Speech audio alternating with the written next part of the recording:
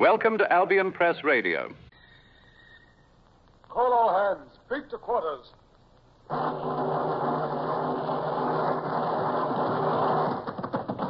out the guns. Stand by the starboard battery. One broadside into her, if you please, Captain Bush. Pointers on target.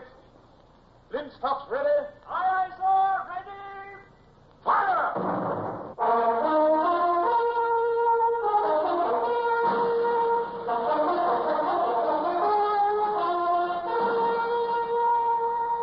Presenting Michael Redgrave as C.S. Forrester's indomitable man of the sea, Horatio Hornblower.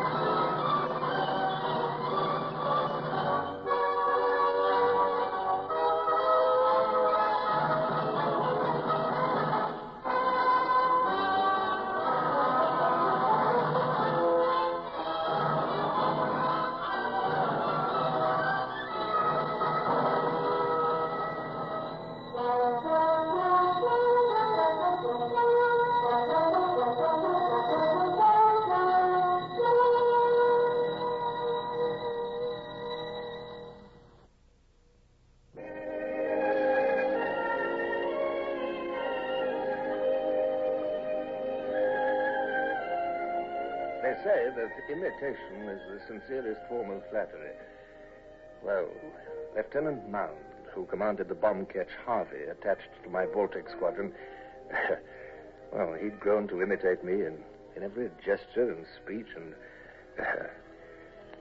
well, but I had other things on my mind. Bonaparte's forces were laying siege to the Russian defenders outside the city of Riga. Imitation. Well, the art of war seems to be that of imitation. Well, it definitely was so in the belief of von Clausewitz, a Prussian colonel who had deserted Bonaparte in order to oppose him, and who was showing me the Russian earthworks and the lines. You will observe, Commodore Hornblower, from this vantage point up here on the gallery of the church tower, we can see spread out before us the whole operation. Maiden is attempting to move up his heavy guns, The classic method. Observe. Now, from the line of the river diagonally up to the pine woods, he has dug a trench. It is protected with breastworks, huge baskets later filled with earth. The classic method, I see. Then from the pine woods, another diagonal trench. Yes, and so on zigzag.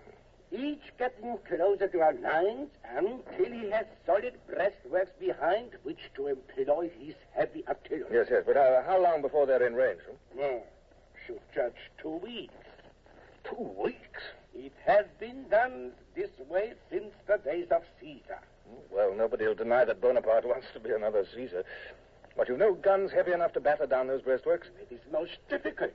I've got mortars aboard my bomb catches. If we could, we could level them in no time. So?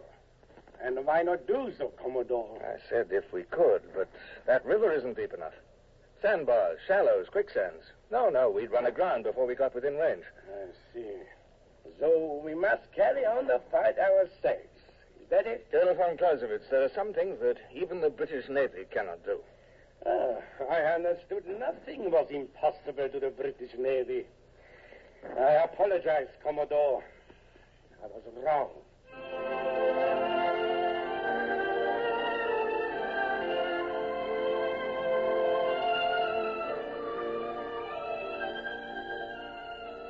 I withheld the words that came rushing to my lips. Goodwill, even between allies, is sometimes a frail matter. Earlier, we'd been warm friends, but now that the French approaches were moving towards Riga, I was asking why the Russian guns couldn't stop the enemy, and they were asking why my ship's guns couldn't do the same. So I hurried back to Riga. And there, on the waterfront, I ran across Lieutenant Mound. It's dusty hereabouts. My throat is as dry as a camel. Well, Mr. Mound, if you've completed your business, I have a moment before going back aboard the Nonsuch. Look, there's an inn over there. Perhaps you'd join me in a glass of this odd beverage they call vodka,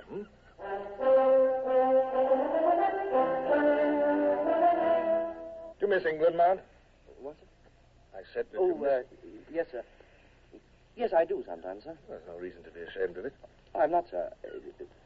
Sometimes in the morning, just before I open my eyes, I think of home.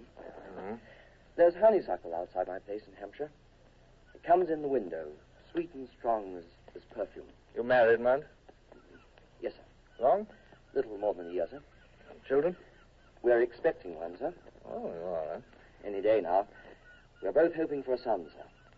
I sent a letter to my wife. The cam carried it on her voyage back. It might be there by now.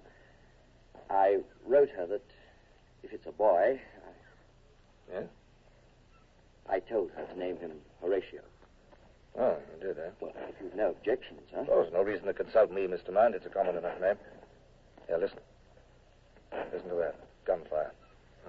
Well, Mount, it seems we're not back in England among the honeysuckle,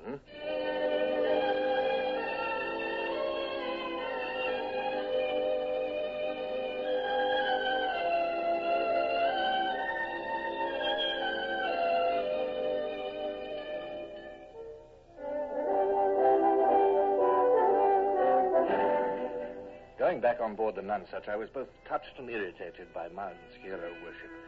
What glorified me in his eyes, I certainly couldn't imagine. Not while my ship stood idle in the midst of battle. Line of trenches here, with a battery here. Their main flank and stores are behind a dike here. Oh, water's close enough to spit on them. Oh, come, look at the chart. Shoal water bush. Aye, too shallow for us. I mentioned that to Clausewitz. He was not impressed. Oh, land soldiers. Well, at least you understood it, and Mound understood. Mound, eh? Well, that's a good young officer. Yes, he is. He's a fine future, too. You know, I find I've quite an affection for young Mound.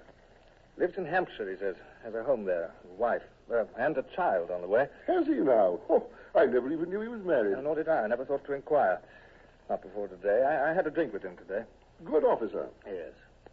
I'd only just come in from the breastworks. Dusty road from there to Riga, and my throat was as dry as a... as a camel. What's that, sir? As a camel. By heaven, Bush, why didn't I think of that before? What, sir? Oh, wool gathering, sentimental talk about home and all that nonsense. Bush, a man should keep his mind on his business, and our business is war. Where's the messenger? Messenger? Yes, sir? My compliments to the officer of the watch. Will he please make signal to the bomb ketch Harvey for Mr. Mann to meet me on shore at once? Aye, aye, sir.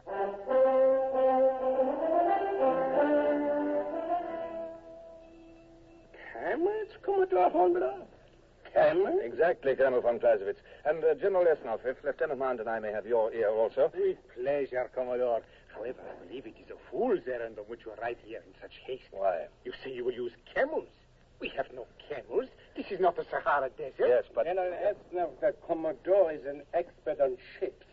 Perhaps since camels are called ships of the desert, he's an expert on them also. Colonel von Clausewitz, shall we get down to business? I meant no offense. Well, I hope not. We're allies in this venture. Gentlemen. Exactly, General Lesnoff. While we talk, the Frenchmen move ever closer and closer. Well, in this instance, gentlemen, a camel is a naval term. Mr. Mand, will you introduce these gentlemen to the meaning of the word camel? Yes, sir. A camel is a method of reducing the draft of a ship. What kind of camels? As the Commodore has already pointed out, the water in the river is very shallow. Too shallow for our bomb ketches to come within range of the enemy. Yes. I have been told this over and over. Colonel. Proceed, Mr. Mand. Sir, if two loaded vessels are lashed tightly, one on each side of the bomb ketch, and are then emptied of their loads, it will lighten all three and raise them farther out of the water. Raise them farther out of the water? I do not yet comprehend. General, you have some barges in Riga. Yes? Barges draw no more than a couple of feet of water when empty. We will load them with sand, then empty out the sand. The bomb ketch could be lifted clean out of the water. I see. Da. And that way get close enough to bring the guns to bear. Da. Exactly, General. We may commandeer two barges, big ones, preferably. At once, Commodore Hornblower. Good. Oh, mind, there's only one problem. Yes, sir? How are you going to steer them all? Drawing less than 2 feet of water, they'll be almost unmanageable. That's true, sir. They'll drift at the mercy of the wind. Unless, Mr. Mand... By George, sir. A Danube rudder. What? General Esnott, that's a very large auxiliary rudder set well behind the ships. If it's big enough, it will compensate for the lack of bottom to the keels. if you say so. Mind, you'd also better pierce the sides of the barges and use oars as well. Yes, sir. Good. Well, we'll proceed at once. How long do you estimate, Mount? I'd say by tomorrow noon, sir. So, tomorrow noon. Well, you disagree, von Clausewitz, huh? Commodore Hornblower, I did not follow you and your cameras. I did not understand about them. But these past few minutes, I have been observing the activities of the enemy. Please, take this telescope and see for yourself. They are beginning to move up the big guns. What?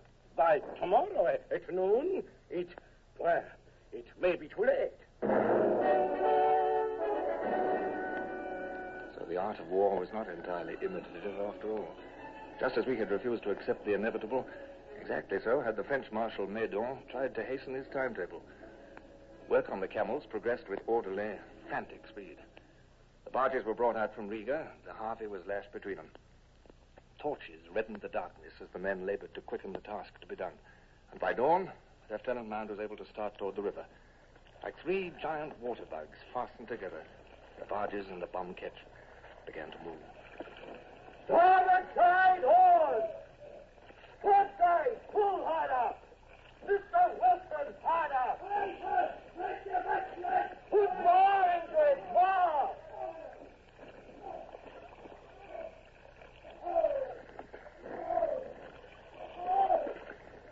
We don't have steerage way, Mr. Mound. I know, sir. We're not deep enough in the water to get any bite against the current or the wind. The Danube rudder doesn't compensate? Even the rudder, sir. We need a stronger pull, and we haven't got it. Well, you better drop anchor, Mr. Mound.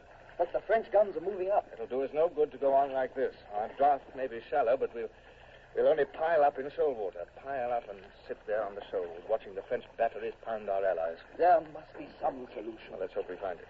Well, we must find it. Drop anchor, Mr. Mound. Aye, sir. Drop anchor!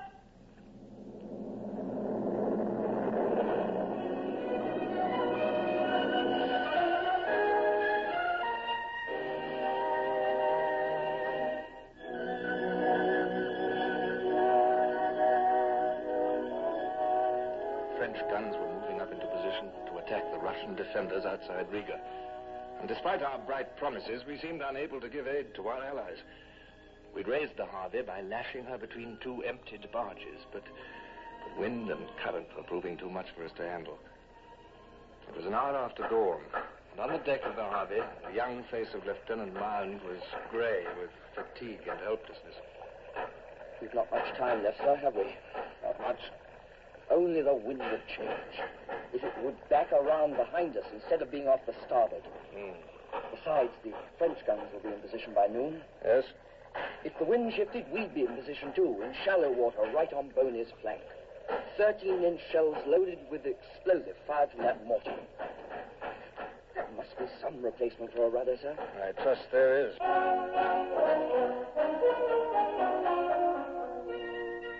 Heading for the church tower, I took with me a warm feeling for young Mound. And I also took a signalman, Summers, to rig a pole so that we could let the bomb ketch know the effect of its mortar fire. Colonel von Clausewitz watched these operations with me. Halyards all rigged, sir. Signals ready for hoist. Very good, Summers. Stand by. Aye, sir. Colonel von Clausewitz, the French siege guns are in position. Commodore Hornblower, any moment they shall open fire. Where's this boat of yours, sir? Moving upriver now, Colonel. Where? Oh, yes. It moves slowly. Well, it's an awkward craft. It moves as fast as it can. The French siege guns will be sheltered behind those breastworks. You see? They are piercing holes in the breastworks to allow the muscles to project. Yes, I can see. Our batteries are useless against breastworks. The Harvey carries a mortar. Huh? Oh, yes. High trajectory, yes. Very high. Once in position, the shells will drop down as if from the sky. I sincerely hope so. General Ernest will be here at any moment to observe personally. Good, good. As Governor General of Riga for Tsar Alexander, he will be very disappointed should your plan fail. I also shall be very disappointed. Summers, there's the ready flag going up on the Harvey. Yes, sir. Acknowledge. Aye, aye. Signal is thrown, sir. Stand by to observe mortar fire. Stand by, dear sir. Commodore Hornblower, your ketch is ready at last. What? Oh, yes, General Esnov, at last. I shall stand by your side. Please to describe to me. I will, sir. The mortar's being loaded. It's aimed by pointing the entire ship like an arrow at the target. Summers, make signal to Harvey. On target. Fire at will. On target, fire at will. Aye, sir. one has been fired without delay, no? As fast as possible from now on, General. That one caught the breastworks, huh? They've been leveled. A siege gun destroyed. Look, the muzzle is split wide open. Another gun destroyed. Sir, there's a French horse-drawn battery on the move. Where'd you see that, Summers? Coming up from the rear, sir. Your thinking man is right, Commodore. They are heading to take up a position on that point of land below your bombs. Yes, I see. They will bring their guns to bear very soon. Shall I signal break off more action, sir? A moment, if you please. Commodore Hornblower, we should be pleased if your mortar fire should continue as long as possible. It is doing much damage. Very well, General. It shall be continued. Summers, keep an eye on that horse-drawn battery. Aye, sir.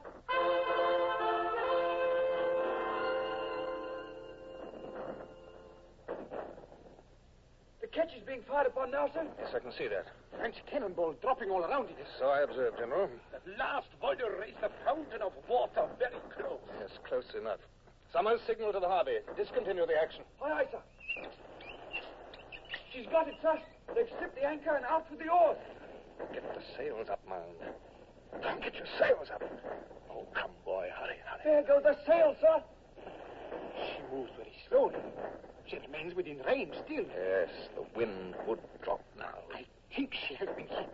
It is hard to tell. There is so much smoke. Yes. She's moving now, sir. Barges and all. Yes, not fast enough, Summers. Faster, Mound. Faster. She's reaching for deeper water now, sir. But she's still within range. The Frenchies are... Look, sir. They're not tied together any longer. Lieutenant Mound has cut the barges loose, Summers. Once out of shoal water, the Harvey can move faster. Oh, notice the silence, gentlemen. The French battery has stopped firing. She's out of range. Yes. A very close call, Commodore. Very close. But worth it, General Asmoff. Well worth it.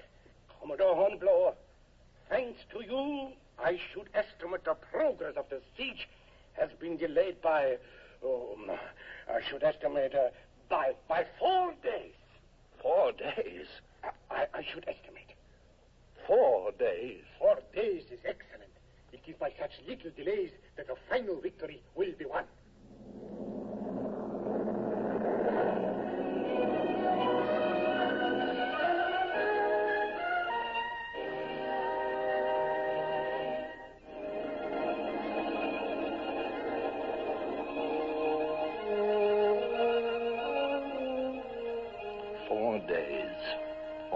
Labor and effort and blood and sweat, and in return a mere 4 days. I felt inexpressibly tired and worn out. The main army of the tyrant Bonaparte was marching into Russia, and all we could accomplish at this outpost was 4 days' delay. Sir, Mr. Wilson is second in command on board the Harvey. With your permission, I shall signal him. Signal Wilson? Yes, sir. Mound was killed. Yes, sir. One of the last shots from the shore. I see. Bush, I delayed signaling to discontinue the action. I delayed till the last moment. He was a fine officer. Yes. If only Bush, he wrote his wife. If his child is a boy, she's to name him after me. If only I'd not delayed. A fine officer, sir, was Mr. Mound. Yes. Sir, shall I signal for Mr. Wilson? What's that? Yes, Captain Bush. Signal Mr. Wilson, if you please.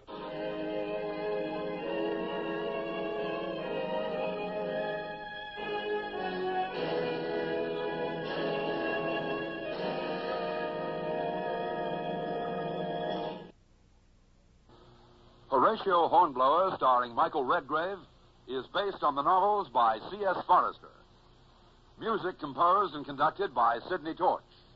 Produced by Harry Allen Towers.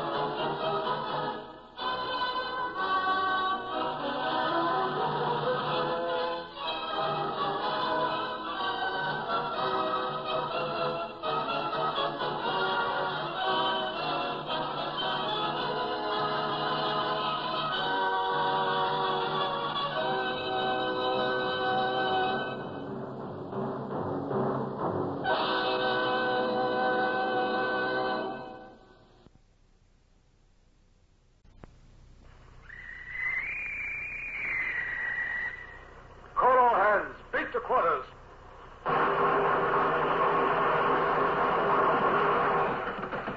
Run out the guns. Stand by the starboard battery. One broadside into her, if you please, Captain Bush. Pointers on target. Linstocks ready. Aye, sir. Ready. Fire!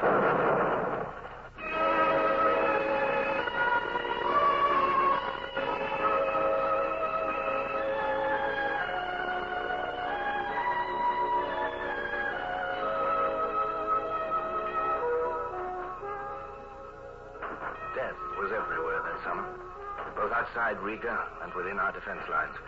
And bodies floating down the river bore grim testimony to battles fought hundreds of miles away.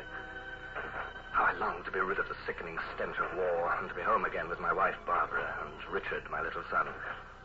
The cutter Clam had just arrived with mail, and Barbara's latest letter sharpened my homesickness. My beloved husband, the household here at Smallbridge has undergone an important transformation. Little Richard is no longer a baby, but has been put into small clothes. Breeches, if you please. But if you could see him, I think you would agree that your little Richard carries himself like a gentleman, except that he sits down rather suddenly now and then, usually in mud puddles, and he still loves to dig holes in the ground around the shrubbery. He exhibits both physically and morally a partiality for the soil which appears odd in the son of such a distinguished sailor. But in other ways, he reminds me more and more of you each day. If your first wife was still alive, she could not possibly love him better than I do. Let us forget the word stepson ever existed. When I have completed this letter, I shall have him affix his mark, and I dare say he will add such grubby fingerprints as will further identify his signature. I fought down the longing that her words brought, but I couldn't repress a surge of hope as I picked up the dispatches which had been delivered to my cabin with Barbara's letter. New orders from the Admiralty in London. Perhaps at last I was to return to England. This could mean my release. Their lordships desire me to advise you that the government attaches the greatest importance to maintaining the defense of Riga. They instruct me to inform you that they consider the safety of your squadron as secondary to the fate of Riga and its Russian defenders. Riga is the single most defensible point of Bonaparte's road to St. Petersburg, and it must be protected to the last man and ship. They charge you on your peril to remain in your present position and to do all in your power to prevent the enemy from continuing his march.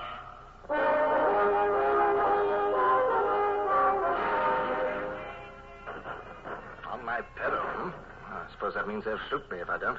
Big part, is it? Oh, nothing. I was just reading between the lines. Look, who the devil are you? Jenkins, sir. Oh, where's Brown? In sick quarters, sir. Well, nothing serious, I hope. No, sir. Touch of ague. You were saying, sir? Oh, nothing. Yes, give me my hat, please, and my pistols. I'm going ashore again. All the way to Riga, sir? Possibly. But the village at the river mouth is in ruins, sir. You'll be in a direct line of fire before you can reach it. Oh, what of that? It's the last outpost that protects the port. Besides, the Russians have dug trenches from cellar to cellar. It's safe enough. Oh, I hope so, sir. All I can say is that when I see that mess over there on the land, sir, I'm very glad to be afloat. I know what you mean, Jenkins.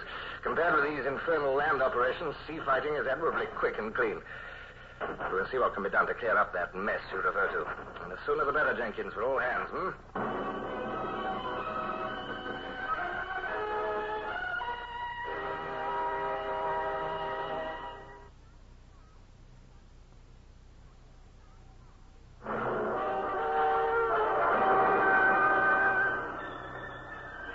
gig and had myself rowed ashore. I took along one of my young officers from the Nonsuch, Lieutenant Hurst. We reached the badly shattered village at the river's mouth and were picking our way through the ruins when suddenly... That was close. You'd better make for that trench over there. Oh, no, the bullets are merely ricocheting over here from the bombardment on the ramparts, Mr. Hurst. They're not shooting at us. We'll use this trench. Yes.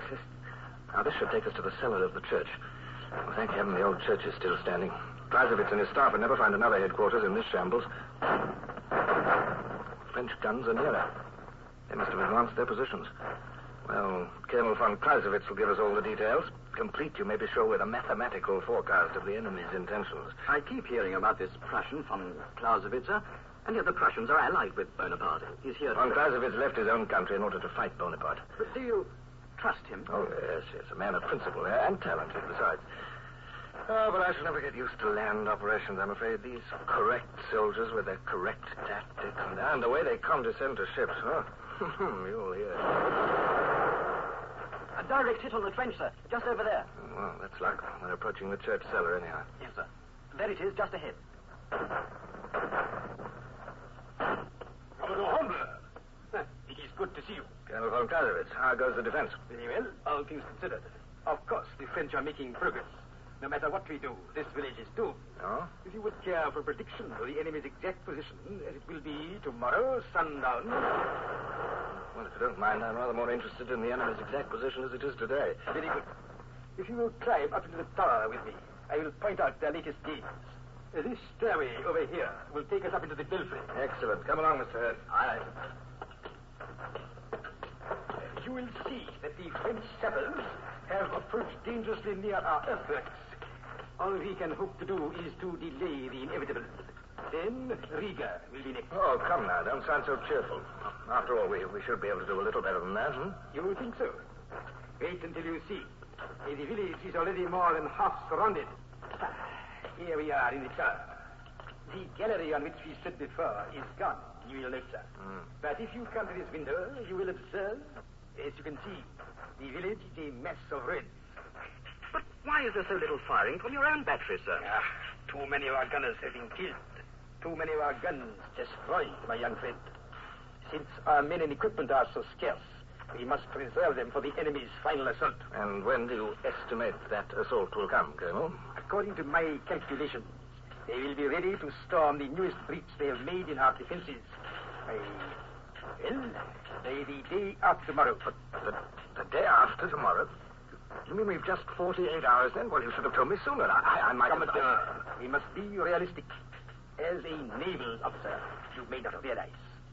Siege warfare is an exact science dating back hundreds of years. Yes, I'm sure you're right, but can't we leave the school books out of it this time and concentrate on those Frenchmen over there? Our next move at this point is obviously to make a limited sortie against the besiegers, if only to delay their assault by a few hours. Or else, all the authorities would agree that that is the correct procedure. And no one ever breaks the rules, do they? Well, confound it, man. If the French know a sortie is due, won't they prepare for one? Of course they will. Well, then what's the point? A sortie is our one logical course. Logic. Their move, our move. It's like a chess game, Clausewitz. Can't we move out of turn for once, do something they won't expect? Well, I think you have perhaps a better suggestion, Colonel. Well, perhaps I haven't, after all. My men are fighting a losing battle, and they know it, Commodore. But they are fighting bravely all the same. My own life is forfeit the moment the enemy enters the town. As you know, I am a Prussian, and the Prussians fighting with the French call me traitor. If I saw any chance to break this siege, do you not think I would do it? Of course, yes. I understand. I only wish there were a way to interrupt their preparations. Observe. They have completed their second parallel, not more than 200 yards from our defenses. Their battery there in the middle would cut up any force attacking frontally. How about their flanks? Are they also secure? One flank is guarded by the river, the other by the bay, and those big guns pointed out to sea. The guns which make impossible any more bombing from your ships. Yes, but the water of the bay is still our strongest position. You realize that, Colonel? Water? What good does it do us? In the end, it is always the infantry on which one must depend. The infantry? Why not? What do you say, Commodore? Clausewitz, perhaps that's it. The infantry and the ships. They can stop us from using bomb vessels there in the bay, yes, by daylight. But can they stop an infantry attack from boats at night?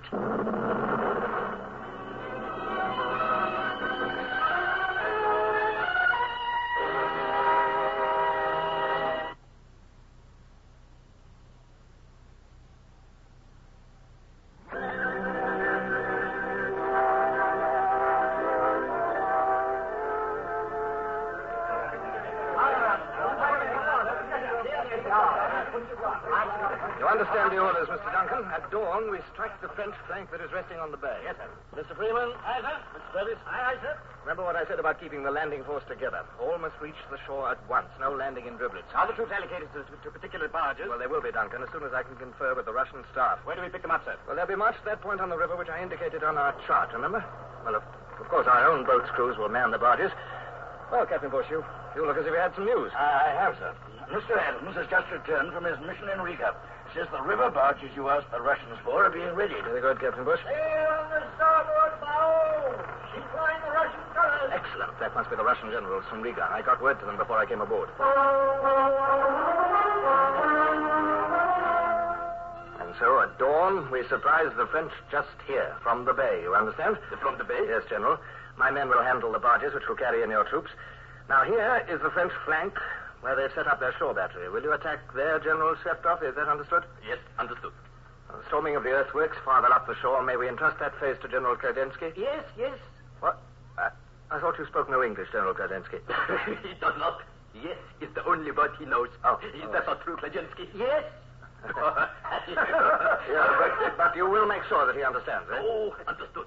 Well, I needn't tell you the importance of preventing Riga's fall. Even if Napoleon's forces are turned back before Moscow, we're the last block on his road to St. Petersburg. We will stop them in the south. We will stop them in the north.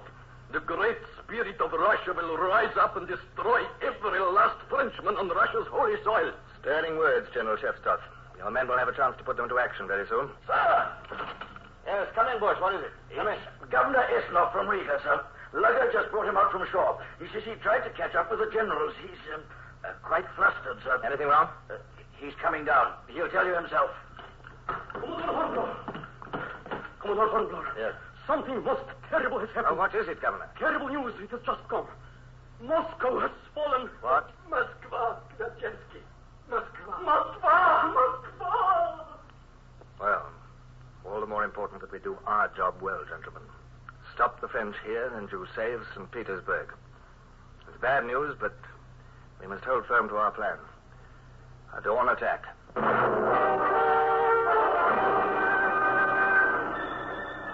After a few final details had been arranged, the Russians left us gloomily. Bush seemed worried. Looks like the heart went right out of him. Sir, do you suppose they'll fight now that Moscow's fallen? Why shouldn't they? The Tsar hasn't surrendered. Russia's a big country, remember, Bush? There'll be English lives at stake tonight, too, sir. I'm aware of that. There always are.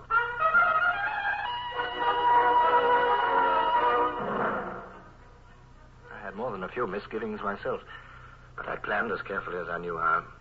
Back on shore, I discussed the scheme with Clausewitz, and by midnight, all arrangements were completed. There were, of course, too many imponderables about the whole affair. My body and brain felt unspeakably weary as I paced around the church belfry and stared out into the blackness. Clausewitz was not inclined to be very helpful just then. It is indeed a novel idea. An attack launched in this fashion in the face of a besieging army. But I could never venture to predict its success, Commodore.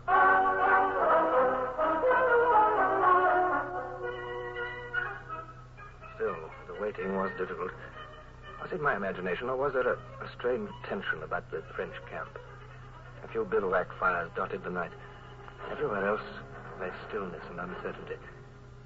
In its very silence, the enemy seemed to crouch, waiting. What was that, Clausewitz? A nervous sentry, probably. No doubt you're right. Are your men alerted for anything that may happen? Of course. Good. There is nothing we can do until dawn, Commodore. Why do you not rest yourself for a while? There is a pellet of straw over there in the corner. Sleep is out of the question, Clausewitz.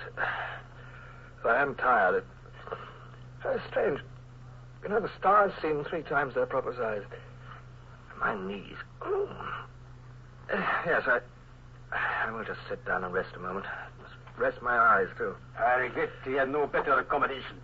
This straw does nicely. What was that? That one almost hit the church.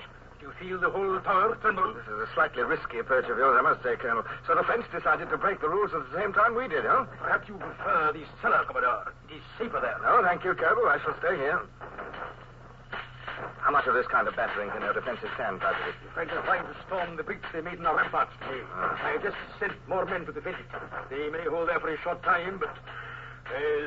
now I appreciate your strategy in conserving guns and men. Your men are fighting well down there, in spite of darkness and surprise. Congratulations, Colonel. Thank you, Commodore. And I, since you are generous, I must admit to you, my calculations were somewhat incorrect. Oh, well. I did not think the French assault would come so soon. Well, if your men can hold out until our landing force attacks... We'll do our best, even after they storm the reach. As they will do, of course. Well, Mr. Ernest, have you any news? No, sir. I went to the riverbank and slipped up as far as the bay shore as I could. No sign of the barges yet, sir. It was too dark to see farther. Well, keep your eye open for a signal flare from the bay. That'll mean our men are starting in. Well, quite a show, eh, Mr. Hurst? I've never seen anything like it, sir. There are fewer flashes from the starboard section of our lines, have you noticed? Yes. What does that mean, sir? It means that most of our gunners are dead.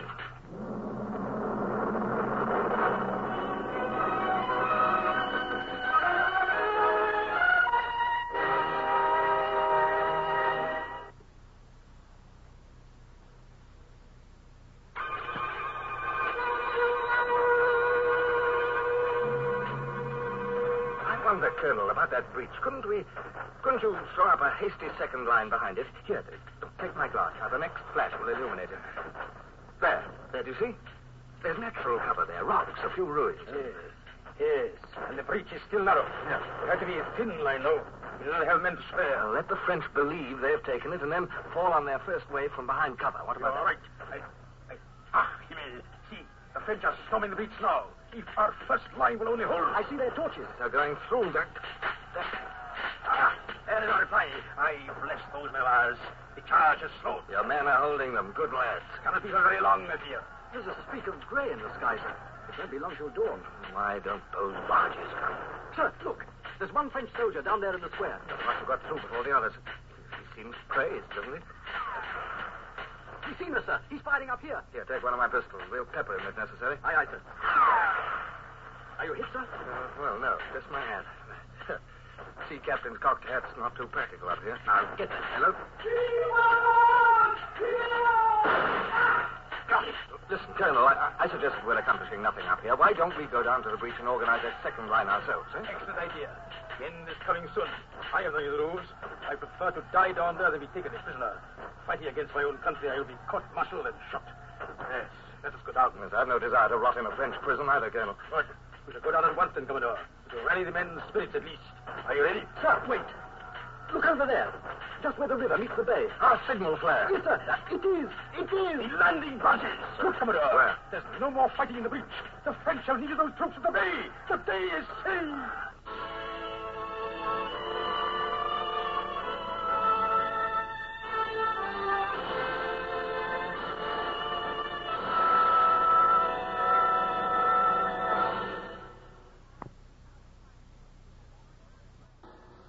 Horatio Hornblower, starring Michael Redgrave, is based on the novels by C.S. Forrester. Music composed and conducted by Sidney Torch. Produced by Harry Allen Towers.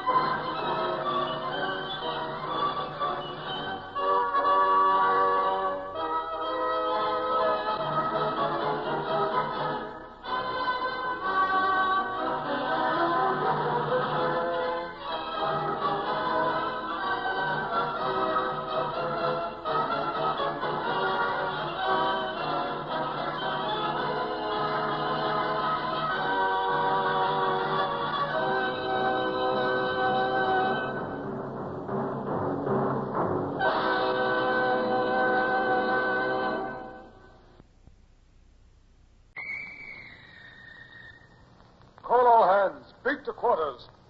Man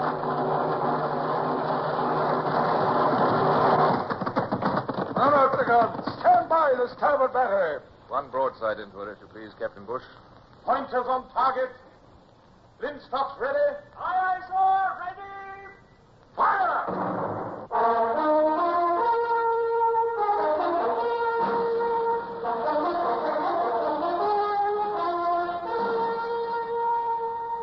Presenting Michael Redgrave as C.S. Forrester's indomitable man of the sea, Horatio Hornblower.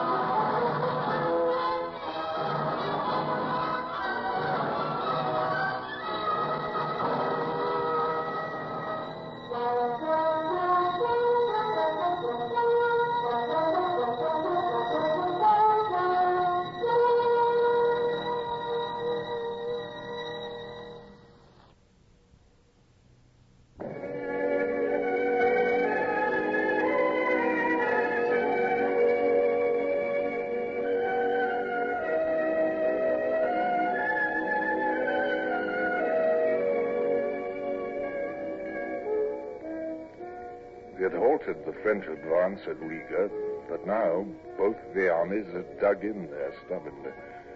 Unfortunately for us, this meant a stalemate.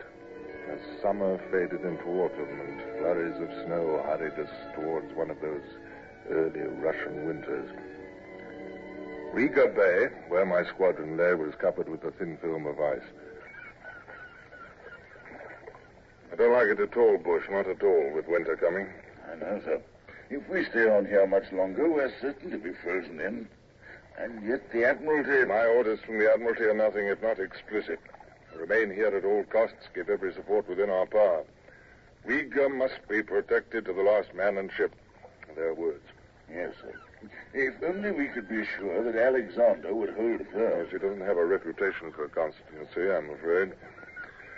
Oh, well, at least we're helping to block the French path to St. Petersburg. I said, Bush, what are they doing up forward? Midshipman's class? Yes, sir. With all this recent inactivity, our youngsters needed some work.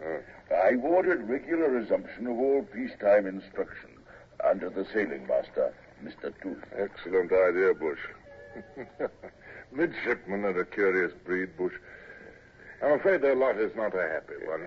Did I ever tell you of my first dubious distinction in the service of His Majesty? The day I came aboard the old Justinian as midshipman, she lay just off Portsmouth. And I was seasick, Bush. Seasick in Spithead Harbor. I was too thin, too tall, too young, too shy, too gawky, not long out of a quiet country village. Nervous, but deeply conscious of my new estate in life. Poor old Keene captained the Justinian, already a sick man, very, very morose. Yet he was not unkind that day when I reported to his cabin, rather shakily. Mr. Hornblower, I'm glad to welcome you on board my ship. Yes, sir. That is, aye, sir. Your age is, let me see, 17. Is that correct? Yes, sir. Birth date, July 4th, 1776. I'd been 6 years as lieutenant before you were born, Hornblower. Yes, sir. Doctor's son, eh? How far did your education go? I studied Greek at school, sir. I read Cicero, too. Better if you could foresee a squall in time to get the topgallants in. We've no use for ablative absolutes in the Navy. Yes, sir. No, sir. Did you bring your dunnage aboard with you? My sea chest, sir? Oh, yes, sir. It's at the entry port. Good. I'll get a boy to show you down to the midshipman's quarters. Well, obey orders, Hornblower. Learn your duties, and no harm can come to you. That will do. Thank you, sir. Despite the captain's words, though, Bush, harm began to come to me almost at once. I was led down ladder after ladder into the twilight of the 'tween decks and came at last to an especially gloomy recess. There, half a dozen shirt-sleeved young men, all a good deal older than myself, sat around a table, lighted faintly by a candle, and I entered rather hesitantly. Well, who's this? Who's this? Can it be our ranks are swelling? Simpson, look at him. Look. He's positively green. No, I'm quite all right. It's just... Well, that shore boat did toss quite a bit on the way out now. Do you know what it is, Simpson? I do believe he's seasick. What'll they send us next, Simpson? Seasick in Spithead? Oh, we're still at anchor, Sonny. Did you know it?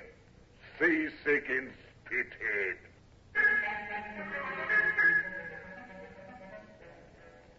I thought to myself that I was now labeled for life, but I'd soon cease to care. A moment later, I was prone in my hammock. In the days that followed, I learned a great deal more about the arrogant Mr. Simpson. There he goes now. Notice that strut? I have to admit he is a handsome brute. Yes, I suppose so. You see, Hornblower, Simpson's a man who's angry at himself and at the world. He had high hopes, but just before you came aboard, he was sent back here as senior warrant officer of midshipmen. Oh, Mr. Commission. Exactly. Too weak in mathematics, Captain's board turned him down. So acting Lieutenant Simpson is now a midshipman again, maybe for years. And Simpson must be 35 at least. I understand him better now. Makes you, well, almost sorry for him, doesn't it? Don't waste your sympathy. Well, thank you, Gerard. You know, you're the first aboard who's taken time to say a word to me on any subject. Just keep out of his way as much as you can. Anytime anyone rebels, he just pounds him senseless with those big fists. He even made a good prize fighter. And it's always the other who has the black eye and gets a captain's mast for fighting. All of us hate the man, Hornblower, and that's an understatement. All of them did hate Simpson, yes. And some of them even showed it. But from the first, this didn't prevent him singling me out as his favorite victim. His tyrannies were petty, but ingenious.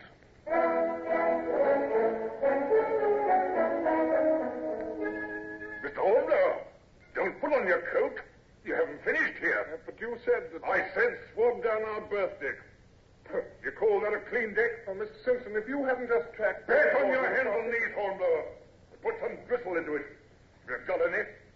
That's better. Haven't forgotten how to give you a beating yesterday, have you?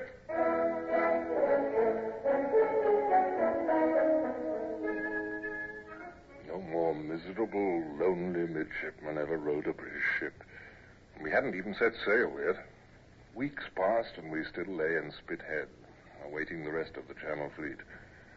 Shyness kept me from making friends, and Simpson's persecutions mounted daily. I even thought of death as one way out. In my black despair, the waters of Spithead promised a friendly escape, and often at night I made elaborate plans for suicide. And then, one afternoon, some of us had shore leave in Portsmouth. By chance, I wandered into the George Inn as three of our ship's company were looking for a fourth at their card table. Why, it's young Hornblower. I say, youngster, do you play whist as a means of passing the time? Why, yes, sir. Lieutenant Masters, yes, I do. Ah, you're just the man we want, then. Haven't been able to find anybody else. Come over here. We badly need a fourth. Mr. Simpson and Mr. Graves and I, Simpson? Well, I like whist, sir, but, I've just remembered I have an appointment. No. I shan't let you escape now. Don't mind Simpson. As senior lieutenant, I can order you to stay, young man. Now, come along. Yes, sit down, Hornblower. Simpson deigned to give me a curt nod as I sat down. He and Graves had been drinking wine. Their faces were quite flushed. Now, it happened that I did like whist. For years, I'd made a fourth at home, and I even had a kind of passion for it. Excellent. Now we can cut for places and partners. Simpson and Graves against you and me, Hornblower. Shilling a trick of stakes, is that too steep, gentlemen? As you wish, Lieutenant. I like any sort of gambling. Good. Your deal, Mr. Graves. Let us be at it. It soon appeared that Simpson was a very poor whist player. Those shaky mathematics, possibly. On the other hand, I was, rather experienced. Masters and I took the first game and the second, and Simpson grew more and more sullen and angry. And then came the end of the third game. The rest are mine. What do you mean? I got the King of Hearts still in my hand? 5 tricks, game and rubber. But then I'll take the... All right, Hornblower. You know too much about this game, my cocky friend. Now, the backs of the cards as well as the fronts, don't you? Simpson was muddled. I'm quite sure he spoke without intention, but suddenly a plan occurred to me in stark outline. His life or mine. Perhaps it was my only escape from an intolerable existence. That's a very insulting remark, Mr. Simpson. I shall have to ask satisfaction, I'm afraid. Satisfaction? No, see here, Hornblower, you can't be... Now, look, dueling's a serious business. I'm sure Mr. Simpson will explain that he was merely joking. I've been accused of cheating at cards, Mr. Masters. That's a hard thing to explain away. Mr. Hornblower, I must insist. Oh, no. Now, come. The wine was in and the wit was out. Let's forget this. Oh, with pleasure, sir. If Mr. Simpson will apologize at once and admit that he spoke in a manner most ungentlemanly. Apologize to you, you little whippersnapper? To you? Oh, I'll see you roasted by the devil first. That does it, gentlemen. Oh!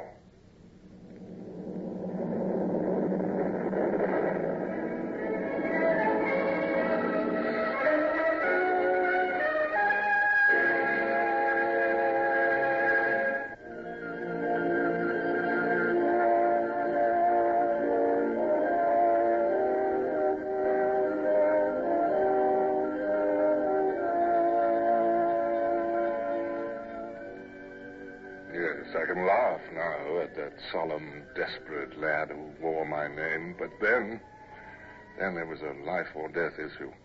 Listen to me. You're only half his age. You're hardly more than a boy. Are you determined to press this murderous business? Yes, sir. But why? Why? I've weighed the pros and cons, sir. Well, I'll be frank. Simpson has the advantage physically. And these conditions are the only ones that give me an even chance. Mathematically, one shot from each of us is better. All right, I understand. Well, since you won't call it off, you'd better know. The captain's ordered me to attend the duel in person. Mr. Hepplewhite, the surgeon, will also attend. Aye, sir. Very well. The place selected is the small heath north of Portsmouth. The hour at dawn tomorrow. The two parties will go separately, of course. Mathematically, I trust you've made the right decision, Mr. Hornblower. I hope you'll get some sleep tonight. Good luck. Only 1 yard between.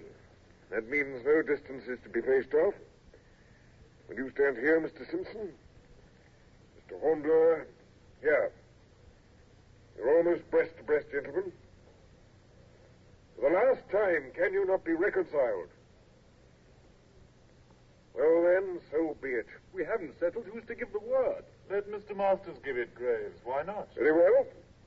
I'll say 1, 2, 3, and fire. At the last word, you can fire as you will. Are you ready? Ready. Yes, ready. 1, 2, 3, fire! I pulled the trigger. There was a click, and that was all. Mine was the unloaded pistol. A half second passed, and Simpson fired. Another click. And both of us still stood there, stiff and dazed. A misfire, by heaven. A misfire, Hornblower. Give me those pistols. The loaded one might still be hanging fire. Which was the loaded one? That's better not to know. I'm shuffling them. But, sir, why not a second shot? There will be no second shot, Mr. Gerard. Honor is satisfied. No one can now think little of Mr. Simpson if he regrets his hasty words, nor of Mr. Hornblower if he accepts those regrets graciously. Their faces! Their faces! Oh, you young fools! You ought to see how you all look. Solemn as cows! Mr. Hepplewhite, your behavior is indecorous. Our coaches are waiting on the road. The cutter is at the jetty. I think all of us can do with a little breakfast now, including Mr. Hepplewhite.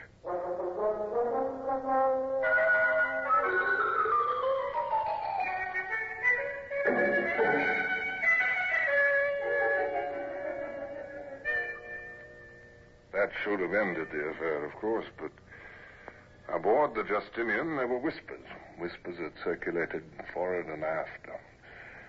And at last I decided permission to speak privately with Captain Keene. I was so hurt and so angry, I behaved rather clownishly, I'm afraid. Sir? Now, keep your head, young man. I can guess what you're going to say to me. Look, those pistols in the duel were not loaded, neither of them. Hepplewhite blabbed, I suppose. Am I to understand that it was by your orders, sir? That is correct. I gave those orders to Mr. Masters. Sir, it was an unwarrantable liberty, sir. Possibly it was, but I saved a life for the King's service, a young life. Both you and Simpson have had your courage amply proved, and no one's harmed. You've touched my personal honor, sir. Do I understand that you are now issuing me a challenge? What? Let me remind you, Mr. Hornblower, of one useful regulation of the Navy. No junior officer may challenge his superior to a duel. Indeed, it is a court-martial offense. Well, yes, I know, sir. Now, here is some gratuitous advice. You have fought one duel with honor. That is good. Never fight another. Some men acquire a taste for dueling. They're never good officers. It seems to become a habit to occupy the center of the stage. I understand, sir. There's another matter I wanted to take up with you, Mr. Hornblower. Captain Pellew of the frigate Indefatigable has room for another midshipman. Perhaps you haven't been too happy here, and Pellew is partial to a game of whist. Has no good fourth on board his ship, in fact. He and I have agreed to consider favorably your application for a transfer if you should care to make it. A frigate, sir? Why, that would be... Why, anybody'd jump at the chance of... Oh. Well, what were you about to say? Is it settled, then? It's very good of you, sir. I don't know how to thank you, but you accepted me as a midshipman, sir, and of course I shall remain with you. I appreciate your saying that. I know the heartburning it entails. But I think I'm going to insist on your accepting Pellew's offer. This ship is not the place for you. This ship with her ailing, outworn captain. Oh, sir, please. Don't interrupt me. I have the good of the service in mind, Mr. Hornblower, when I suggest you go. And it might be less disturbing for us if you did.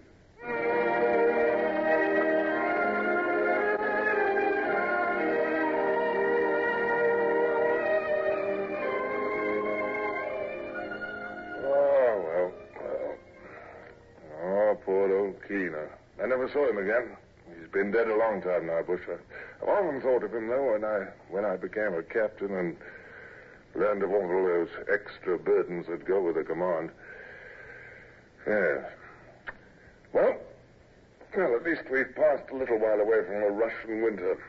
And we've still got Riga to defend in the morning.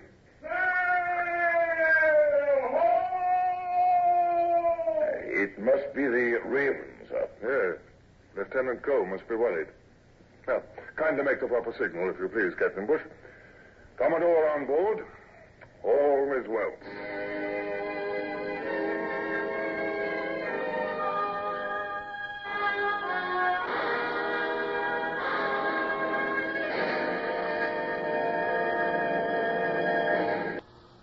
Horatio Hornblower, starring Michael Redgrave, is based on the novels by C.S. Forrester. Music composed and conducted by Sidney Torch. Produced by Harry Allen Towers.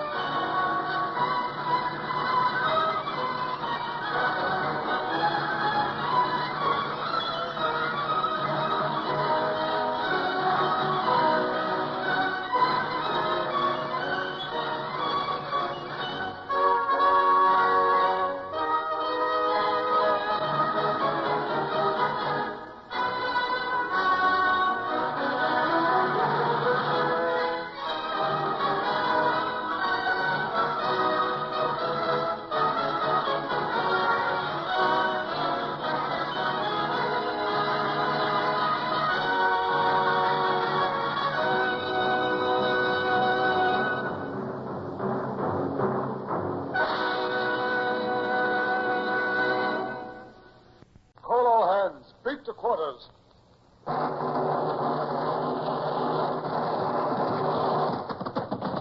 up the guns. Stand by the starboard battery. One broadside into it, if you please, Captain Bush. Pointers on target. Linstocks ready. Aye, aye, sir. Ready. Fire!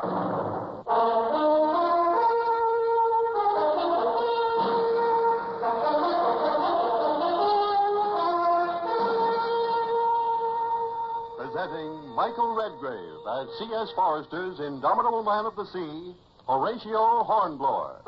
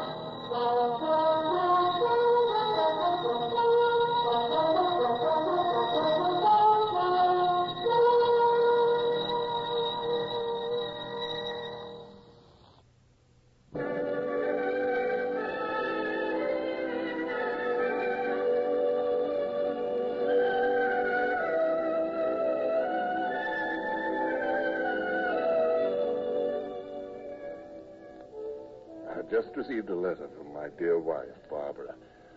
She was well, she said, and missed me. And my small son, Richard, was also well. Somehow I find it difficult to keep my mind on the pressing problems that faced us there at Riga.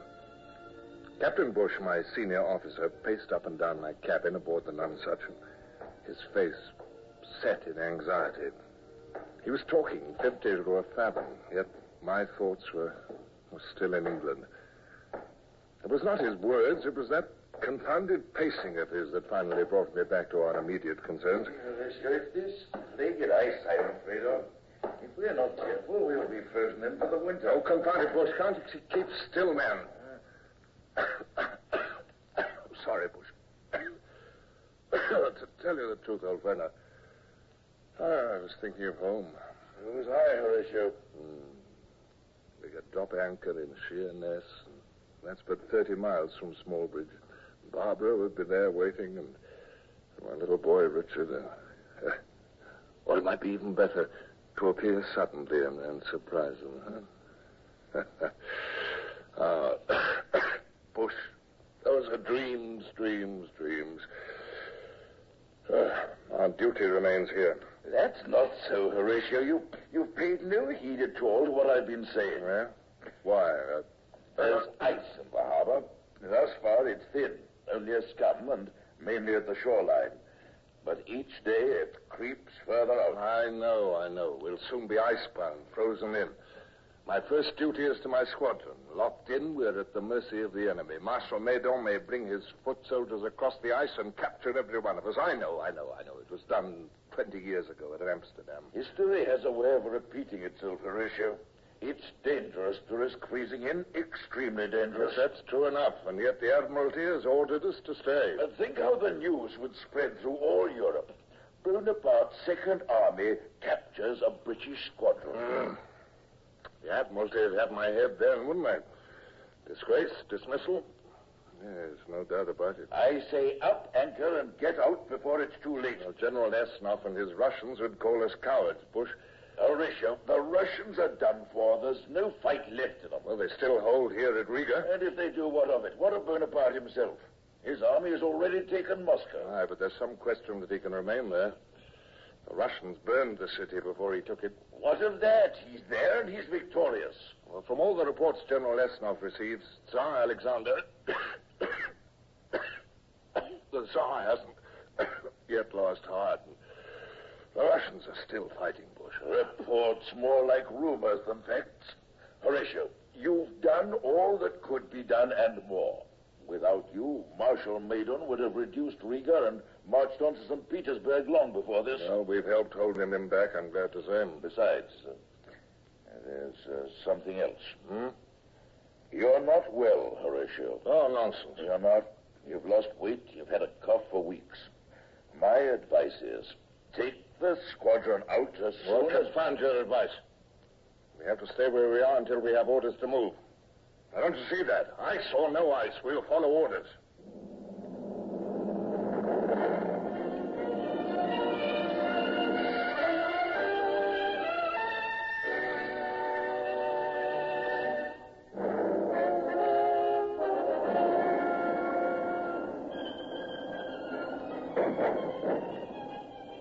bombardment was extremely heavy. Brown had managed to find me a horse, and as I joined General Esnauf and Colonel von Clausewitz near the Russians' defense works, it was all I could do to keep the beast in hand. The uproar made him rear and snort, and the saddle heaved harder under me than any ship's deck in a hurricane. I strove to keep my voice calm and unruffled. Well, it appears you may be right, General Esnauf. The enemy is massing troops in their front line. Yes, I can see. Many troops, Commodore. The French have brought up reinforcements. To judge from their colors, I think they have been joined by some Spanish and Portuguese battalions. Is that not a company of Bavarians, too, General? It is. Your eyes are sharp, von Clausewitz. And look beyond, if you will forgive me. A regiment of your own countrymen, the Prussians, standard. I see that. Yes. A shame that Prussians must fight for Bonaparte. They have been forced to fight for him. They are not willing allies. Oh, beg pardon, sir. The bombardment seems to have stopped. Yes. So I noticed, Brown. The general assault. It is the assault. The enemy is advancing all along the line. Come, Esnauf. There's no time to be lost. We must rally the troops before it is too late.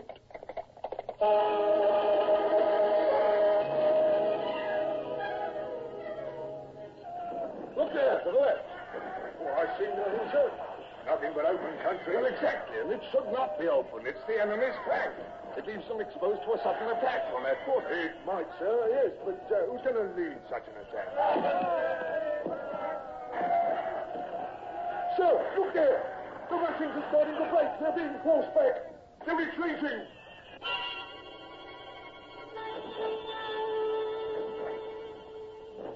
At any moment, the retreat might become a rout. Close by me, near the ruins of what had once been a village church, stood a motley collection of Russian troops not yet engaged in the battle. They were all sorts, artillerymen, supply troops, and a few foot soldiers, all bewildered and leaderless. I found myself beside them, shouting at them, gesticulating to make them understand. I pointed towards the flank of the attack, and they came after me. And we fell upon the enemy there and took them completely by surprise.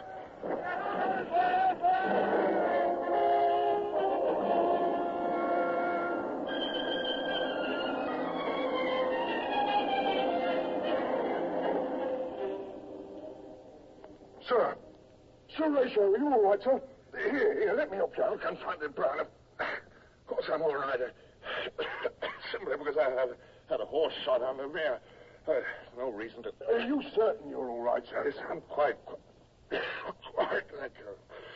Well, it's all over, eh? They're beaten off. Aye, sir.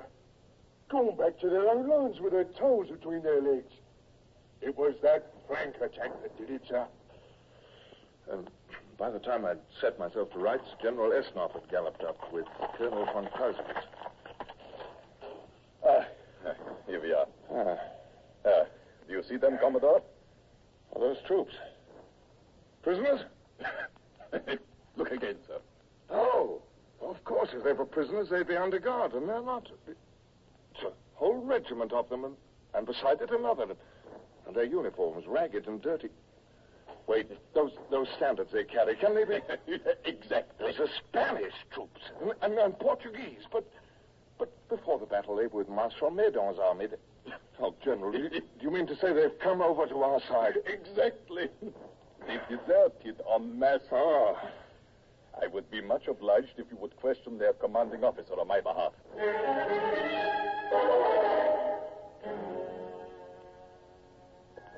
We are much obliged to you, Conde de los Altos. What you tell us about Bonaparte's main army is of great interest. Hunger and disease, eh? Even so, Senor Commodore. It has also been reported that nearly all his horses have died off. And what of Marshal Medon? If Bonaparte falls back, will Medon also have to order a retreat? This, too, I cannot say. Well, you've been part of his army. Does he lack food, supplies? There is no shortage yet. His troops are cold, and there is some disease, but... I see. In the lap of the gods, eh? Commodore Hornblower, may I speak of another matter? I have a favor to ask for my troops, sir. Would it be possible to return us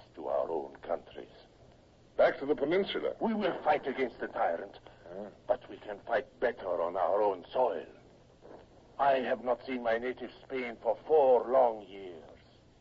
If we could go by sea, if you could provide shipping for us. Yes, it will be arranged. It might have a great moral effect on other allies of the tyrant. Gracias, Commodore. You will not regret this. However, I ask one favor in return. Any favor that is within my power. Name it. Your signature to a proclamation, that's all. We shall endeavor to circulate among Bonaparte's other satellites the news of your joining the Allied cause. Your signature will attest to its truth.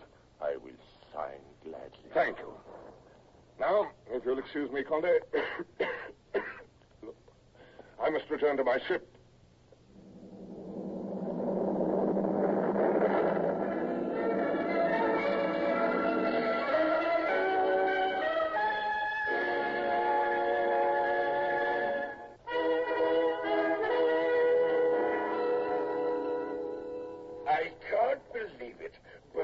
Retreating from Moscow? It is true.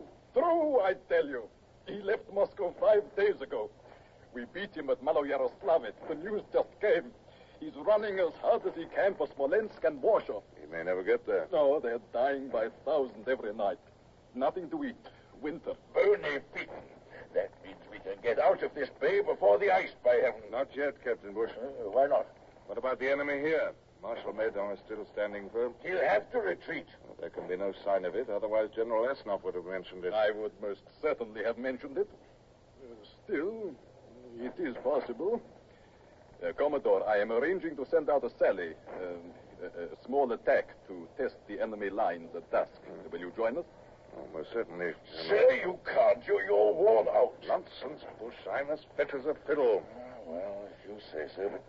But you'll wear warm clothes, won't you? And take Brown along? Oh, anything to keep you happy. You're like a hen with one chick, Bush.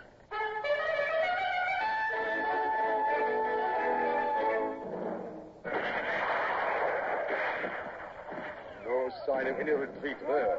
Hey, General Esnop. No, from Clausewitz. Here come their cannon. They seem to have plenty of ammunition to waste.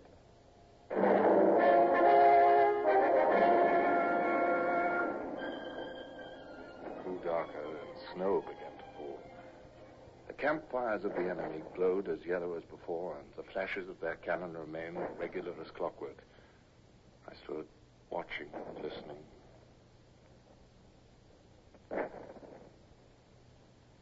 Then, after a bit, I began to doubt my vision.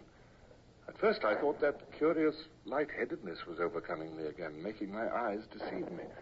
But in a moment, they're destroying their guns, firing some shots at us, while at each salvo they fire against the front ends of one of their own cannon. Do you see that first battery? Only one gun that time. By the great Dnieper, you are correct, Commodore.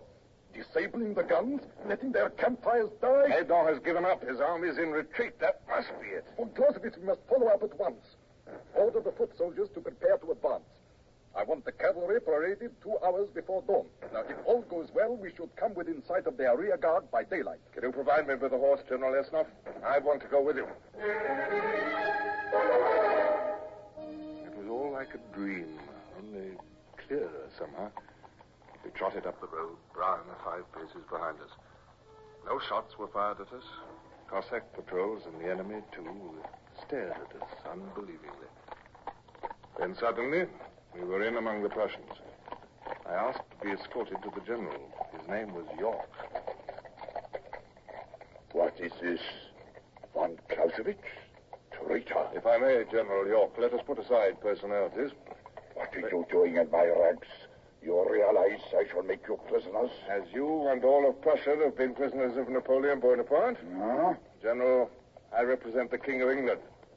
Colonel von Clausewitz represents the Emperor of Russia. We are fighting to free Europe from Bonaparte. Are you fighting to maintain him as a tyrant?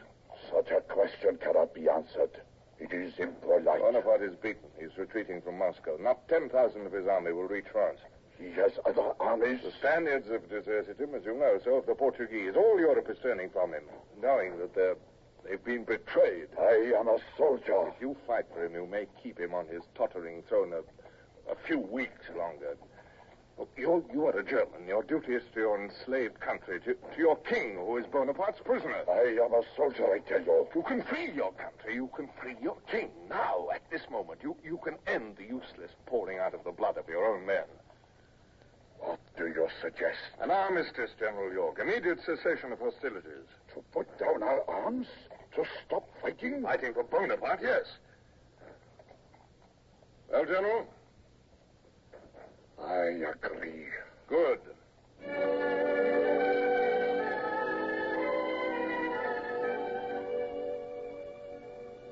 Brown caught me as I slumped forward from the saddle, and that scene of snow and desolation faded. I seemed to drift for hours, for days. I was in a bed. There were lemons around me, nothing but lemons. Again, a bed. Soft bed, soft.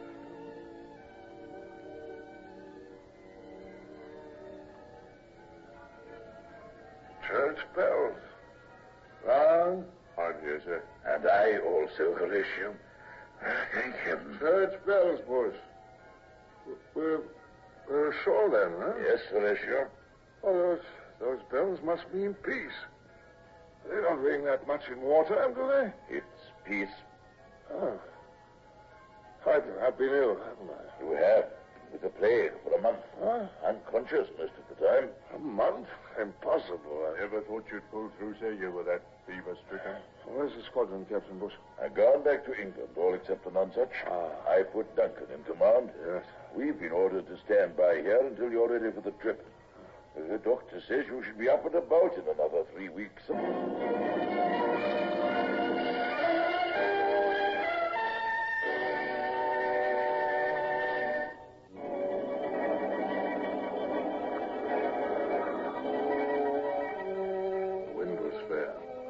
Cleared the Baltic and soon bore down the wintry North Sea. We raised land, the grey sands and green hills of England. We dropped anchor at Sheerness, where I was welcomed by the Vice Admiral. But I was impatient, and the next morning, just 30 miles to Smallbridge, 30 miles, and the church bells ringing, and Brown pounding upon my own door, and Williams, the butler, opening the door.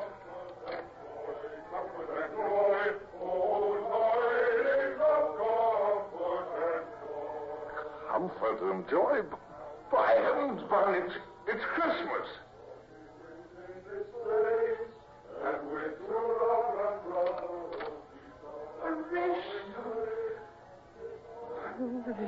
Oh, my darling. Well, I'm back, huh? How's young Richard?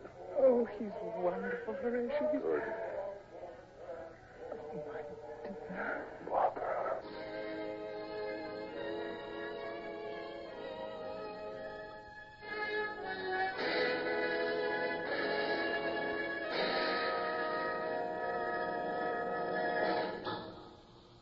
Horatio Hornblower, starring Michael Redgrave, is based on the novels by C.S. Forrester.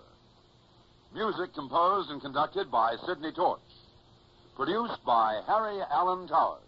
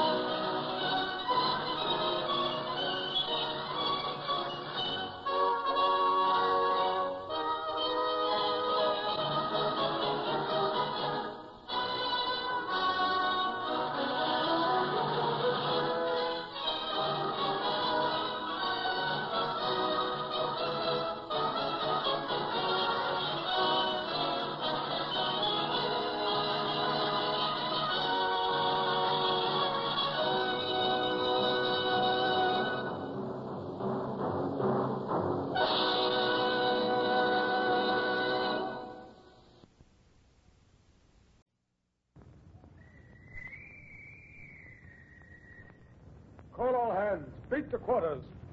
Run out the guns. Stand by the starboard battery. One broadside into it, if you please, Captain Bush. Pointers on target. Linstops ready. Aye, aye, sir. Ready. Fire!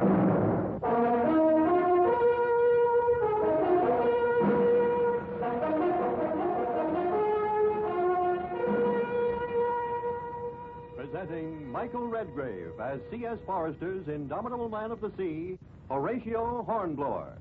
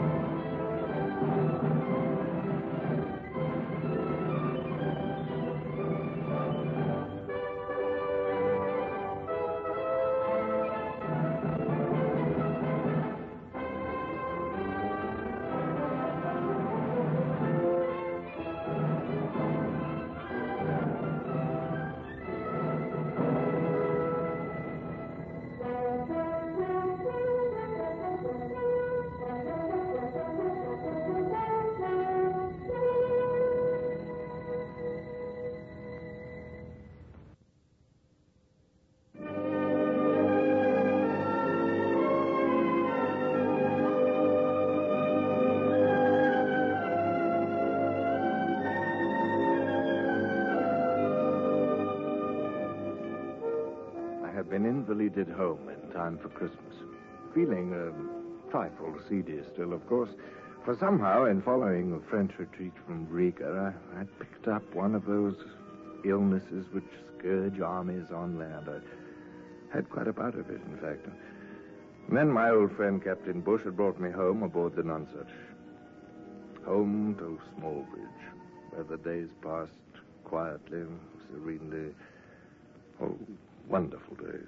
But I began to want to see old Bush again. So, not long after New Year's Day, we coaxed him down from London for a winter weekend with us. It was old times again. Well, now, some port, what you say? Oh, Wiggins has left it, I'm glad to see.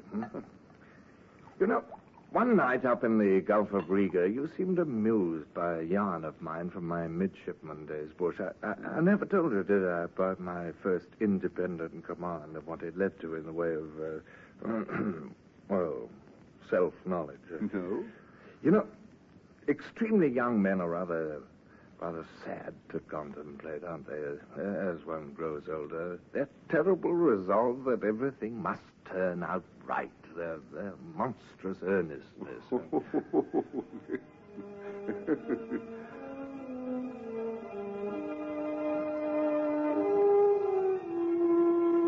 hadn't been so long aboard the Indefatigable under Captain Perdue.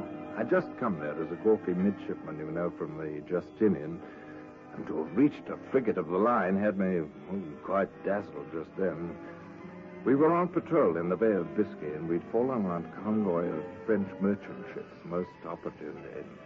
The French men of war, which should have been escorting them to Brest, were otherwise engaged that day, for our own fleet had attacked them miles further out in the Atlantic. And as the unescorted merchantmen fled towards home, filled with the food revolutionary France needed so desperately, Captain Perdue set out to capture as many as he could, snatching the prizes one by one. That French is too slow to surrender, Lieutenant Mason. Give her a shot across her bows from the 9-pounders. Aye, aye, sir. Not into a hull, confound it, Mason. I didn't mean that, man. Only meant cripple her. Aye, aye, sir. That last one was dangerously near our waterline. Gun layers, change point of aim. Far into our rigging. Ready? Fire! Another one, sir? No, wait. Is it our flag coming down? Why, yes, I do believe it is, sir. High time it did. That last shot had good elevation. Ruined the slings of that fore topsail yard. Even the sail is down. All right, all right. Let's heave to, close beside her. Have a broadside ready, Mason, in case she tries some trick. Give him his speaking trumpet. Ahoy there! What brig are you? Marie Galante of Bordeaux. 24 days out of New Orleans in America with rice. Rice? That'll sell for a pretty penny, sir, when we get her home to England. 200 tons, I should imagine, and 12 in our crew at most. Ah, yes. He'll need a prize crew of, I'd say 4, eh? It's a midshipman's command. Now, let me see. Mr. Hornblower!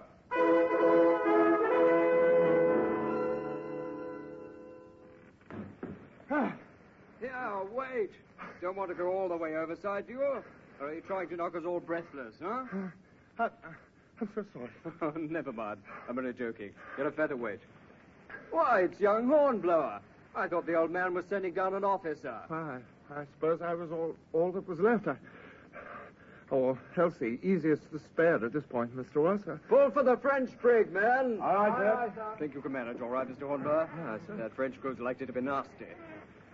Oh, I feel sure, sir, that I can. Yes. Your first command, I suppose. Well, yes. Still, it is a command in a way, isn't it? Even if it's such a short voyage, you know? I hope it will be a short voyage, Hornblower. You never know with a prize ship and prisoners. Watch that French crew. If you don't, they'll retake the ship and have you in a French jail before you know it. What English port are you heading for? Well, sir, I suppose whatever port's nearest. We both gazed up at the French brig as the cutter drew alongside. Struck by our fire, her fore topsail yard dangled precariously, and the jib halyard had slacked way off. The sail was flapping loudly in the wind. How many men will you want, Hornblower? Well, the captain told me to take 4 of your men, sir. They'd better be topmen, then. You'll have to get that jib in fast, or you will be in a bad condition. Aye, sir. Shall I pick 4 good men from you for my crew? I'd be very much obliged if you would, sir. You know them better than I do. All right. Matthews? Aye, sir. Carson? Aye, sir. Hunter? Aye, sir. Smith? Aye, sir. You're detailed to man this brig under command of Mr. Hornblower. Keep them away from drink and they'll be all right. Well, here you are then, Mr. Hornblower. Watch out when you spring up those main chains. Lots of white water in between the 2 vessels, you'll notice. Here, Matthews, give Mr. Hornblower a hand there. On his other side. Wait for it, sir. Get ready. Now, jump, sir.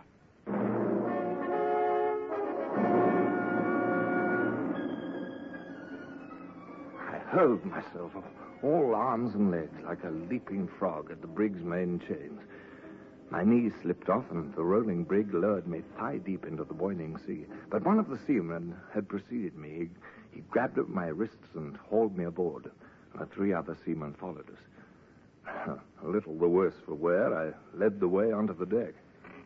Well, men, we'll reconnoiter a bit first. Aye, sir. We'll be close in with you. Don't worry. Take care of yourself, Hornblower. Thank you, sir. I will. I don't see many signs of life aboard, I must say, Matthews. Men aft, sir. A little knot of them around that hatch cover, see? Oh, yes. Hand on my dirk, I advanced slowly aft. Suddenly, something was raised towards the sky above the heads of the crouching men. I halted and looked again. It was an up-tilted wine bottle. They'd broken open the wine stores, were cheating their captors of them, at least, in as prompt and practical a way as possible. I couldn't really say I blamed them much. They've made the best of their time, sir. That's apparent. One of the group, his white hair blowing in the wind, rose to meet us. His lips seemed to be shaping some pronouncement of importance, searching earnestly for the right words to use. To the devil with the English! As happy as he is, sir. Put that bottle down. Do you hear, Frenchman?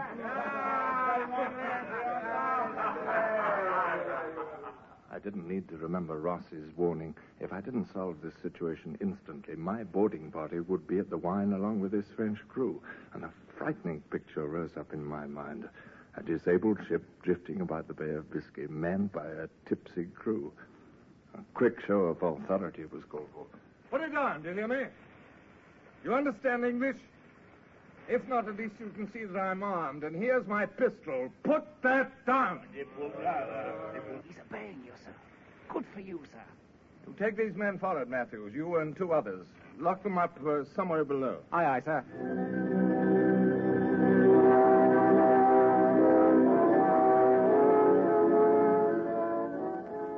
My first command, such as it was, and my first lesson in the loneliness that command brings to a man at sea. And suddenly, amidst these plans, a sickening thought struck through me. I rushed on deck to find Hunter. Hunter! Hunter, come here! Yes, sir. Hunter. What is it, sir? Look, it occurred to me. Nothing's been done to see if the brig is taking in any water. You know, one of those shots we fired at her may have hulled her below the waterline. That's so, sir. We'd better sound the well.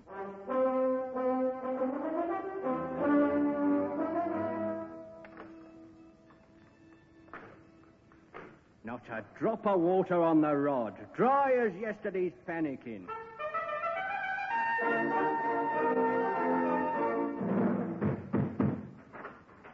We can't keep the course set much longer, sir, and the wind's coming up very gusty-like. Oh, very good. Well, I'll be up, Hunter. Call all hands at once. Aye, aye, sir. I disguised my inner feelings as best I could, but it was soon apparent with the wind northerly we'd have to go about. All hands wear ship! With but 4 men to handle topsails and close haul the brig on the starboard tack, the task took all that was left of the night. By the time we'd brought her safely round, all hope of an easy 2 days' run had vanished. True, we were heading away from the dangerous shores of France, but we were also heading away from the friendly shores of England. That French captain's been yelping his head off, sir. Insists he's got to talk to you. Important.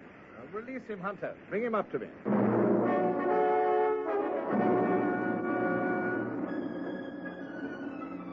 My men, they are hungry. Very hungry. So are my men. I also. Moi aussi. I have a cook. Good. Well, perhaps we can arrange a truce then, Captain. If your men are allowed on deck, your cook, to provide food for all of us, will you agree to make no attempt to take the ship from us? Of that we shall talk later, sir. There is another concern of more importance at this moment. Well?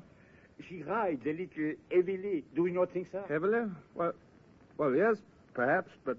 Perhaps she leaks. Oh, no. Oh, there's no water in her. We've tested the well. Tested the well? But, mon Dieu, you would find none in the well. Do you not know our cargo? Du riz, monsieur, du riz. What? We are carrying a cargo of rice. Cargo of rice? Why, yes, I recall now, but after all... Rice from New Orleans. No leak would be apparent in the well. The rice would absorb every drop of water in the hold. Yes, but... One shot from your cursed frigate struck us in the hull. Oh, did you not know? Yes, well... Hunter! Hunter, that shot hit her after all. Where, sir? Well, I don't know yet. Must be somewhere on the port side forward, though. We'll have a look. You and Matthews put a bowline round me and lower it away. We're heeling on this tack, and I'll have a good view of the side. The swaying of the brig, the sea closed over my head. But there it was, below the waterline, a splintered, jagged hole.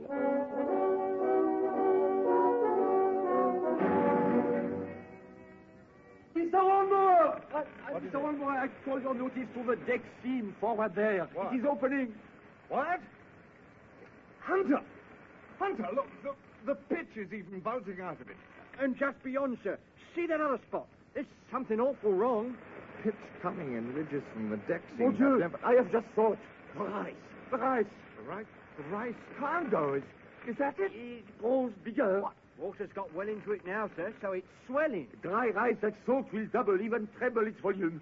This ship will burst wide open with this cargo. Oh, mon Dieu. I remembered the unnatural creaks and groans below, and I cursed myself for inexperience. A black moment.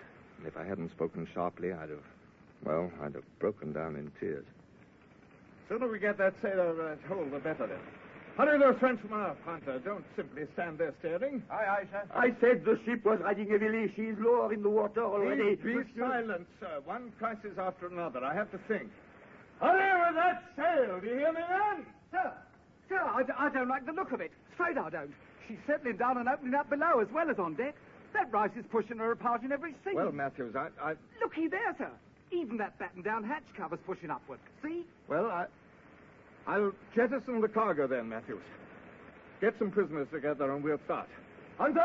Aye, sir. Take half your men off that sail work, open the hatches, and bring up the cargo fast.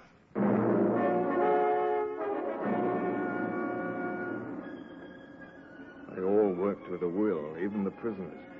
And as they lifted off the hatch covers, brown forms shot out abruptly, rice bags forced upwards by the pressure of others below. Bag by bag, the rice was hauled up from the hold and cast overboard.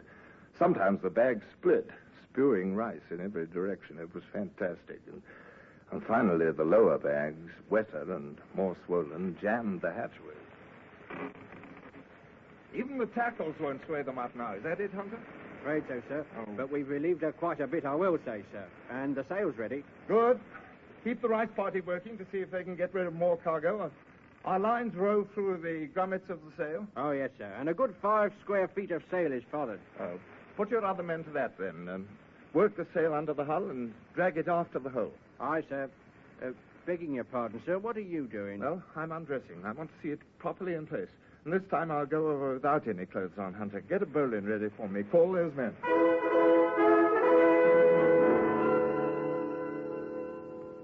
Naked and wet, I lost a lot of skin. The ship was rolling most of this time, but I managed to see the forward sail in place against the hull.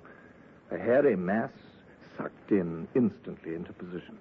The hull seemed fairly plugged, and they hauled me up. Well, sir, they got a few more bags out of the hold while you was gone. Good. I'm Tom Matthews, can you? Hunter, hand me that shirt, will you? She's riding better now. You notice, don't you, sir? Yes, and the wind's improving. We'll lay her on our original course, Hunter. Northeast by north. Aye, sir.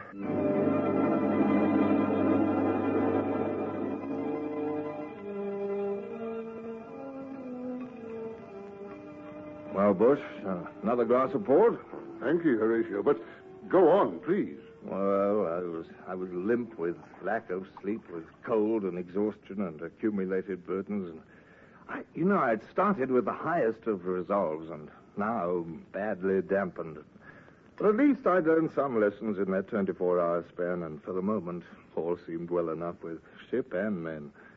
And as we plowed heavily along, I even felt a tiny glow of pride, unearned or not. I squared my shoulders and I took my stand there on the poop, straddling with my hands behind my back. I was still in command of my ship, Bush, such as she was. And despite the grinning fates and all my worries, she was heading home to England on a course I'd actually laid off myself.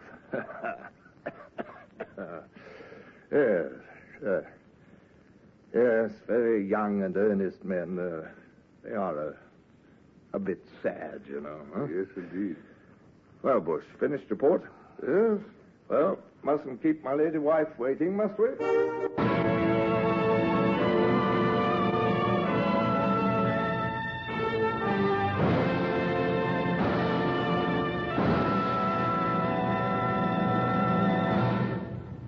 Horatio Hornblower, starring Michael Redgrave, is based on the novels of C.S. Forester.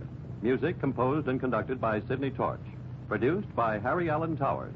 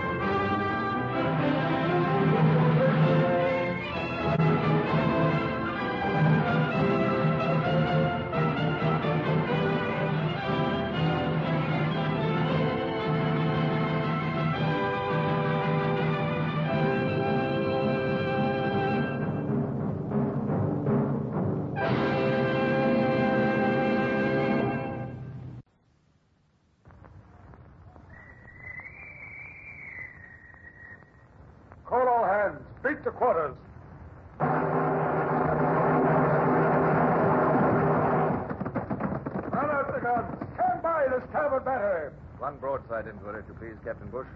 Pointers on target. Linstops ready. Aye, sir. Ready. Fire!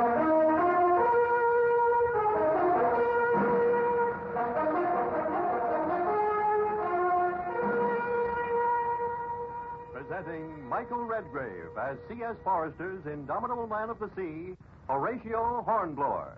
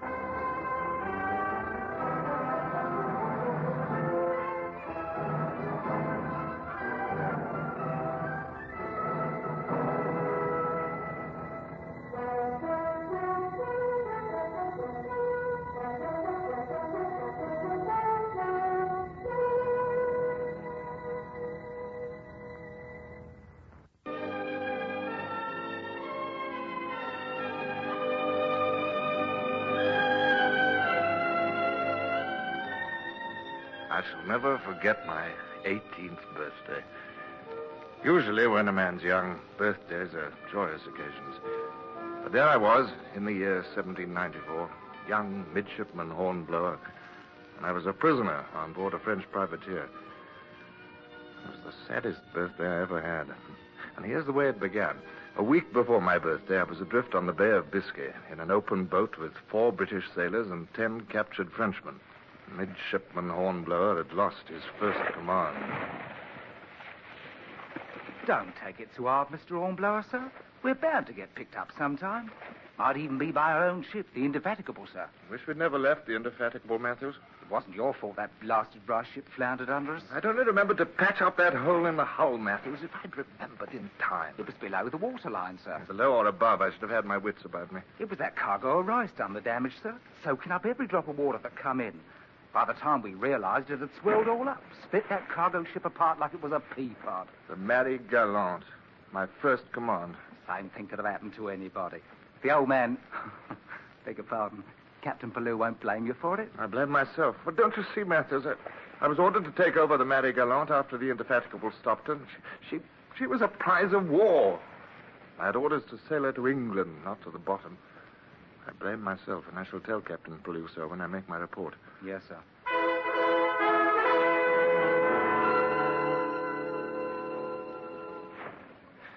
Mr. Hornblower, sir. What? It's come. The wind's backing. Yes, I noticed, Matthews. We'd better take in the sea anchor and hoist sail, sir. Well, if it holds, we may manage to clear Ushant and set a true course for England. Hunter! Aye, sir. Hunter! Aye, sir. Haul in that sea anchor. Aye, sir. Hunter, call our prisoners to attention. You're still rated my petty officer, you know. Hi, you up there, forward. You monsieurs. Wake up on your feet. What is happening? We're hoisting sail. Have your men stand by the halyards. Lively now. Bien, monsieur. Hello, sir. Council. Don't seem to want to, sir. They're arguing with their officers. So I noticed. Here he comes now. Now, that's far enough starn, monsieur. Sir, I ask pardon. In this small open boat, it is You hard. speak from where you are. I ordered your men to make sail. We may, it appears you are setting a strange course. Now, what's strange about it? You have turned the tiller to head west. That is no way to reach the coast. It is. The coast of England.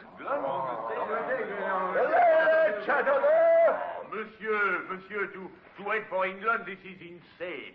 A small open boat, it is hundreds of miles. Yes, it is. French coast is no more than 30 or 40 miles, Monsieur le Lieutenant. I'm not a lieutenant, I'm a midshipman. Bien, but... Keep your distance. This is madness. My men will not obey. Pest. Oh, how old are you? 16, 17? I shall be 18 next week. A child, a mere child. How can you give orders? I am more than twice your age, a seasoned mariner. There is only one course, to head for shore. France or whatever, it matters not. One step further and this pistol will go off. You would not shoot me? One step and I'll pull the trigger. You order your men to hoist sail. The first one that disobeys will be shot. Oh, mais monsieur, Give that order. Yeah. Ici le voile.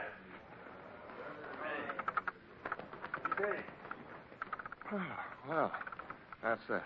Aye, Mr. Hornblower, sir. A proper ferocious you looked with that pistol. Mind if I make one suggestion, sir? Suggestion what? Next time, you better cock the pistol, sir. What? Way it is now, it wouldn't even fire.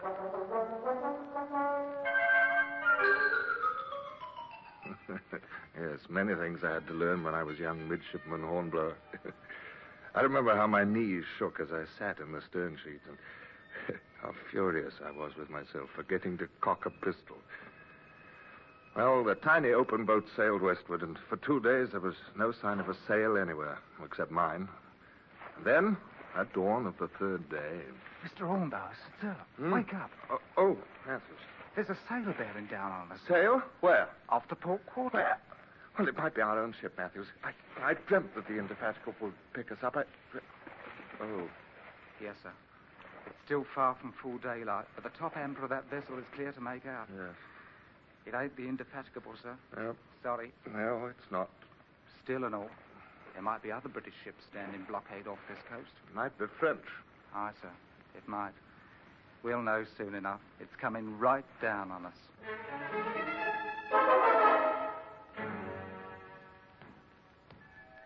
Welcome aboard, sir, to the French privateer Pique.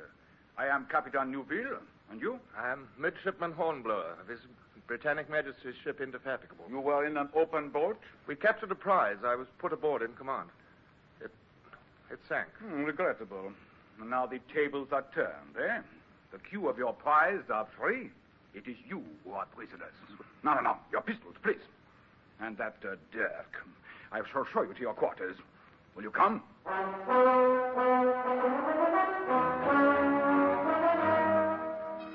Well, now, this ain't bad, Mr. Hornblower, sir. Oh, you like the quarters, Matthews? Come in. Oh, Captain Neuville. You are surprised, Monsieur Hornblower. There is a reason for my quick return. 2 of your crew are proving difficult. Carson and Hunter, perhaps? Whatever their names. They have been ordered to do work aboard the Pique, and they refuse. And why in Bridesgate shouldn't they refuse? That's enough, Matthews. Captain Neuville, my men and I are prisoners by the international code governing treatment of prisoners. I am not concerned with the code. You forget I am a privateer. I set my own rules. But there are no buts, my dear young man. They shall work, or I will have them thrown over the side. You wouldn't dare. I assure you it is highly probable. And this man also. His name? Matthews. Matthews. Well, Monsieur Hornblower. Matthews, you will go between decks and tell Hunter, Carson, and Smith to comply. And you also. Aye, sir. I make an exception only in the case of officers. My thanks. How old are you? What's that? Never mind. Very young, I am certain. But you will become more ardent with age. Now, my friend, is there any courtesy I can extend? Well, I don't know what. Perhaps some, reading matter? My dear, I have only professional books. Rangin's Principles of Navigation and Lebrun's Handbook on Seamanship. Well, they're French. You cannot read French? Badly, but, I might as well learn. Bien, you shall have them. And you shall also have the freedom of the ship, Monsieur Hornblower. But do not attempt anything. My crew have most sharp eyes. Shall I light the lamp, sir? Yes, I might as well read. Yes, my despair was as deep as the pit, as wide and endless as all the sorrows of youth. And I felt most particularly low-spirited on that one special day. Today's date, sir? Ain't it July the 4th? Well, congratulate me, Matthews. It's my birthday. No. Born 18 years ago, July the 4th, 1776. Did you ever have a birthday cake, Matthews? Me, sir?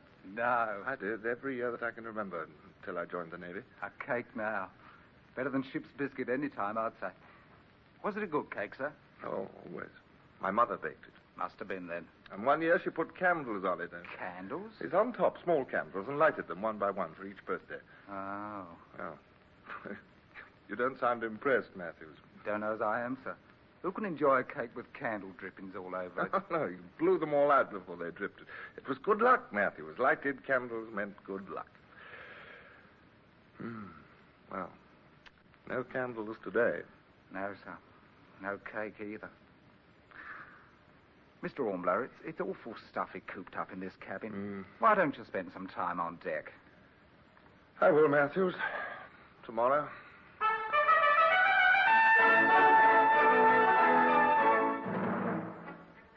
Well, on deck today, Monsieur Hornblower? Yes, sir? And how do you like our good ship, Peak? Oh, well, your ship's very yeah.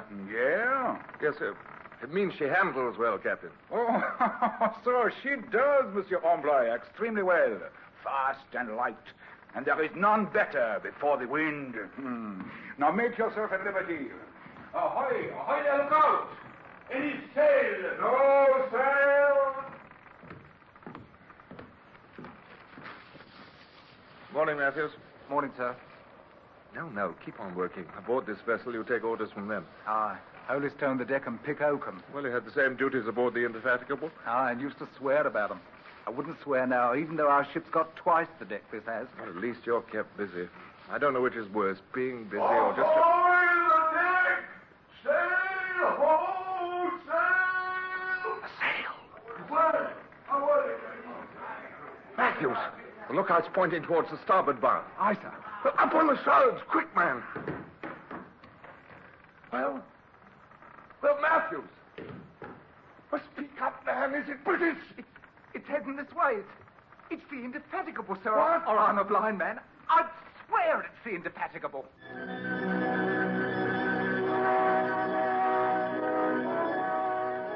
It's more years now than I care to count, but I remember that moment well. Myself as a midshipman, one day beyond my 18th birthday, a prisoner aboard the French privateer Peak. I blamed myself for being a prisoner, but my heart jumped at the prospect of rescue. A sail had been sighted. It was only a speck on the distant horizon, but it was instantly recognizable as a glimpse of home. The Indefatigable! It's caught sight of us and set course this way. It's our own ship, Matthews. Sir, I might have been mistaken. All that's showing is the top No, gallery. you're not mistaken, Matthews. I'd recognize that cut anywhere, at any distance. You can make out more of her now. Yes. Captain Pellew's loosing her royals, all sails set. Oh, Matthews, we'll be back on board in time for grog. Do not set your hopes too high, Monsieur Hornblower. Captain Melville. Well, your late ship, I understand. Yes, possibly. A frigate, is she not? A British frigate. Without guns, you 3-1. First, it must come within range. What is our best point of sailing? I refuse to answer that question. Oh, please do not look so noble, Monsieur Hornblower. I could induce you to give the information. There are ways. But fortunately for you, it is unnecessary. There is no ship on Earth, especially none of His Britannic Majesty's clumsy frigates, that can outsail the Peak running before the wind. I don't believe it. Then you shall see. Where's ship? Stand by to come about.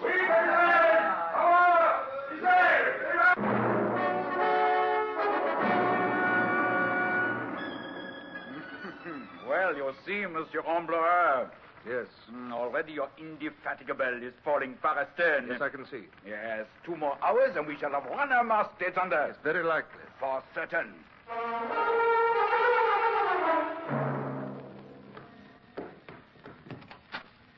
Close that door, quick. Aye, sir. Fetch those mattresses off the cots. The mattresses? Aye, sir. Paper. I need paper. What? Oh, the books. I hate to tear up Grandjean's principles of navigation. Don't stand there, Matthews. Over here. Here. Aye, sir. Mr. Hornblower, No, I haven't taken leave of my senses, if that's what you're thinking. Just now, rip those mattresses open. Rip them? Yes. Here, man. Come on. Straw. Good. Pull it out, Matthews. Pull it out. Pile the straw up here, on top of the paper, huh? That's it. There, now fetch me the lamp. Aye, sir. Careful of it, sir. It's fair hot. Yes, the hotter the better. There's grease inside, hot grease, and luckily it's lighted. And the grease goes over the straw like that. Now, Matthews, we'll take 1 page from Principles of Navigation and make a taper of it. So... By the Lord Harry, sir. Fire! You know what's behind that wall? Yes, sir, the paint locker. There's nothing burns like paint, Like sir. paint or dry wood or cordage soaked with pitch and tar. That taper I gave you, quick. Here you are, sir. The peak is sailing before the wind, and this cabin's in the starn, well below decks. If it gets started, the wind will blow the flames forward. If they don't discover it first. Yeah, we'll not talk of that. You better start it, sir. Yes. Looks like a candle, doesn't it? Sir? A small, flickering candle for a birthday cake. Well, it'll make a brighter flame by far, I hope. All right, Matthews, we'll get up on deck. You have started a bonfire, sir. No. Leave the door open and stay behind us. Might help them to spot the fire, sir. Well, can't have a fire without a decent draft, and either way it's a gamble. Now, come on, up on deck now. And do your best to act as if nothing were amiss.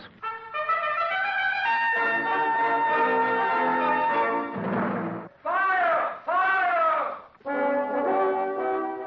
We ran forward, 5 desperate men. It was a reckless sortie, but, well, completely hopeless. The bow gun was well attended. As I led the way, I came full face against Captain Nerville. Sir, you cannot shoot us in cold blood. Cold, I boil with despair. My beautiful ship Peak. You shall be thrown overside. You shall be... I advise you to put up that pistol and surrender, Captain Nerville. Those are the guns of the Indefatigable. They all turned and looked. And I remember how I looked. I stared with my heart in my eyes. The Peak lay idle, wallowing in smoke and ruin, and bearing down with all sail set, a wave, creaming white under her bowsprit, came the Indefatigable. She rounded to, her cable's length to windward, her gun ports open at the ready. First came launches to fight the fire, and then, swarming over the side, came an armed party with Lieutenant Mason in charge. I shall never forget the amazement in his eyes when he caught sight of us. Good Lord! You, Hornblower? What are you doing here? Well, sir, you see... never mind now. You'll make your report to Captain Pellew. Now, where's the captain of this wreck? I am the captain, sir. Ah, extremely bad luck, sir. Lieutenant Mason of His Majesty's ship Indefatigable. I will accept your surrender, sir.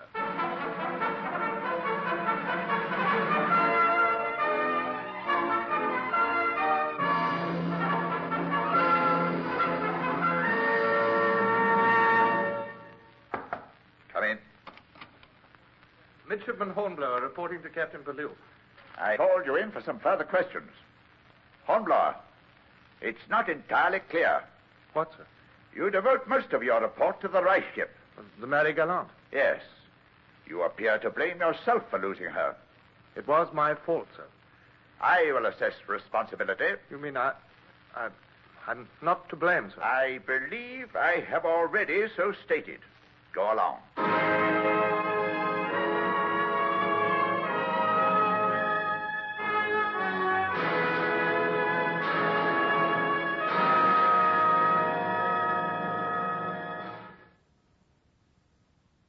Horatio Hornblower, starring Michael Redgrave, is based on the novels of C.S. Forester.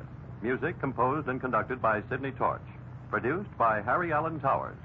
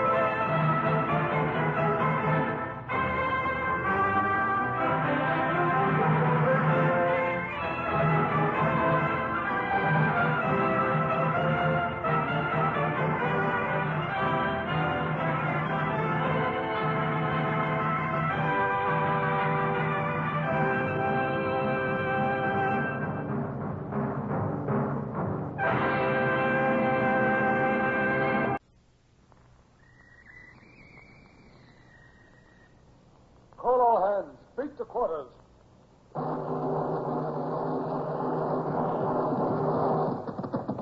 No, Aye, the starboard battery. One broadside into it, if you please, Captain Bush. Pointers on target. Linstops ready. Aye, sir. Ready. Fire!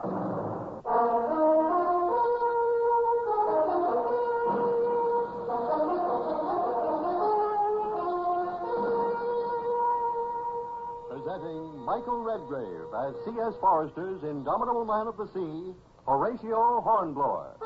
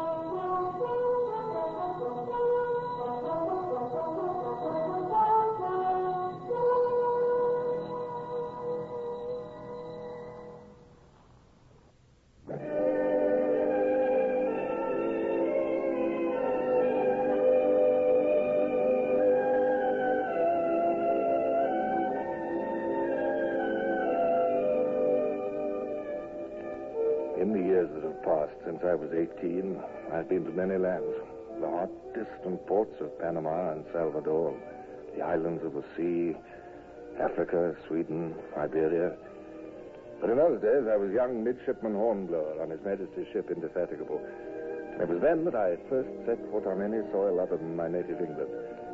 And yet, when midshipman Jack Brace and I stood on shore at Plymouth Harbor, I had no idea of what was to come.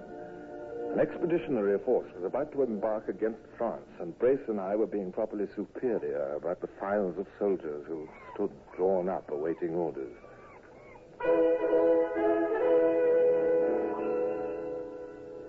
I remember how we nodded gravely to each other, Jack Brace and I, but even while we did, Lieutenant Mason turned and called to me. I crossed the quay and reported with no idea of what might be in store. Sir? Hornblower, there's a special duty for you. Sir? This is Lord Edrington, Major commanding His Britannic Majesty's 43rd Foot. And this is... If you don't mind, Lieutenant Mason, I'll handle this myself. You, sir. Your name's Hornblower? Yes, sir. It would be more proper if you addressed me as my lord. Aye, sir. My lord? Hornblower. Peculiar name, Hornblower. Family name? My lord, the name Hornblower... No, don't get your back up. If it's your name, and you're saddled with it. Make the best of all things, eh? Lieutenant Mason here tells you speak French. Well, a little, sir. A little, eh? Hope it's enough. Don't speak a word of it myself. Leave that to the French themselves. Mr. Hornblower, there's a problem of communication between Lord Edrington, commanding this expedition, and the French forces. Sir? This gentleman here, allow me, the Marquis de Pouzoge, Brigadier General in the service of His Most Christian Majesty, Louis XVII. Sir, may I present to Midshipman Hornblower? Enchanté. Oh, Monsieur le Marquis. Here. Never this folderol. Longer we stand here chattering, longer it'll take us to get on our way. There's a matter of tide or some such, eh, Mason? Yes, my lord. The transport ships are standing by. We must sail on the tide, of course. Exactly. And separate transport for my battalion and the French. Reach the coast of France together, go ashore together, work together, all that sort of rubbish. Well, Mason, can the Navy spare Midshipman Hornblower? I'm certain there will be no difficulty, my lord. Sir, you mean I'm not to remain on board the Indefatigable, sir? You speak French, Hornblower. You'll be detached. You'll go on board the transport which carries the French troops. Well, sir, yes. Don't look so startled, Mr. Hornblower. It's a great opportunity. You'll not only go on board, you'll land with them in France. It's a cross-channel invasion, may make history. Don't you know that England wants the Bourbons back on the French throne?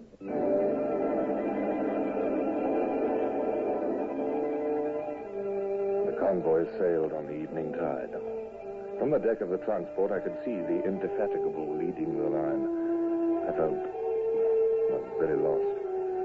But at least I preferred the French to Lord Edrington. I would never admit it, but almost I believed he'd make a botch of the whole expedition. We are not the only expeditionary force, monsieur.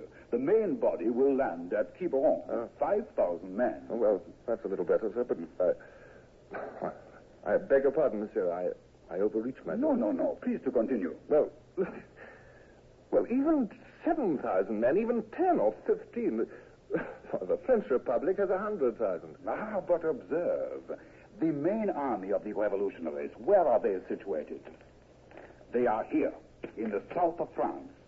To come north to attack our main force, by which way must they travel? All right. I see. Well, by way of this road. Precisely, the coastal road. And observe where we land, we, the small force of British and French royalists. There is a bridge, Monsieur Hornblower. And if the bridge is destroyed, the revolutionaries can be held back. Even so, held by a small force, while our main body raises the standard of His Most Christian Majesty, Louis XVII. Yes, I see. First through all of Brittany, and then on to Paris. We shall save France, monsieur. We, the few men who hold the bridge at Mouzillac.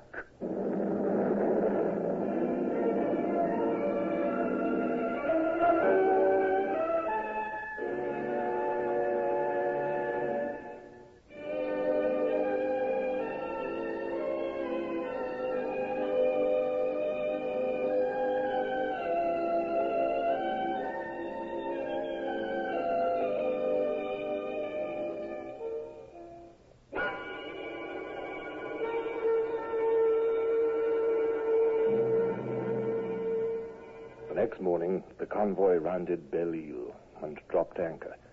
There was Mouzillac, and beyond it lay the Vilaine River, and there was the bridge. The invasion craft went ashore without a single shot being fired. My feet were wet with salt water, but for the first time in my young life, I was standing on foreign soil. Bunda, I want you to get yourself a horse. A horse? Yes, one of these.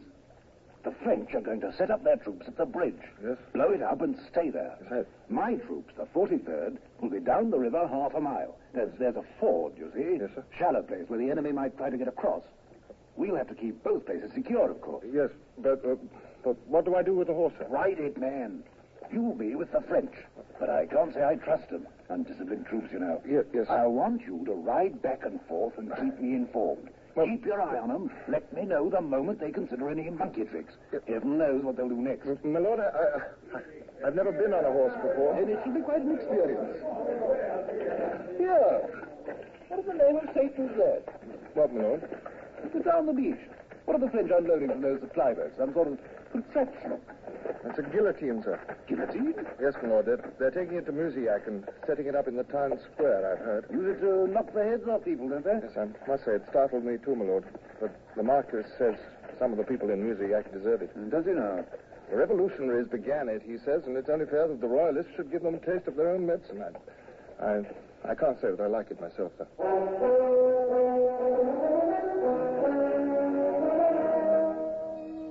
I liked it not at all. That afternoon, after the bridge was blown up and the troops disposed, the French set up their headquarters in Mouzillac, in the village inn. A guillotine, too, was set up. I was in the kitchen, where a Frenchwoman was preparing food, and the window was open. What is it? It's only a drum. It comes from the village square. No, it's only a drum, mademoiselle, really. But you can see it from the window, here. It's the guillotine. Oui, monsieur.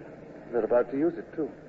5 men with their hands tied behind their backs, and they're marching, one of them, towards the stairs leading up. I'd rather not hear it, nor see it. Mademoiselle, thanks for the water, but have you got something stronger?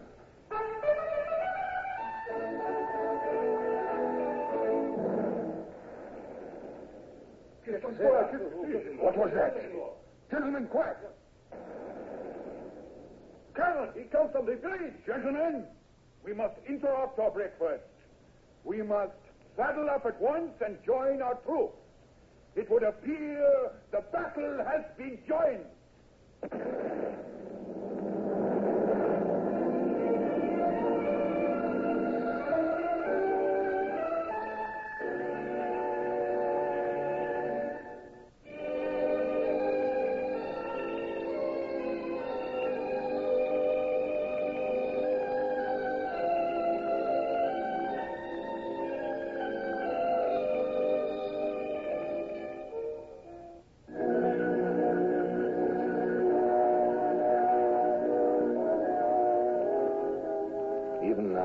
When I think back to that day, my legs ache at the thought.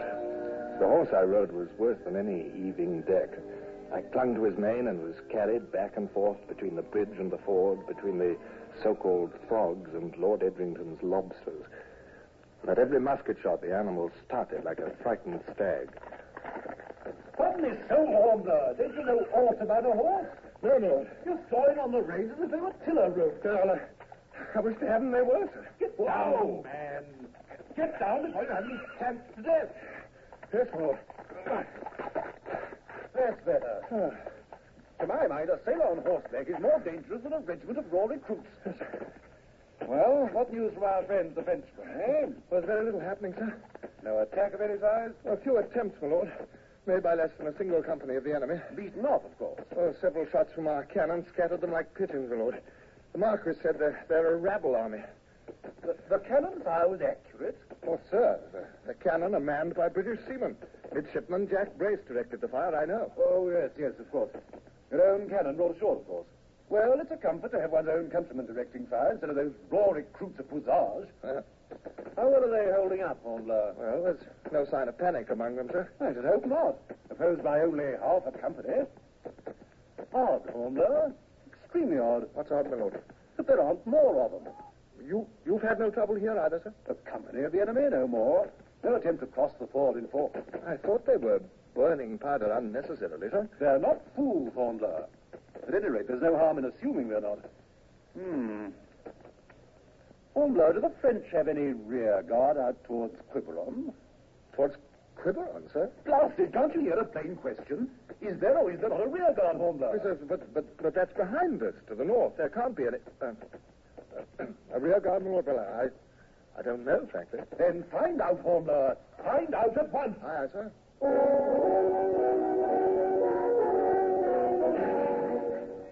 There was no rear guard out towards Quiberon, and when I arrived at the bridge, I reined up for a moment beside Jack Brace's position. Commander of the Horse Marines, Hornblower. Mr. Brace, I presume, huh? No, I put him for a field marshal, Horatio. Notice of what positive genius I disposed my artillery. And how stands matters with our redcoat friends? Oh, the lobsters are still standing. They're fine at standing, jolly fine. Question is, can they unbend enough to fight? There's not been enough fighting to tell. True enough. The same thing here. So I'll tell you this, my friend. It may be treason, but I'm inclined to believe these Frenchies could give a better account of themselves than the 43rd Foot. I don't hold with these spit and polished lobsterbacks. One attack and they'd cave in, I'm sure of it. Edrington's worried about an attack on our rear. Is he now? I told the Marquis about it. Puissage, what did he say? Oh, he just shrugged. Answer enough, eh? One gesture from a Frenchman tells more than 1,000 words. Ask me, Lord Edrington's a silly fool. I'm not quite so sure of that, Clear as a bony nose on his face. Rear guard. How can the enemy possibly attack from the rear? Now look here, Hornblower. Here we are up on a good high hill. Gives elevation. Excellent spot for cannon. Here we are, I say. We can see the entire country behind us. If there's any sign of Hornblower, what are you staring at? I don't believe it. I simply can't believe it. Dust. It's just a cloud of dust. It's the enemy. In force behind us.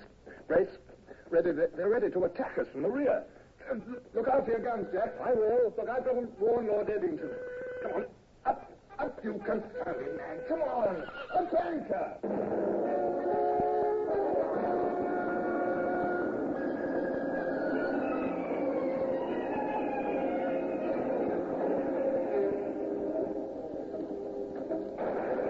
The enemy, my lord. The enemy, they're coming. I expected nothing else. From the direction of Quiberon, eh? I didn't believe it was possible. In war, all things are possible. Clever of them, I must say. A diversionary action in front of us, and meanwhile... Yes, but our main force is at Quiberon, sir. It was, Hornblower. Must have been overwhelmed somehow. How's the Marquis' force holding out? Oh, it looked bad, sir. Panic? Oh, they seemed badly disorganized when I left them. No training, no discipline. I expect they'll run like rabbits. Oh, no, sir, they won't. What's to stop them? Undisciplined troops, no time for training, sudden attack from an unexpected quarter. They're brave soldiers, sir. I've observed that. What's bravery got to do with it? Discipline, Hornblower. That's the requirement. Discipline. What did I tell you? Here they come running like rabbits. We shall have to cover their retreat. Retreat, sir? Of course, men, to the shore. Back to your ships. But we shall never make it, sir. We'll be overwhelmed. I think not.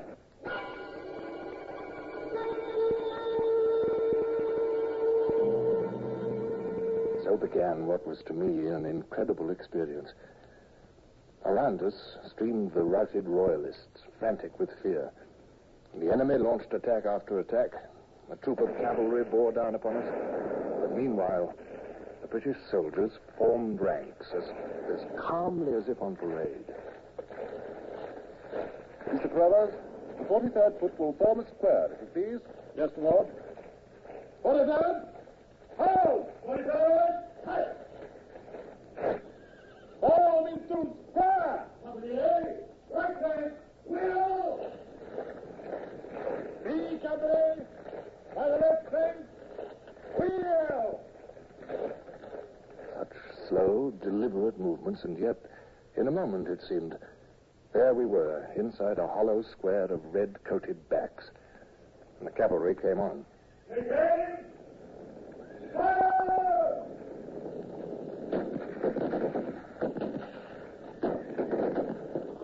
Very good. Stop them for the time being, eh? Mr. Carruthers, the 43rd will resume columns and advance.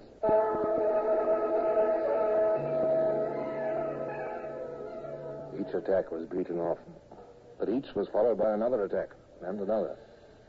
The sun beat down hot and heavy as a hammer on an anvil. It seemed as if we would never gain the shore and our waiting ship. Well, there it is, in sight at last. The beach, Mr. Hornblower. Yes, my lord, down below us. I see your boats are busy taking off the royalists. We'd best get down there at once, my lord. Nonsense, Mr. Hornblower. If we do, we shall have the Frenchies down on top of everyone. It's up to the 43rd to contain the enemy until the beach is cleared of everyone else. I see. And then, sir? Then we shall see about getting ourselves out. Mr. Carruthers, if you please. My lord. Good spot for a stand, would you say, Mr. Carruthers? Yeah, my lord. It's the only clear approach to the beach.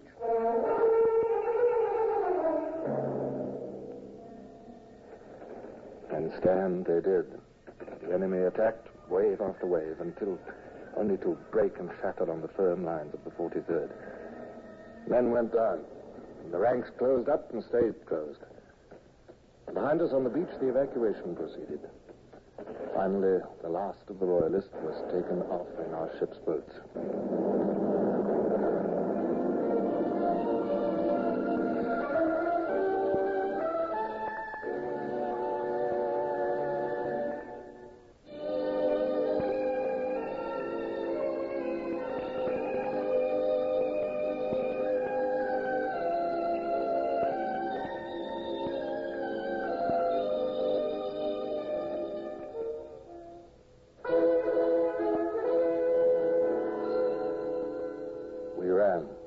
The men on foot with their heavy knapsacks and the regimental colors and our country's flag streaming above them.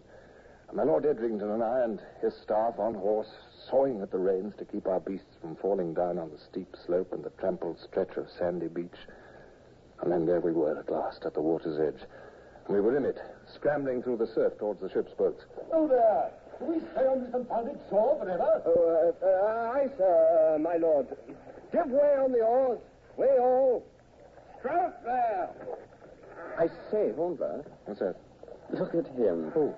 Up forward, his lordship. Huh? He got his coattails wringing wet. Expensive coattails, too, you can be sure. So he did. But he got us all off.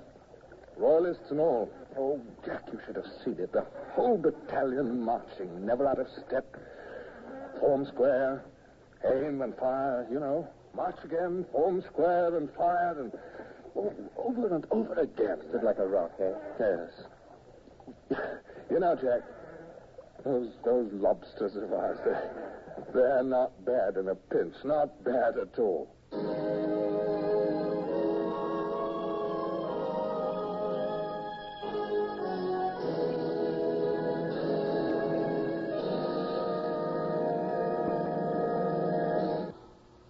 Horatio Hornblower, starring Michael Redgrave, is based on the novels by C.S. Forester.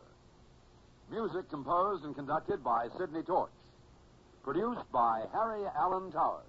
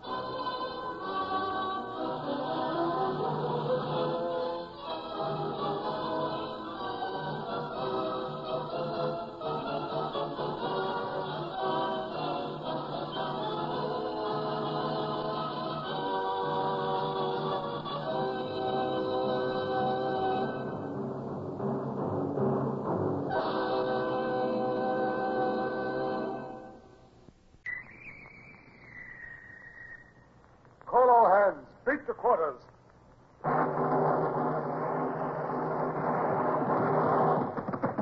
Run out the guns. Stand by the starboard battery. One broadside into it, if you please, Captain Bush. Pointers on target. Linstops ready. Aye, aye, sir. Ready. Fire!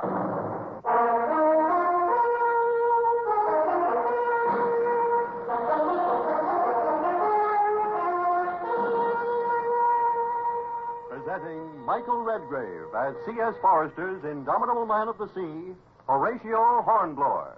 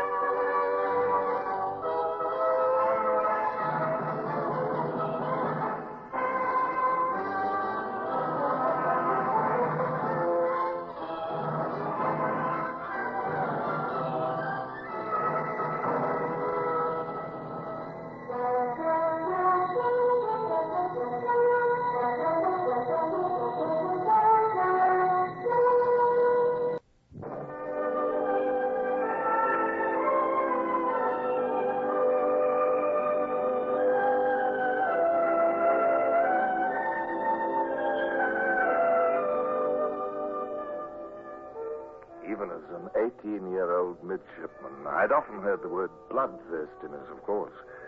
I'd read of the blind hatred that was said to seize on fighting men in crises. But, well, I don't suppose I'd really quite believed in it. I was rather a mild young man, I think, country-bred, not long at sea. So it was something of a shock to me to find that I could have this feeling, too, at least on one occasion long ago. The story of this unexpected piece of self-discovery began quietly enough, just off the coast of Spain, less than 100 miles from our own British port of Gibraltar. Mr. Ross, call up side boys and Marine Guard. All honors to a captain who's an ally. Very good, Mr. Jet. And pass the word to Captain Pellew. He'll probably want to be at the gangway. Yes, at once, sir.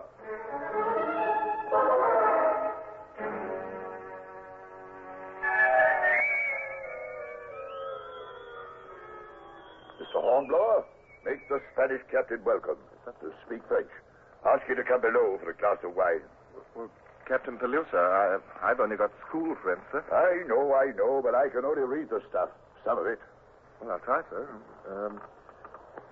Monsieur le capitaine, voulez-vous descendre au cabin de notre capitaine?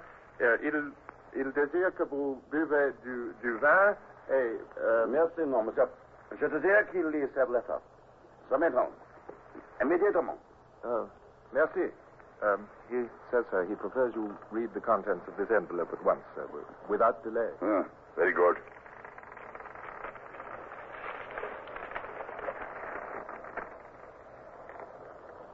Well, now... Oh, it's in French. Here, read it, Hornblower. Yes, sir. Well, it's mostly compliments addressed by His Excellency the Duke of Belquite to the most gallant ship captain, Sir Edward Pellew, Knight of the Bath, and so on. Yes. But, well, sir, the real nub of it seems to be that Spain is now neutral, no longer at war with France, and must enforce her rights. It says, sir, that we have been at anchor here 24 hours, What? and that if we... The Spaniard's leaving us in the lurch? Doesn't he know we've been his ally, a faithful friend? Why, it's go on. Yes, sir. 6 hours from now, sir, if we are still within range of the shore batteries, they will have orders to fire on us. The gall of it. I've a mind to. Hornblower. Sir? You tell this fellow. No, never mind. I must let him see he's made me angry. Mr. Hornblower. Sir. Tell Mr. Chat to see him over the side with all the honors. Side boys, bosun pipes, drummers. Yes, sir. Yes, everything we can muster. Then I'll go below and do my swearing. Tell Mr. Eccles I want to be underway within the hour. Yes, sir. Infernal impudence.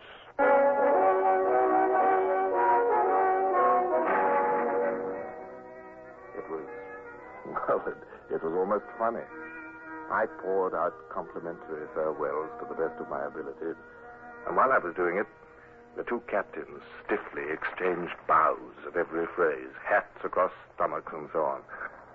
But Captain Pellew was as good as his word, or even better. The cable was hove short in less than an hour, and as we slowly got underway, I stood in the waist with Mr. Wales, our carpenter, looking across at the distant white town, which would soon fade. Two long, sharp prows had emerged from the inner bay and were pointing towards the Indefatigable. They were a sort of ship I'd never seen in my whole life, at least outside my history books at school. Hi, Mr. Wales, what are they? Galleys, Mr. Hornblower. Galleys? What, like ancient Roman triremes, is that it? That's it. And manned by slaves. Straight out of the ancient world, and yet here beside modern craft like ours. Oh, this is something to see, all right. How many does the Spanish have in commission, Mr. Wales? Couldn't help hailing you, Mr. Hornblower. A dozen, I should say. 4 men to the oar and 50 oars. That means 200 galley slaves per ship. Oh, and now our last salute. I see we're getting it.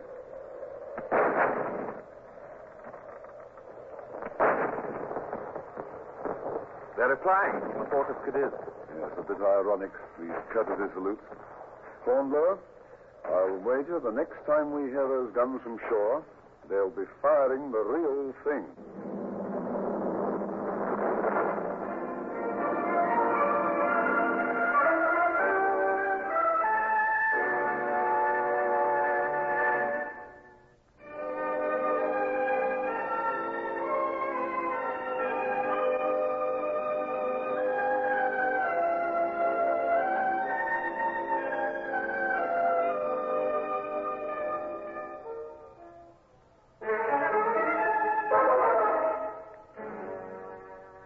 Lieutenant Ross was quite right in that prophecy. The tide of war was turning against England. Nation after nation was retiring from the contest against the tyrant Bonaparte. And in the weeks that followed, it looked as if we would soon stand almost alone against the world. I do not like the look of it, Mr. Chad. Don't like it one little bit. The current is quite strong, sir, and what faint prevailing winds there are blowing in the same direction. And our grain ship... Confound it all. I'd give my arm for 2 hours of a southerly wind just now. That's all we need to waft us up to the mole. Well, what is it, Mr. Hornblower? Sir, masthead lookout has just reported vessels approaching far off on the port beam. Lieutenant Ross asks for instructions, sir. Port beam, eh? Give me that glass, Mr. Chad. Yes, I think I can barely detect... Take the glass, Mr. Chad. Horizon's extremely hazy, but tell me if I've seen aright. Unless I'm very much mistaken, it's our friends from Cadiz. From Cadiz, sir? I don't quite follow. The galleys, man, the Spanish galleys. Look carefully now. Can't you make out the rise and fall of those damnable oars? Yes, sir, by heaven, that's exactly what they are. The galleys. And, sir, they're heading straight for us, or I'm a blind man. Quick now. I'll want you on the quarterdeck, Mr. Chad. We'll arm the men, ready the longboats. Come. I'll call all hands to quarters immediately, sir.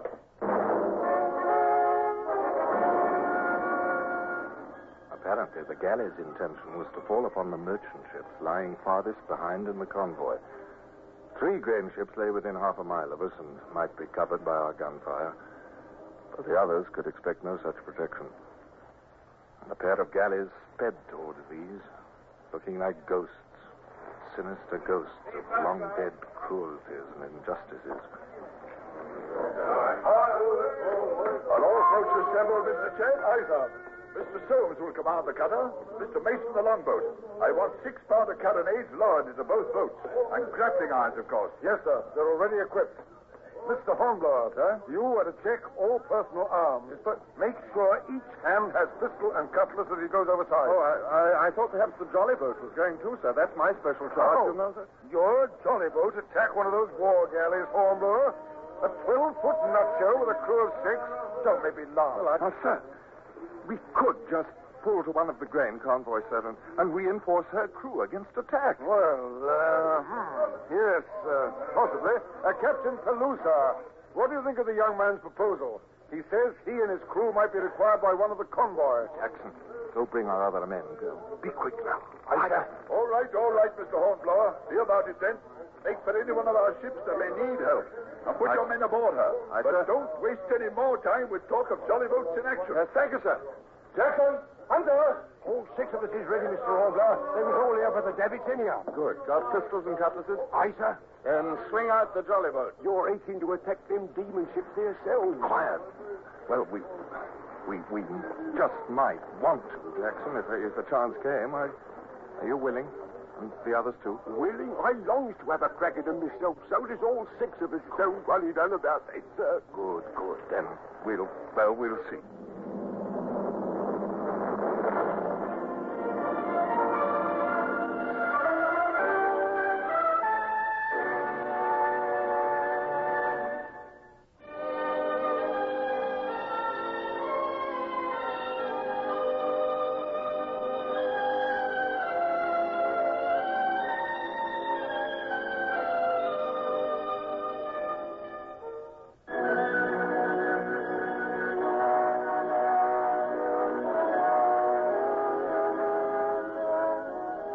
Quite true, as Jackson had said. Every man of the 6 in my crew was glaring in hostility at the 2 war galleys as we pulled away from the Indefatigable. As for myself, I'd never in my life felt the sudden, violent, personal hate that shook me now. The longboat and the cutter, both much larger than our little craft, had a good start on us and made fast headway. We lagged behind, and I found myself clutching the tiller and leaning forward in my eagerness to be at grips somehow with this weird enemy. Just look at them galleys oar blades fly. The way they come sweeping down is something. Why, sir, there'd hardly be time now to board a grain ship if you wanted to. I think you're right. I'm going to pull the tiller over. We'll follow the cutter, for better or for worse. Sir? Well, Hunter? I can see Mr. Soames in the cutter giving orders, sir. She's pointing her 6-pounder at the galleys. She going to fire? I wonder. It's much too great a range for that 6-pounder pop gun, I'm afraid. All the same, I'm glad to see she's ready. Sir, look there. What is it? There's the other galley, big as life, sliding right in between them 2 merchant ships. And our cutter's in her very path. Pull, man. Pull! We've got to get out there and help. Pull for your lives, I tell you. Pull! We're gaining on the cutter, Mr. Hornblower. She's fired. The cutter's fired. Straight at the galley's bow. This is no good. It's just splinters, see? This don't look good for the cutter, sir. Those oars are quickening now, and the galley's coming down to ram her. It's like the Greeks at Salamis or somewhere. Pull!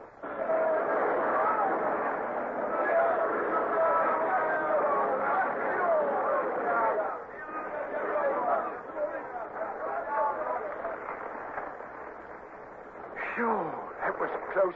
We just missed our own cutter, sir. And now we're past her. Shall we turn about and... She's going to ram the cutter.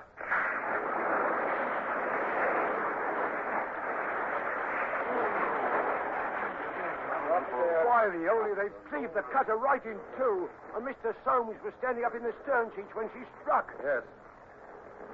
I can't even see him now.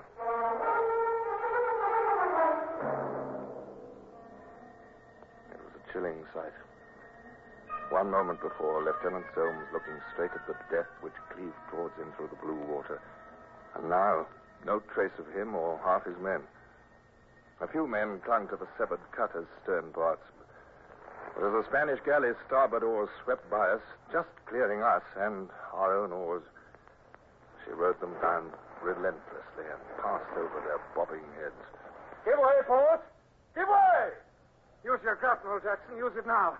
We're going aboard that devil ship. Jackson yelled an oath in reply and hurled our grappling hook on its long line. It caught in the florid gilt rail of the galley's quarter just before she swept out of our reach. I was wild with rage and horror now. Somehow we must avenge that cutter's crew. Our own men had been slaughtered by this ghost out of the past. I already loathed her for her brutal slavery, but the cutter's fate was the last straw. I can't hold her, sir. Do you feel that pull? Line's cutting my hands off. Take a turn round the cleat. Don't be a fool. We've got to hold on to her, Jackson. She's fast round the cleat. I swear it's like we'd harpooned a whale, ain't it, sir? Look, lively, sir. They've seen us. There's a Spaniard running aft on her poop. He's got a knife to cut our line. Well, then, shoot him, Hunter. Good shot, Hunter. He fell right out of sight below the rail. Look, men, the odds are heavy against us, but we've a good chance to climb aboard. Are you for it? We're only 7. Aye, aye, sir. Aye, aye. Good, lads. All right, pull up then there. You, Davis, you, Carson, give Jackson a hand with the line. Haul us up in closer to our stern.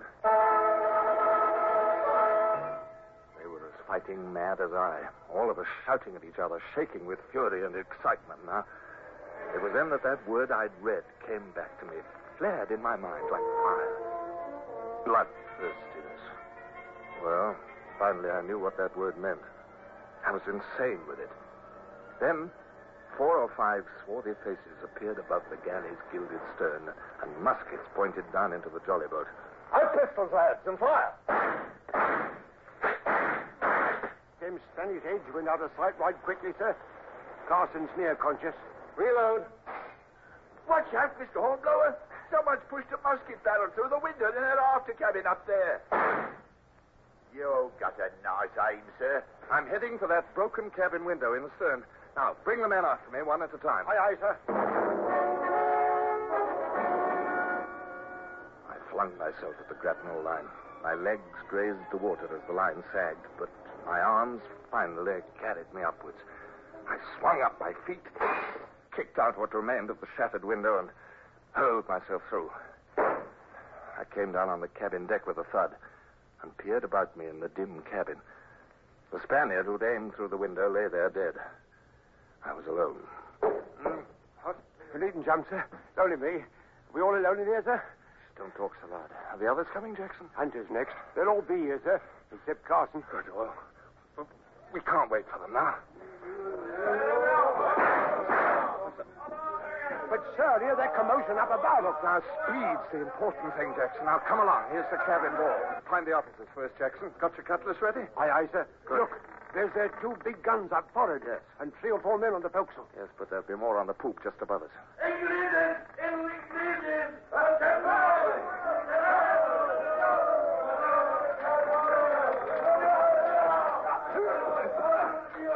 Look behind you. What? More Spaniards from the forecastle. They got their swords out, too. More Spaniards.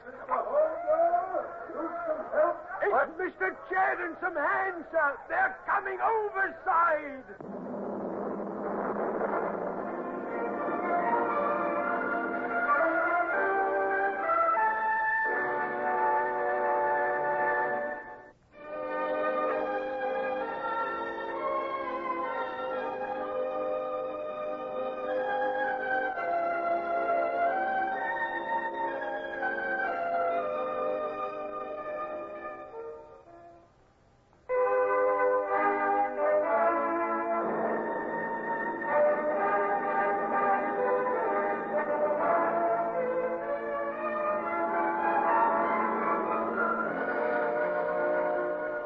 I'm very sorry that by inadvertence, we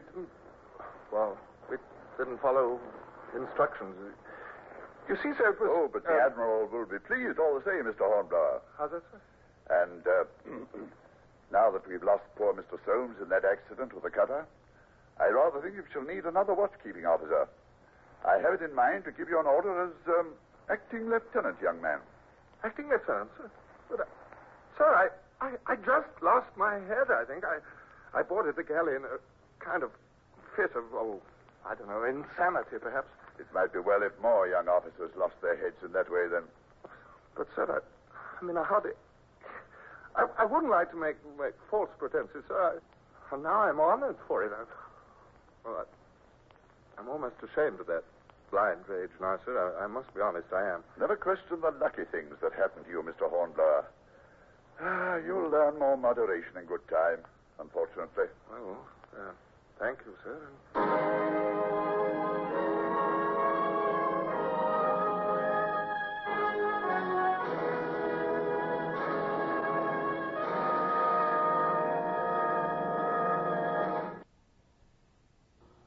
Horatio Hornblower, starring Michael Redgrave, is based on the novels by C.S. Forrester. Music composed and conducted by Sidney Torch. Produced by Harry Allen Towers.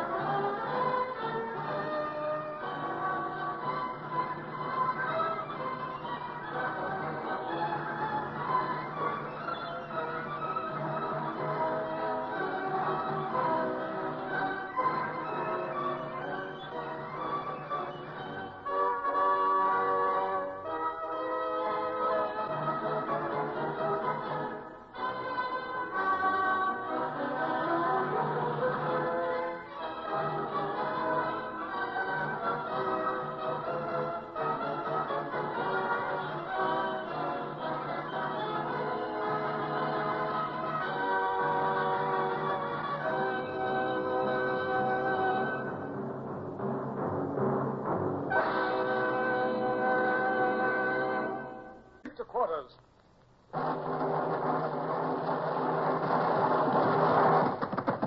Run out the guns. Stand by the starboard battery. One broadside into her, if you please, Captain Bush. Pointers on target. Linstocks ready. Aye, aye, sir. Ready. Fire!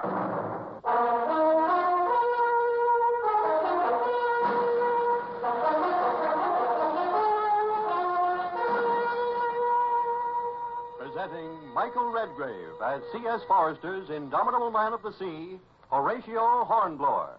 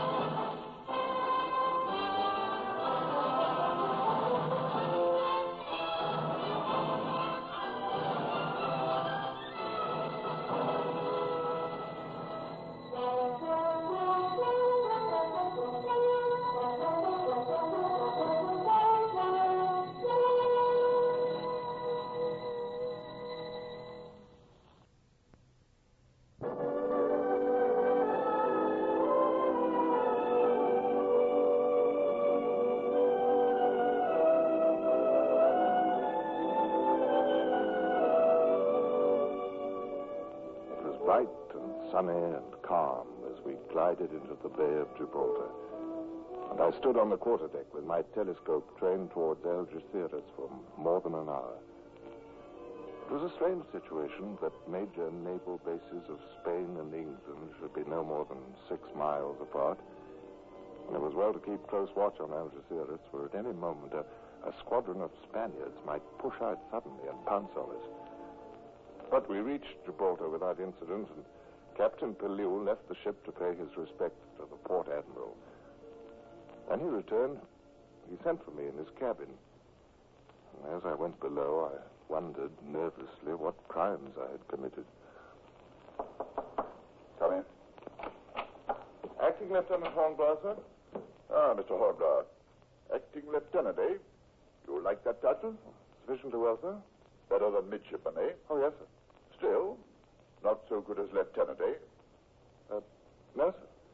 Well, Mr. Hornblower, then you ought to consider this good news. There will be an examination for lieutenant tomorrow, captain's board. What do you think of that, eh? Well, I'm certainly interested, sir. Of course you are. The examination will be held aboard the old prison hulk over there, the Santa Barbara. You are ready to take it, I hope, Mr. Hornblower? Well, Are you? Yes, sir. Let's see. You'll hold my order as acting lieutenant for 2 months now. Is that right? Perfectly, sir. If you pass this examination, why, then the day after tomorrow, you will be a full lieutenant with no nonsense about it. And you'll have 2 months seniority. Well, it sounds wonderful, sir, But what? Well, nothing, sir. I was just thinking what would happen if I should fail. You would revert to midshipman, naturally. And you'd lose about 8 months of seniority. Because it was 6 months at least before you could try again. Yes, I know that, sir. Well, you say you do feel ready for this examination. Well, oh, yes.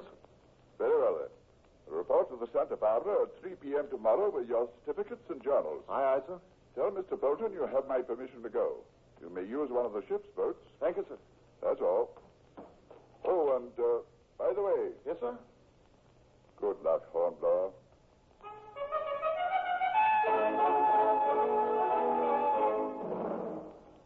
I wished that I could be as confident of the examination as I pretended. The truth was, I hadn't expected it to come so soon. Well, there was nothing for it then but to get out Norrie's Epitome of Navigation and Clark's Complete Handbook of Seamanship and try in the next 24 hours to be up on everything in those 2 thick volumes. And there were other things to be attended to besides. And my friend, Midshipman Jack Brace, never let me forget them. Shoes. What's that, Brace? I said shoes. Oh, look, trigonometry is difficult enough without your going cryptic on me, Brace, my boy. What do you mean? You'll have to wear your buckled shoes, remember? Oh, good heavens, that's true. Well, chuck 'em to me, laddybuck. I'll go to the gunroom and get 'em polished. So he took my shoes, and I went back to my navigation. It was a long time before Brace came back. Here, take this. What's that? My clean shirt. You don't earn a clean one, you know it, Hornblower? Oh, thanks very much. Not at all.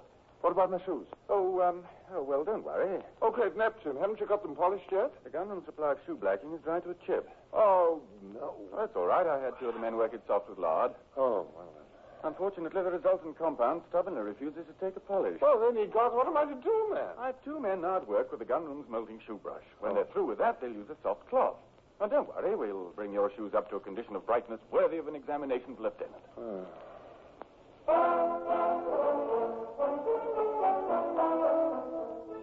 I was by no means satisfied with what I knew of navigation, but I did have to close that book and start on the Handbook of Seamanship. And, I felt so abysmally ignorant.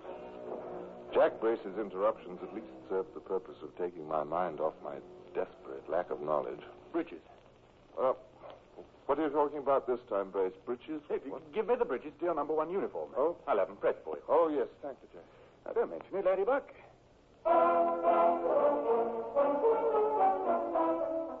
The words in the Complete Handbook of Seamanship began, after a while, to dance before my eyes. They seemed completely meaningless to my befuddled brain. It was as if from a great distance that sometime later I again heard the voice of Midshipman Brace. Liquor. What's that? What do you say? I said liquor. Your spirit ration from the British Navy. Give it to me quickly. You haven't drunk it, have you? No. Oh, well, then trot it out. Look sharp. Why? So that the gunroom attendant will be able to press your breeches. What, is he going to press them with a tin cup half full of rum? Oh, of course not. The liquor's for the warrant cook. Oh, why should he have my rum ration? Because if the gunroom attendant is to press your breeches, he has to heat a flat iron in the galley. Oh. Well, the cook won't allow him to do that without some payment. All right. There's today's spirit ration over there. I was keeping it till later. If you want to be a lieutenant, you have to make sacrifices, Hornblower.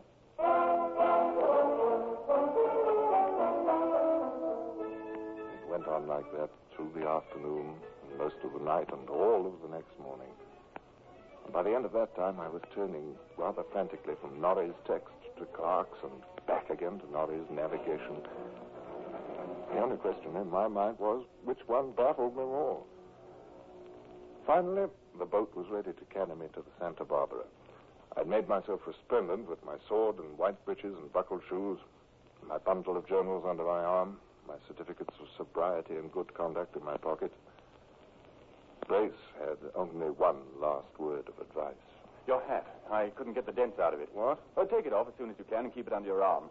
Maybe they won't see you come up the ship's side.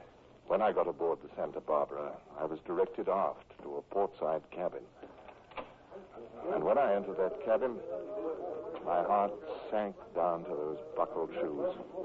For there was a whole cabin full of other midshipmen, all of them dressed like myself, all of them ready to take that examination. One of them spoke to me. Welcome to the Black Hole of Calcutta. Oh, for the love of... How many are there here, anyhow? You're the 40th. 40? How many How many will they pass, do you think? 5? I doubt it. Do you know who's examining us? No? Dreadnought Foster, for one. Oh, no. He's a tail twister if ever there was one. And Captain Harvey of the dockyard. Don't know him. You wouldn't want to. Well, who's the third? I don't like to tell you. Well, I don't like to have you tell me then. But you might as well. Come on. Black Charlie Hammond. Oh, Lord. Oh, he's almost as bad as Dreadnought Foster, isn't he? Yes. He passed through here looking as if he'd lost a guinea and found sixpence. Well, we may as well sit here and wait our turn, but much good it'll do us. We waited. The first man came back from his examination, but he had failed, and informed us that they began by asking him to define a rum line. 39 midshipmen had their textbooks open on the instant and reread about rum lines. Candidates departed and candidates returned, most gloomy, some smiling. The afternoon wore on.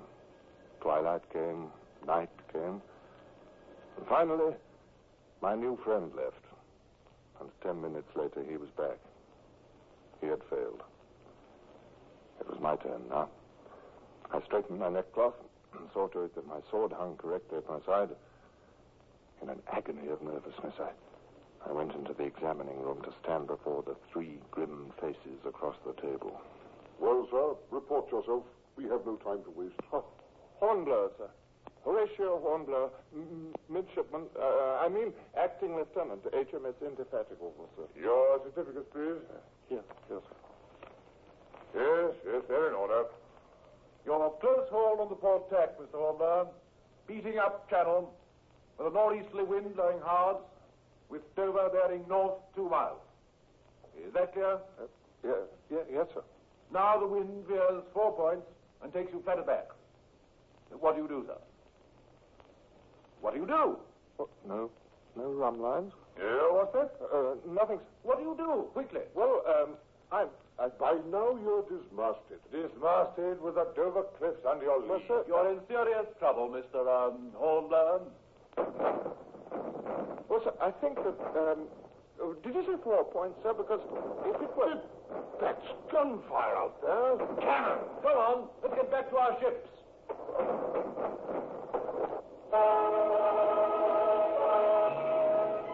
Unceremoniously, they rushed out of the cabin, sweeping aside the sentry at the door.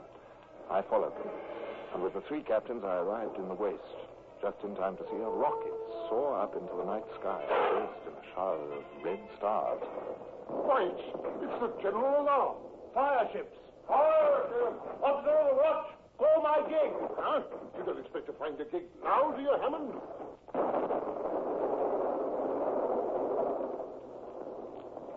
All our ships in the harbor beat to quarters.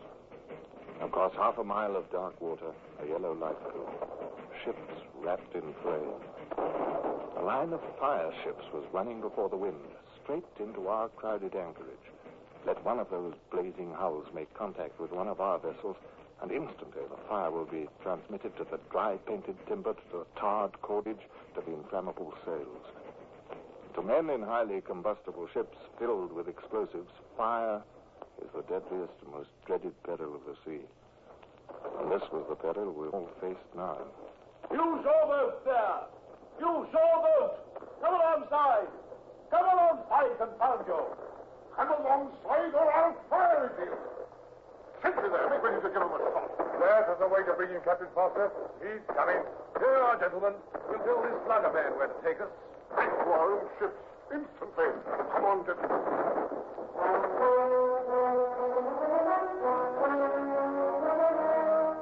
The 3 captains ran to the mizzen chains and flung themselves down into the boat. I was right at their heels. It was my bounden duty to get back to my ship as soon as possible. But then I knew there was no chance of a junior officer's finding a boat to take him back. Perhaps after the captains reached their ships, if they reached them, well, I could do the same, perhaps. I threw myself in as they pushed off, nearly knocking the breath out of Captain Harvey. Answer this, sir. I didn't mean to knock into you, sir. Well, young man, where are you going? Well, I should go to the Indefatigable, sir. After you're all conveyed to your ships, of course. Well, oarsman, row, can't you? This is no time to sit there gaping. Pull away. Where to? I'm not in the Navy. I'm a British civilian. Pull for my ship, the Dreadnought. No.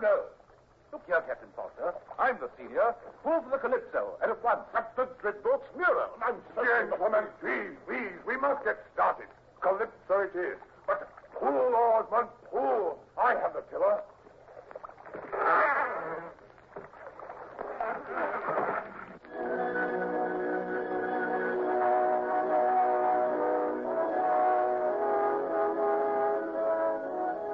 The day when earlier I had faced the captain's board for my examination for lieutenant ended with me in a boat in Gibraltar Harbor in the middle of a dangerous action. And my companions were a reluctant oarsman and the 3 captains of the captain's board. Their tempers had not markedly improved. Pull! Oh, pull! My ship's in danger. I suppose you don't think that mine is too, Foster? Look, sirs. Look, there's one of the fire ships now, sir. Where? Well, just after us, sir, over there. She's swinging round. She's up for Santa Barbara's cable. She's going to ram the Santa Barbara. Heaven help her on board there. Sir, the old Santa Barbara has 2,000 prisoners battened down below decks, hasn't she? That fire ship will be alongside her any minute. Sir, with a man at the wheel of the fire ship, she could be steered clear. Don't you think, sir? We ought to do it. Put the tiller over, Captain Harvey. Over it is. Now pull. You oarsman. He said pull. I don't want to. What's that you say? If I pull alongside that fire ship, we'll all go up in smoke. Your sword, Hammond. Here. Now, you oarsman. You see this sword? Now pull. Pull. Pull. Yes, sir. Yes. Lay us under her counter. I'll jump for it. Let me go, Captain Foster, sir. I'll handle her. Come with me if you like, Hornblower. Thank you, sir. May need 2 of us. Our boat swung under the stern of the fire ship. She was before the wind again now, and just gathering way, just heading down upon the Santa Barbara.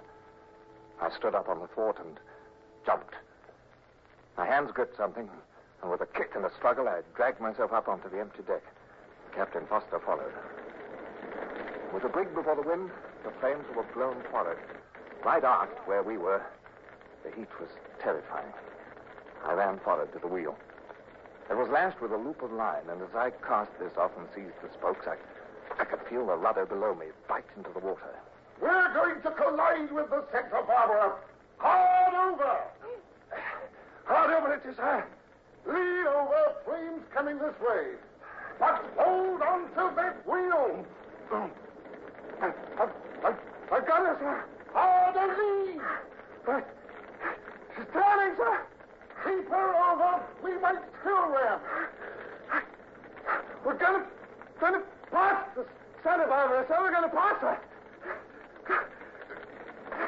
We did it, sir. We did it. Down on your knees. But hold that course. Don't starboard a point. Starboard a point it is, sir. We'll lay her aground on the shoal by the neutral zone. Good. There's the Dauntless on the port bow. Keep her clear. Breathe, sir. Sir, something's happened. What is it, man? What is it? The tiller ropes must have burned away. The wheel's spinning. I can't steer her, sir. All right. To the taffrail. On, jump!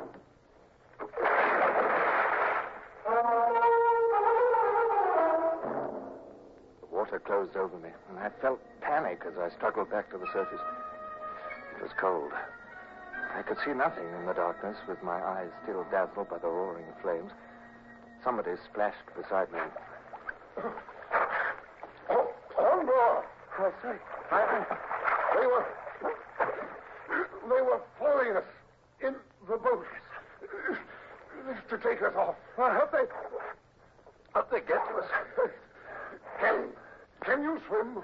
Not very well, sir. I can't either. Ahoy! Ahoy! Hand! Harvey! Ahoy! Ahoy! Don't see him, sir. Oh, where are they? Where are they?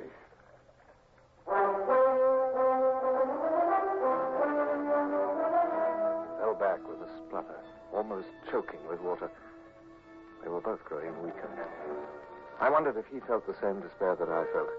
And I suppose he did.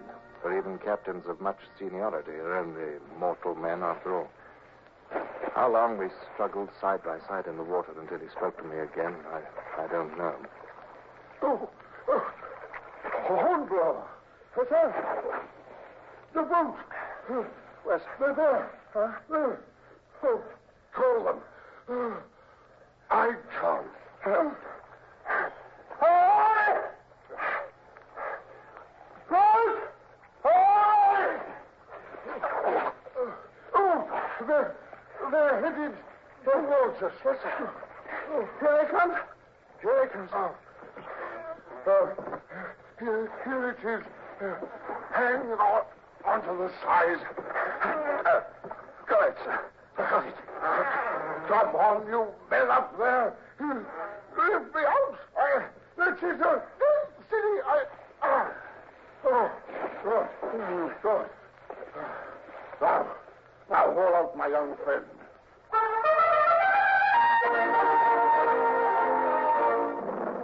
I felt hands on my arms, and the water fell away from me like a weight as they lifted me and dragged me over the stern.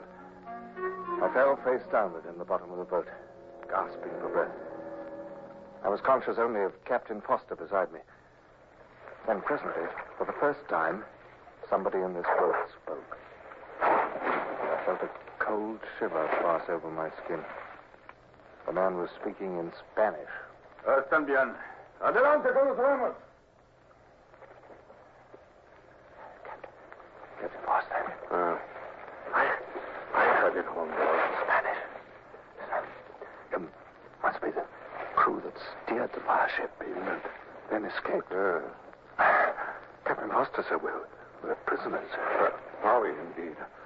We'll see about that. Come on, Hornblower! Hi, sir. Siéntense ahí. Hornblower. Hi, sir.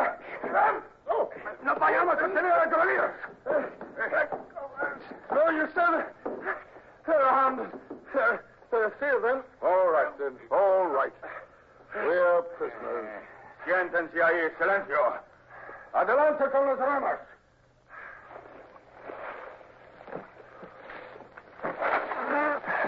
Hornblower. Yes, sir. How are we heading? North, I think, sir. Yes, north. Maybe they are going to land on the neutral ground and make for the Spanish borders. That's their best chance. It's a dark night. There are 2 other ships burning themselves out over there, sir. There were 3 fire ships came in all, I think. Well, that was my count, sir. 3. That means that none of them did any damage. Good. But a bold endeavor. Whoever would have credited the Dons with making such an attempt? Well, they've learned about fire ships from us, perhaps, sir. We may have nursed the pinion that impelled the steel, eh? Well, it is possible, sir. I suppose it is. Well, let's lean back, Hornblower. If we're to be prisoners, let's at least try to make ourselves comfortable.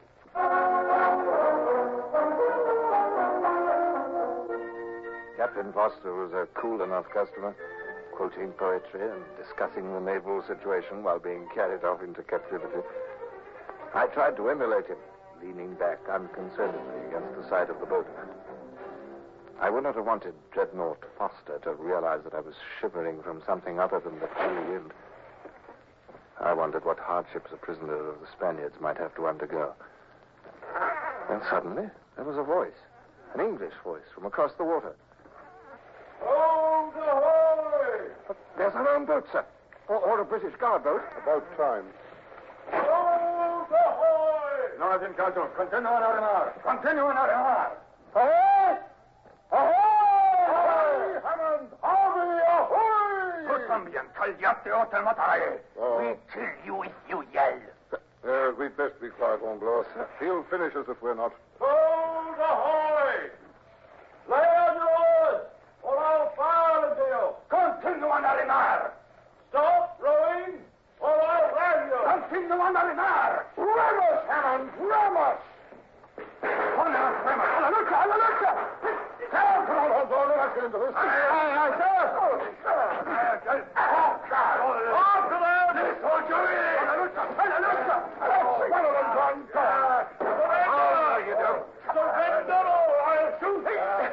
comandante. No rendemos para la lucha. Si, we surrender. That's better. Sit down there in that boat. Drop your arm. Give me a hand, Captain Foster. Jump in here. Jump it is. Now you, Mr. Midshipman. Thank you, sir. Are you all right, you two? Why not? I'm all right, sir. Keep your gun trained on those Spaniards, Hammond, until I get into that boat. Then I'll keep a gun on them and make them follow. Go ahead, Harvey. All right. Pull away. I'll follow you with the prisoners. Pull oars. Thank God you're safe, Foster. And you too, of course, Mr. Hornblower. No thanks to you, however, I might add, Captain Hammond.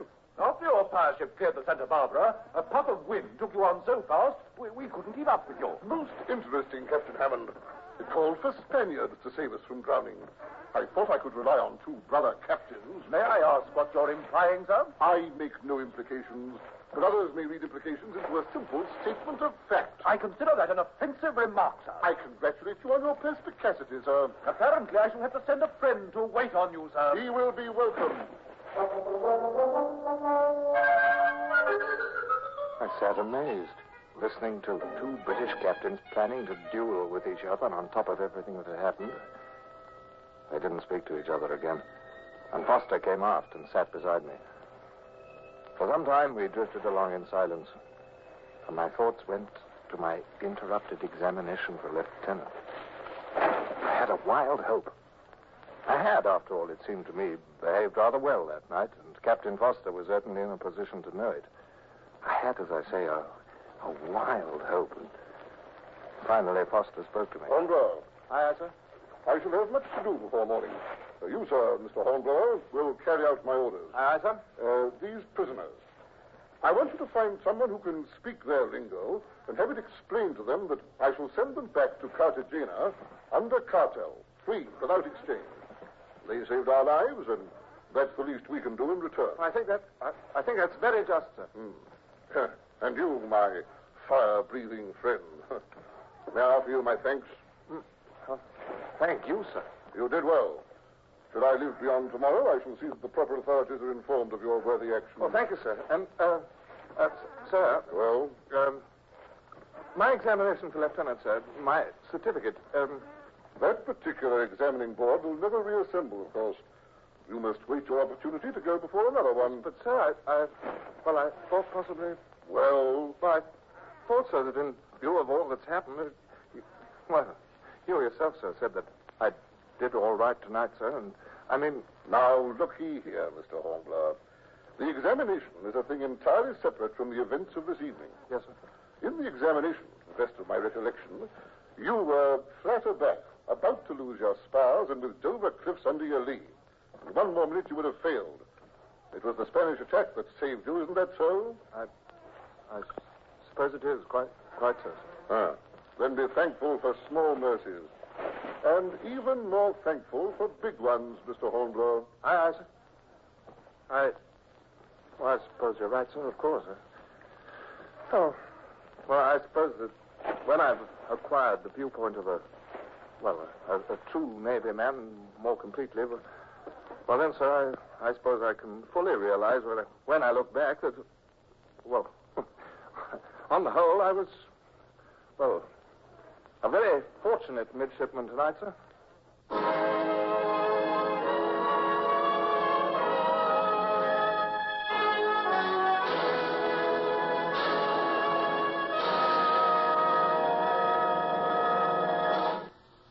Horatio Hornblower, starring Michael Redgrave, is based on the novels by C.S. Forrester. Music composed and conducted by Sidney Torch. Produced by Harry Allen Towers.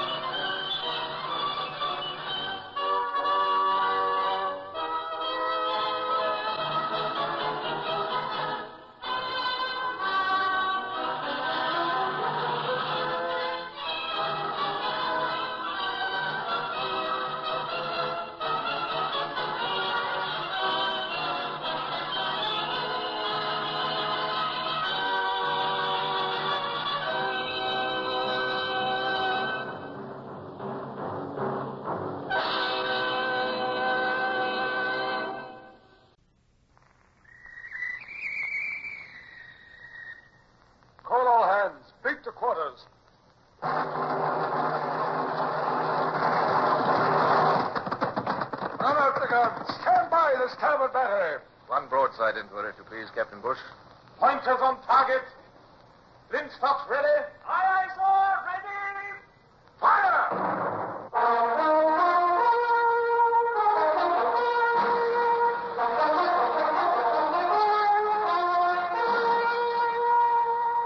Presenting Michael Redgrave as C.S. Forester's indomitable man of the sea, Horatio Hornblower.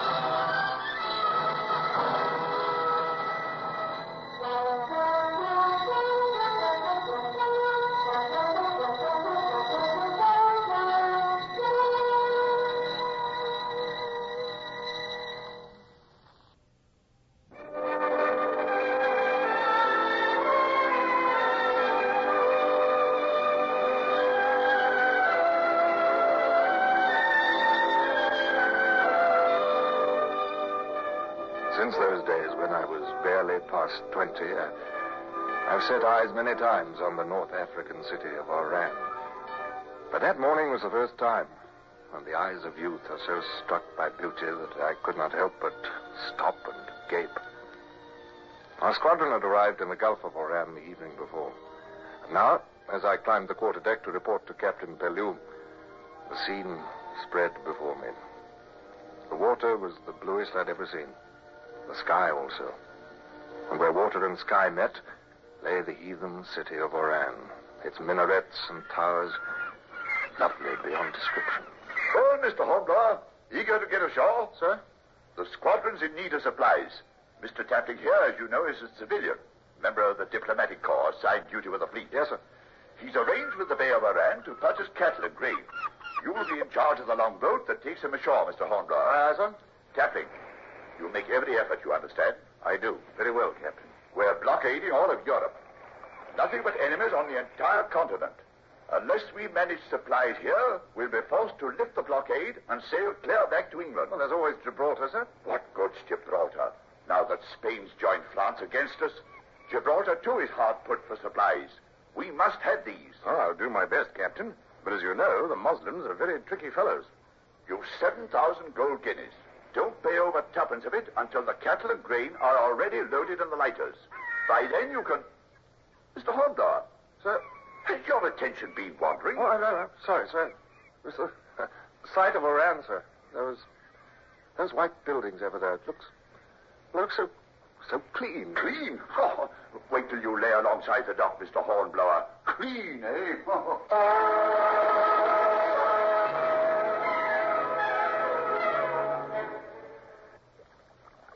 Right, boat oars. Boat oars! You in the bow there, Hunter. Stand by to secure onto that firing.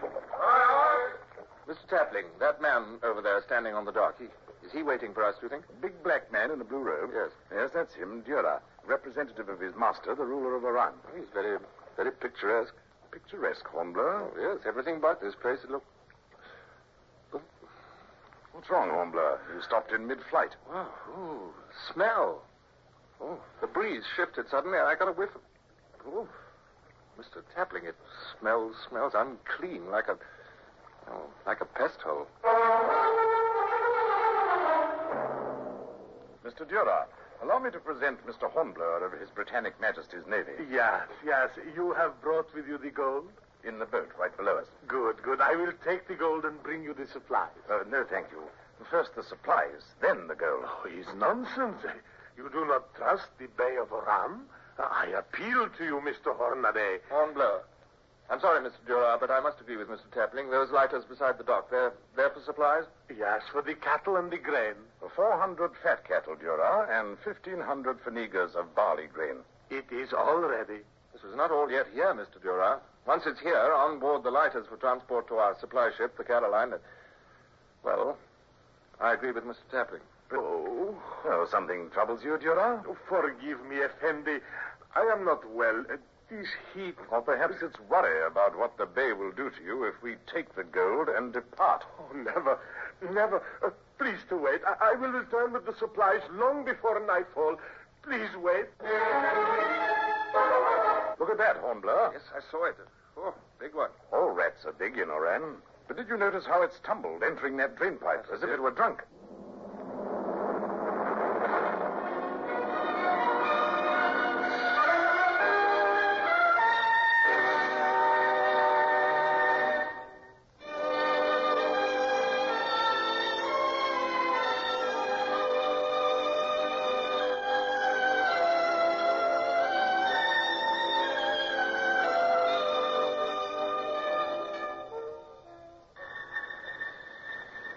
The men to spread an awning against the rays of the sun. And we sat under it, all of us. Tapling, our crew from the longboat, and I. Out beyond the harbor, the Indefatigable stood under furled sail, with the Caroline beside her. The ocean looked cool and pleasant, but we drew small comfort from it. Natives in long robes came and went, and one of them seemed almost as badly off as the rat. Hey, Tapling. Yes? Look. Isn't that Duras coming back? Oh, let me see. Yes, it is. With a string of loaded donkeys and a herd of cattle, and men carrying grain sacks. Scrawny cattle. No, we're lucky to get even these. All right, Mr. Duras. Load them on the lighters and we'll hand over the gold. Lively now.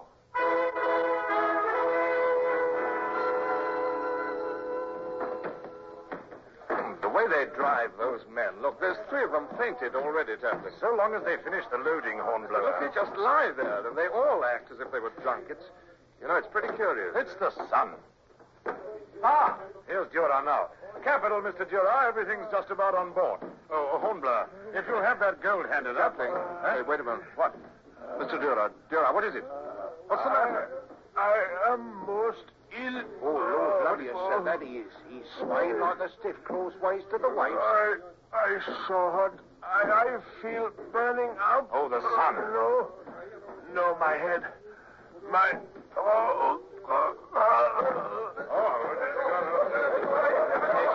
back there, all of you. Hunter, keep those natives back. Aye, sir. Mr. Tapling? Duras certainly wasn't drunk. No, neither were the others, nor that first Moslem who keeled over, nor was it the sun. By heavens! And that rat, Hornblower. That rat that had difficulty in finding the drain pipe. Yes. Do you think it's the plague. The Black Death. I saw it in Smyrna in 94. Let them go. Let them go, Hunter. There's no stopping them now. There's no stopping any of them. Look there, sir. 3 Moorish vessels of the next dock. They're casting off, sir, rowing out to sea. The whole town is in a panic. Look at them running every way. There's no sense in leaving the gold sitting here on dockside. Matthews, Hunter, pass it back on board the longboat. But, sir... confound you, that is an order. Aye, sir. Now, Mr. Tapling, what do we do now? Do, Hornblower? We stay here and rot. Stay here?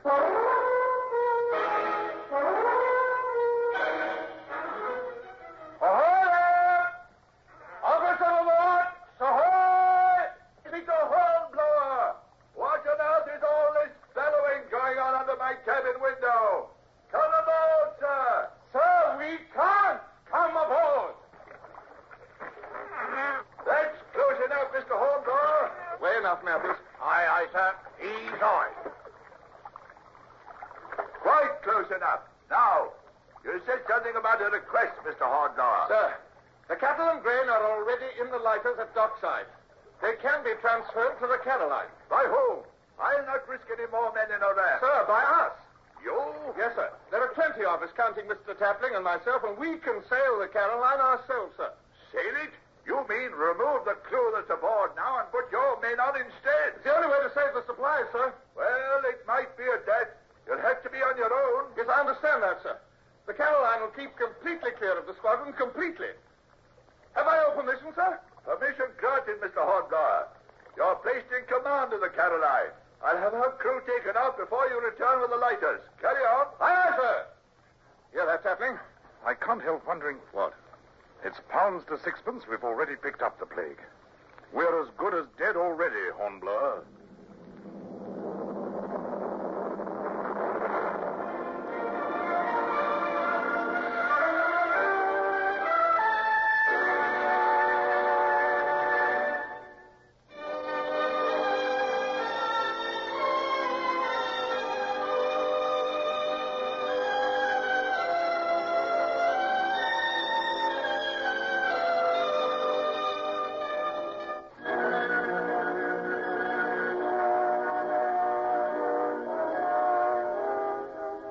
I shall never forget how hard we worked that afternoon, and all through the night, taking over an empty ship and loading into it all that vast amount of cattle and grain. Nor shall I ever forget my desolation the next morning when the squadron left us behind. What's that? Signal gun from the Indefatigable, Tapling. Oh, saying farewell, eh? Yes. 2 guns. I'm getting a salute as an acting lieutenant. I hope I can prove worthy of it now.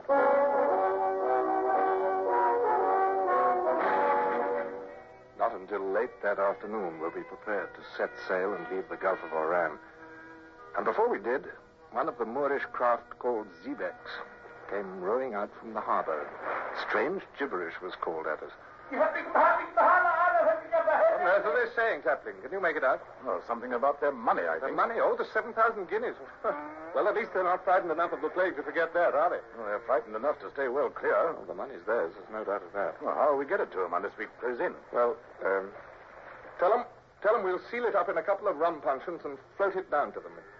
I'm just as anxious to stay clear of them as they are of us. Matthews? Sir. See to it at once. Oh, and Matthews, have the crew stand by to hoist sail. We've a long 3 weeks ahead of us. There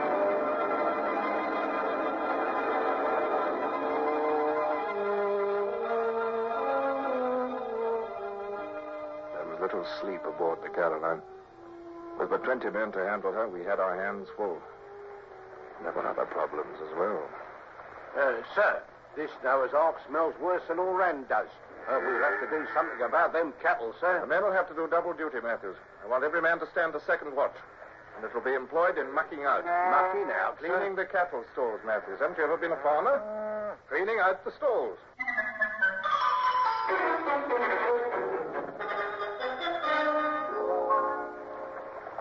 Sir, begging your pardon? Well, what is it, Hunter? Now, don't tell me the men are complaining of their rations. We're giving every one of you fresh meat. We slaughter a bullock a day. Oh, no, sir, it ain't that. That fresh meat is welcome. Why, there ain't hardly one of us ever tasted a steak before. No, sir, it's this brig. She's leaking very bad, sir. She's leaking very bad. Well, we'll man the pumps. Pumps night and day.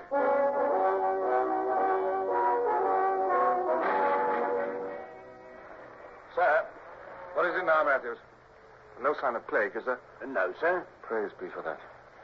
We're 15 days out of Oran already. No sign of plague yet. We may escape it entirely. There's something else we can't escape, sir. We've run out of water. What's that? Aye, sir. Clean out. Yes, but there was plenty. Captain Pellew had the Caroline well stocked before the squadron left us. He forgot about them cattle, sir. They drinks water, too. Gallons of it. The quarantine period is 3 weeks, Matthews. We've got to hang on out here for another 6 days, somehow. Can't be done, sir. Not without fresh water. Sir, they sighted a sail around the far point. What? They think it's a Spanish Coastal Guard lugger. Coast Guard, eh? Matthews. Sir? How many hands do you think that lugger carries? How many, sir? Yes. Well, I should judge 25. Yes, so should I. Well, at the outside, 30, and we have 20. Sir, you ain't thinking of... I am. Listen. She carries 4 8-pounders. So long as she doesn't stand off and use them, we may have a chance. Hunter! Aye, sir. I want you to choose 2 men and show yourselves up here at the helm with me. Aye, sir. I want everybody else to stay out of sight behind the railing. Hand out pistols and cutlasses to all hands, Matthews. Aye, sir. Mr. Tapling may also serve, so see that he's armed. I want every man ready to jump. And if a man shows himself before I give the order, you will shoot him, Matthews, with your own hand. Aye, aye, sir. Now, we're showing no colors. Our plan's legal under the laws of war. We'll wait till the lugger comes alongside and then board her. Suppose they stand off, sir. Oh, let's hope they don't, Matthews. Their job is to apprehend smugglers. Let them take us for smugglers and we have a chance. A good chance.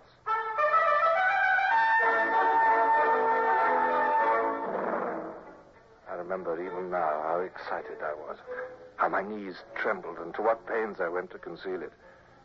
And I remember being grateful for those cattle. All that voyage they grated on my nerves with their mournful bellowing. But now I welcomed it. For who would expect a ship laden with cattle to be prepared to fight? There's a warning shot, sir? Yes, off our bow. I'm going to heave to, Hunter. You men, main topsail braces. Helm hard to lee, Hunter. Hard to lead, sir. Now, not a sound. Here she comes, sir. Yes. They don't suspect nothing, sir. They're laughing. About the cattle, I expect. Yes. Wait, Frank. Wait. Officer on board is about to hail us, sir. Ahoy! Yes, Nationale. Make first day. Stand by. We come alongside. Yeah. Yeah. Come ahead. Come right alongside. You'll stay at the helm, Hunter. Right, sir. They're close. Yes.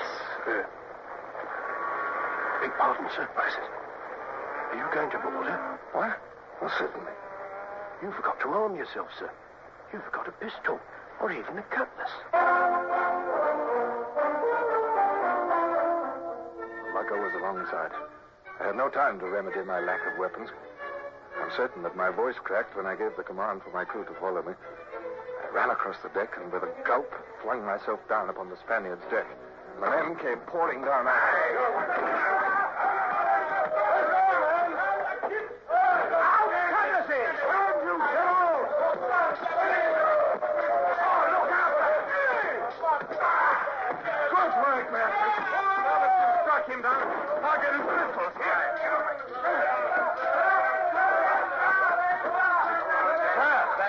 Yes, they are, Matthews.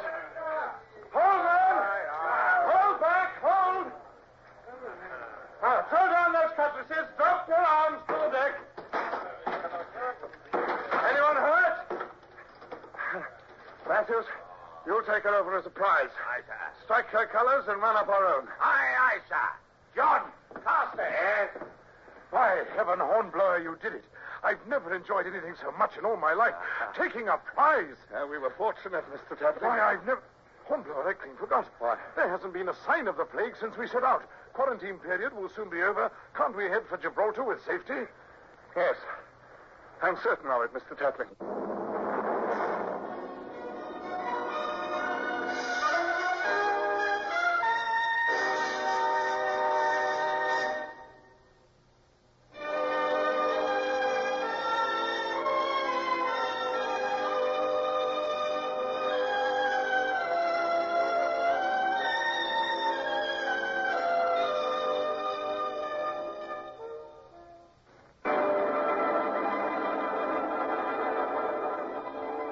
So it was that 6 days later, on the 22nd day of our quarantine, we entered Gibraltar Bay with a captured Spanish lugger under our lee. I was a proud young fellow. Acting Lieutenant Hornblower, safely in with supplies for the fleet, and a prize to boot. But if I expected praise, I got little of it. I reported to Captain Pellew. He nodded and dismissed me. And the only comment I received came from the chief commissary of the squadron when I presented to him my accounting of the supplies. Mr. Hornblower, you mean to tell me that you allowed your crew to eat fresh beef, a bullock a day for your men? That was wanton extravagance, Mr. Hornblower. I'm surprised at you. Yes, sir.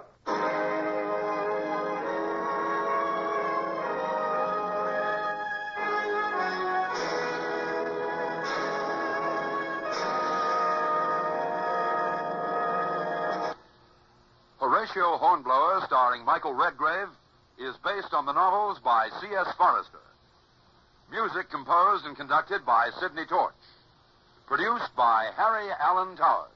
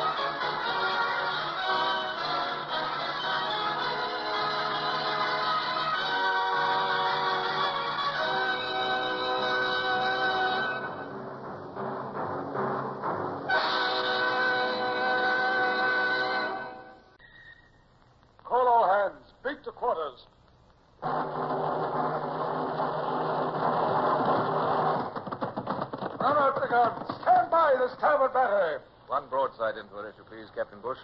Pointers on target. Linstocks ready. Aye, aye, sir. Ready.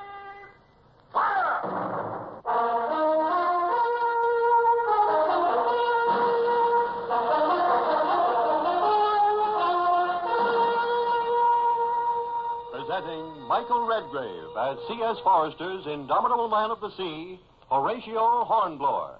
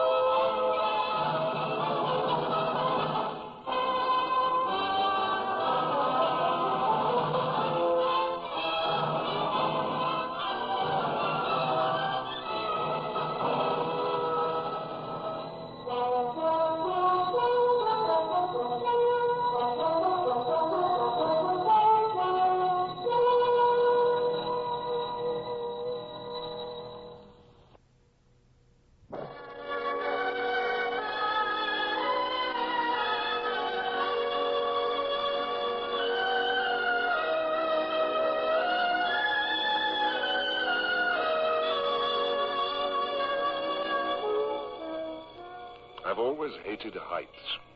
I still grow dizzy on occasion, much too easily. But once, rather early in my life at sea, I learned that even heights are not one whit so bad as fear. Cold fear itself. Our frigate, the Indefatigable, had chased the French corvette Papillon into the mouth of the great French estuary, the Gironde. And there we were, prowling like a wolf outside the sheepfold. And now, Mr. Chad, let's have that chart, if you please. No, the one showing the mouth of the Gironde. I penciled in the positions of the French shore batteries. Pull your chairs down to the same, gentlemen. Our chase, the Papillon, lies just here. Mr. Eccles took the bearings. You've been wondering what I plan to do about her. Well, you gentlemen are going in with our small boats, launch, cutter, jolly boat, to fetch her out. Oh, so that's it, sir. A cutting out expedition, eh? Precisely, Mr. Chad. Mr. Eccles will be in general command. We've already discussed it. Mr. Eccles, will you kindly outline our plan? Yes, sir. I shall have the launch, and Mr. Ross the cutter. And Mr. Chad and Mr. Mason will command the first and second gigs, and Mr. Hornblower will command the jolly boat, as usual. Each boat, except Mr. Hornblower's, will have a junior officer, second in command, of course. Yes, sir, as I was about to say. For the jolly boat, that won't be necessary, with its crew of only 7. Yes, sir. We'll be dispatching about 100 men in all. The Papillon is a ship of war, no merchantman. 10 guns aside, a crew of 200 men, no doubt. But we'll be attacking her by night, taking her by surprise. Surprise is more than half the battle, gentlemen. Pardon the interruption, Mr. Eccles. Just now, we're out of sight of land. The French will think we have gone for good. We'll stand in again, as far as possible, after nightfall. Then deliver the attack at 4:30, an hour before dawn. You see, that means their watch below will have had time to go to sleep. But proceed, Mr. Eccles, proceed. My launch will attack on the starboard quarter. The cutter on the larboard quarter. Mr. Mason's gig on the larboard bow, and Mr. Chad's on the starboard bow. Understood? Yes, Mr. Chad must cut the corvette's cable as soon as the other boat's crews have reached the quarter deck. Are you clear, Mr. Chad? Yes, Mr. Eccles, quite clear. Mr. Hornblower, with his jolly boat, will wait until the rest of you have gained a foothold on the deck. Then he'll board at the main chains and ascend the main rigging, paying no heed to whatever fighting is going on deck. He'll see that the main topsail is loosed and will sheet it home on receipt of further orders. Clear, Mr. Hornblower? Yes, sir. Yes, sir. I myself, or Mr. Ross, if I'm killed or wounded, will seize the wheel and attend to steering the corvette as soon as she's underway. The tide will take us out, and the Indefatigable will be waiting just out of range of the shore batteries. And that's how we fetch her out. It's very simple, gentlemen. It didn't seem so simple to me. At least not my own part of it. Of course, I should have spoken up then and there. I was no main topman. I hated going aloft. I was unsure of myself in the dark up there. I was utterly appalled at the thought of finding my way amid strange rigging. Well, I opened my mouth to point this out. It was my duty to question my own fitness. I'm sure, Mr. Hornblower. What was this that Captain Pellew was saying? It seemed to concern me. And since we're short-handed on midshipmen just now, I'm sure Mr. Hornblower won't mind the rigging job, even if he has newly ascended to the happy state of an acting lieutenancy. After all, he's younger than most of us, should be that more agile as a consequence, eh, Mr. Hornblower? Well, I hope so, sir. Of course. Then you don't mind our assigning you as a top man? Well, no, sir. No, not at all, sir. Well, then, gentlemen, I think that's all. I fancy you should all begin your preparations. Aye, sir. Aye. The sun is about to set. You know your duties, and each of you will find you have plenty to do, I have no doubt.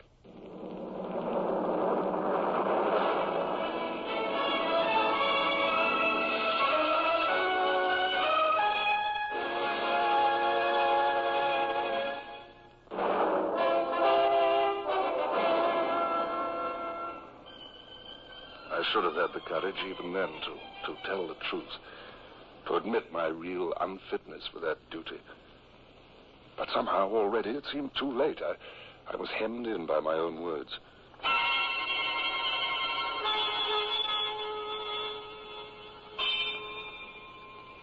The Indefatigable crept inshore through the darkness. The time for the attack came very slowly. Still, it came. The boat crews formed up at last, each man with arms. My jolly boat's crew stood in the waist, awaiting me. Are you all ready? That we are, sir. Are the oars of the jolly boat properly muffled? Aye, sir. And each of you has his own pistol and cutlass? Aye, sir. Very good. Then keep all pistols at half cock. Don't want them going off to warn the French because of nerves. Jackson? Yes, sir. As coxswain of the jolly boat, you'll leave it last. Aye, sir. I'll mount the rigging first, of course. But Jackson, be prepared to take command if I fall. I mean, you know, well, if I'm killed in this instance. Is that understood? Oh, yes, sir. Oh, good. Well, I think then that we're just about ready to pull away as soon as word comes down from the quarterdeck. Begging your pardon, sir, I don't feel quite right. What's that? Who was that spoke to us then? Hales, sir. I'm a little worried about Hales, sir. What? He's been acting kind of odd. Oh, I see. Oh, what's the trouble, Hales? Oh, I'm not sure, sir. I just feel a bit, queer-like tonight. Oh, indeed? Well, you're not the only one who feels a bit unsettled, Hales. Oh, I belay that, man. Oh, I don't mean I'm afraid, sir. Honestly. Just keep your mouth shut, Hales. Mr. Hornblower's busy. Look, let's have no more of this chattering. We're about to take off in a moment. Wait for the signal.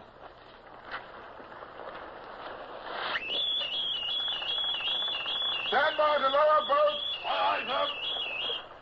Lower away.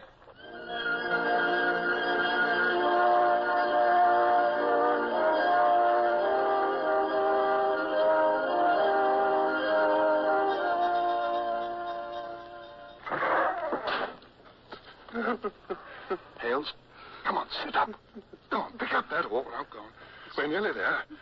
Oh, take his oar, Jackson. Come on. Jackson, do you hear me? Aye, sir. If I can just get his hands off. I want to do it, honest, but I can't. You might try pouring water on him, sir. There's the baler, Andy.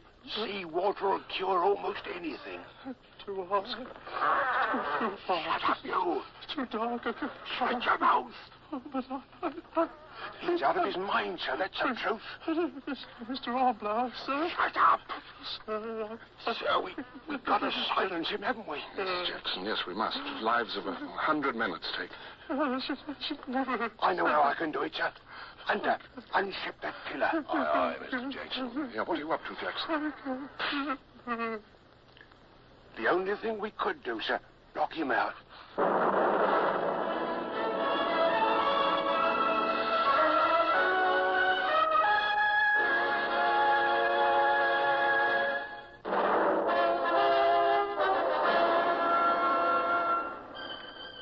I had my orders to wait until the attack had gained a foothold on the deck of the Papillon. She was a black, looming shape now, just ahead, her spars towering up hugely against the nighttime sky. And because that's where I had to climb,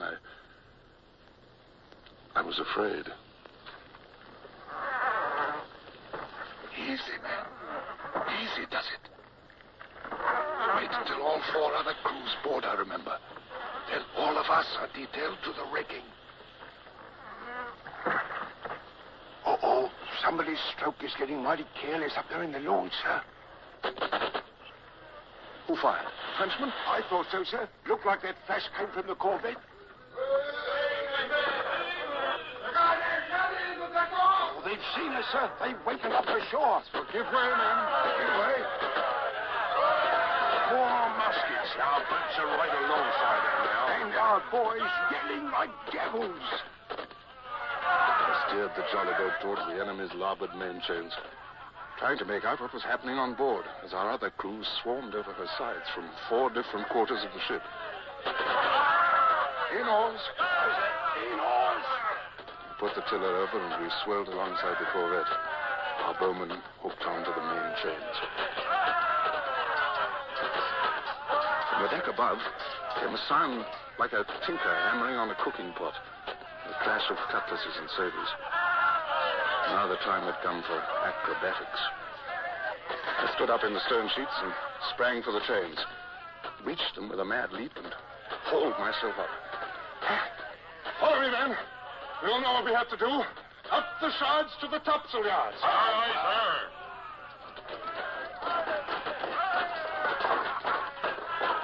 The shards came into my hands somehow. My feet found the ratlins beneath them. And I began that dreaded climb to the main topsail, locking fingers and toes into the ratlins with a thrust of desperation. The flash of pistol shots lit the seething scene on deck, but I didn't dare look back at it. I kept my eyes from my climbing. Jackson! Get him, Henry Jackson! Aye, sir. I can. I'm right behind you, sir. At my elbow, I felt the futtock shrouds. I transferred my weight to them. It was a long way down to the deck by now, I noticed. Then I hauled myself to the topmast shrouds and began the last stage of the ascent. The shouting on the deck fading a little in the distance. Then here I was at last, at the topsail yard itself. My arms gripped it.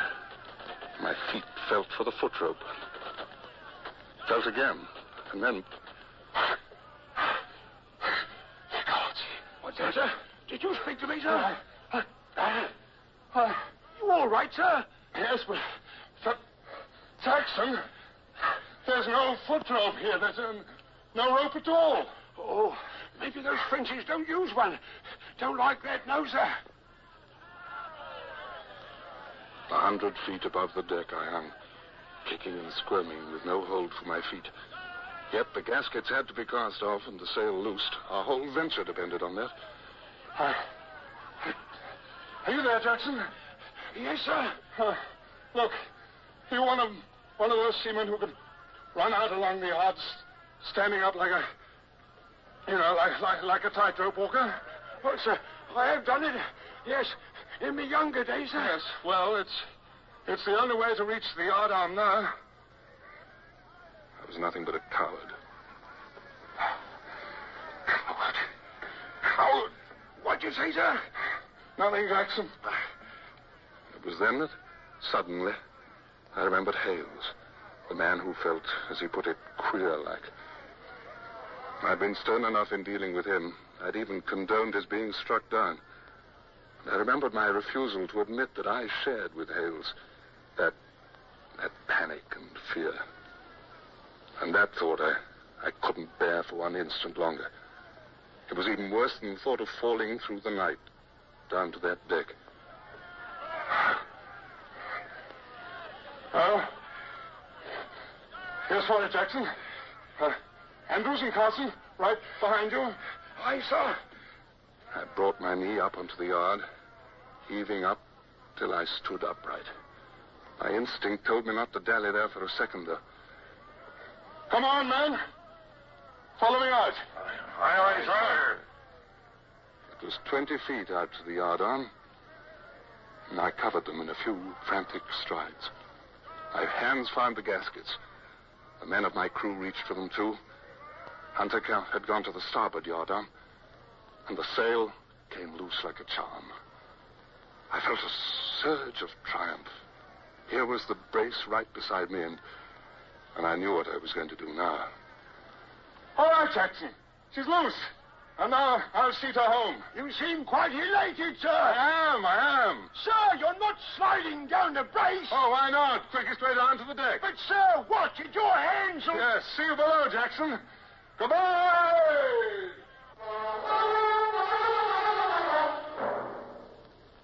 I was a delirious young fool, excited by the stemming of my fear, carried away by it. And I slid so fast down that rope that I nearly cried out in pain. The rope stripped the skin from my hands like peeling off a glove. Well, Mr. Hornblower, you plummeted down here like a cannonball. Yes, sir. Let's get the topsail set, sir. Here now, you men. Stand by to give a hand with the sail. Lively now. All right. A faint grey dawn was showing now. The signs of battle had almost died away, and I'd been far too occupied to notice.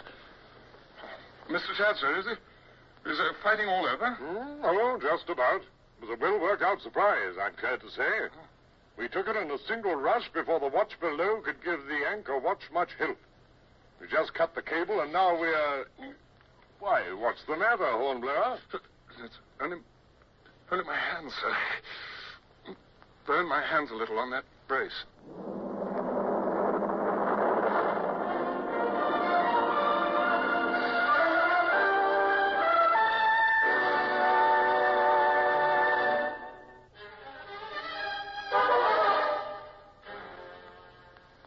There's the old Indy, sir, waiting for us.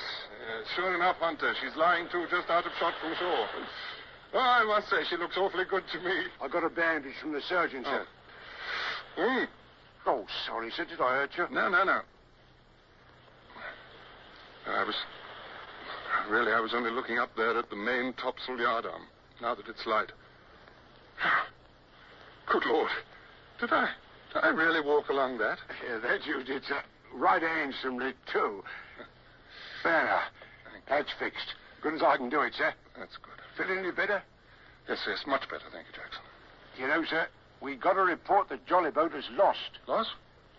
Well, what happened, Jackson? She ain't towing alongside to lock the other boats. And, of course, we didn't leave no boatkeeper in her. Well, why didn't you leave Wells? He's our boatkeeper. I figured we'd need Wells in the rigging, sir, in place of Ailes, seeing as how Ailes was, well... Why, Hales. I'd forgotten all about him. Where is Hales, Jackson? Well, he was still in the boat, sir, naturally. And the boat must have come adrift, sir, when the ship went about. Suddenly, my warm feeling of triumph was extinguished. For if it hadn't been for Hales and my remembering him at the right moment, perhaps I'd never have nerved myself to walk that yard. And at this moment, perhaps I would be branded as a coward, unfit to be an officer. I think this was my first groping realization of the mysterious extent to which one man's small destiny can act upon another's.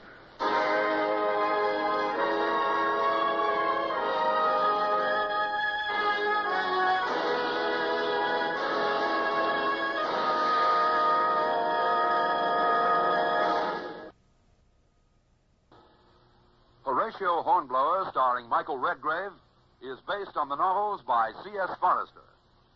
Music composed and conducted by Sidney Torch. Produced by Harry Allen Towers.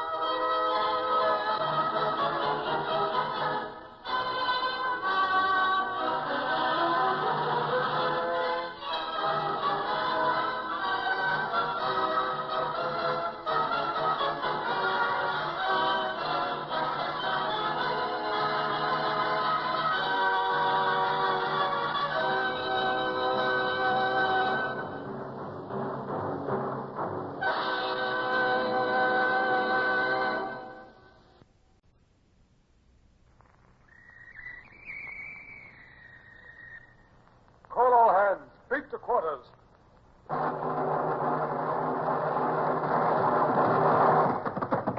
On up the guns. Stand by the starboard battery.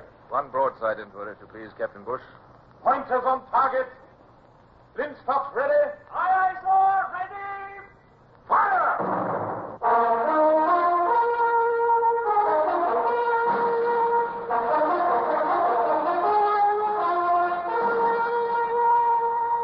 Presenting Michael Redgrave as C.S. Forester's indomitable man of the sea, Horatio Hornblower.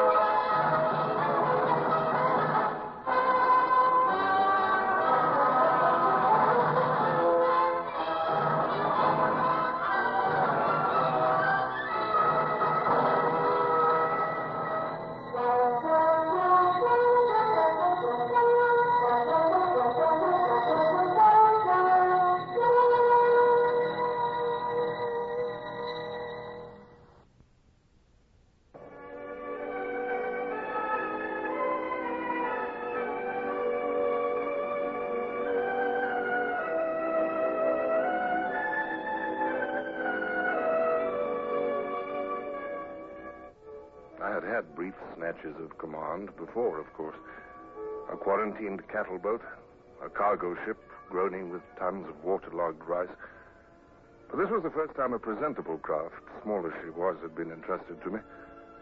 Aged barely 21, I felt as if every telescope in our Mediterranean fleet must be trained on me as I sailed our little prize ship, La Mouche, into Gibraltar's harbor. No, it's too bad, sir. Can't quite understand it. What's too bad, Mr. Wynyard? Why, I don't think she's in herself yet, sir.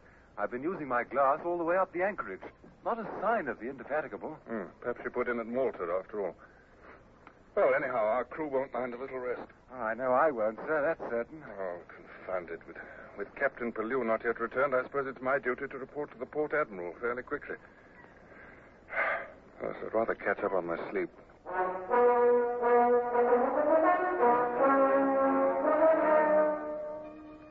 Oh, welcome back aboard, sir. They've already come for the prisoners.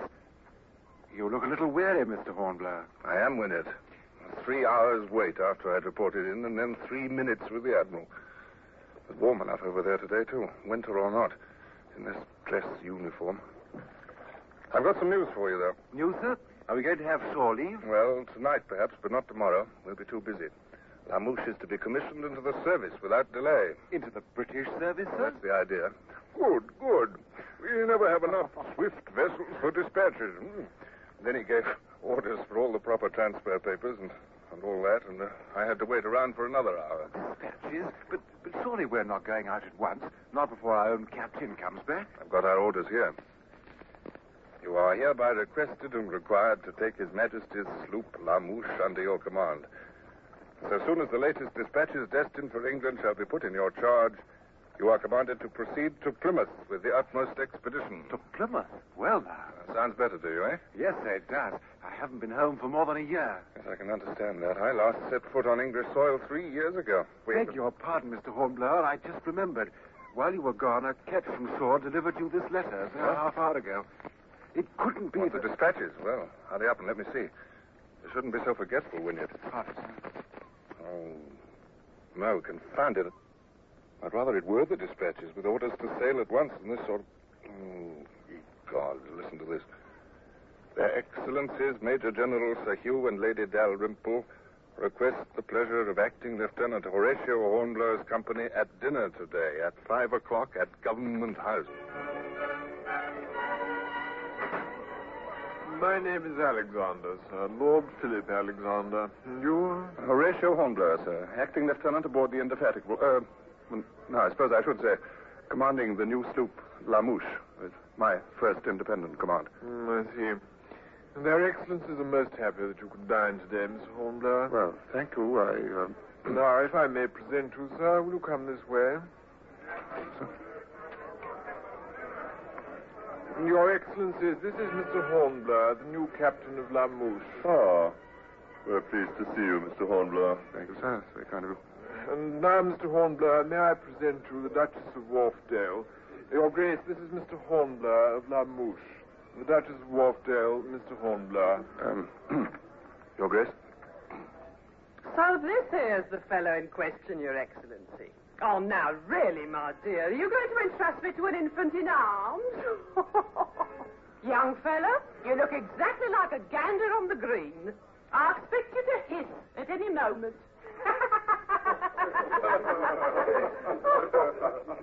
And then and there she did an imitation of me, sticking her chin out and dangling her arms, which brought a roar of laughter from the whole room.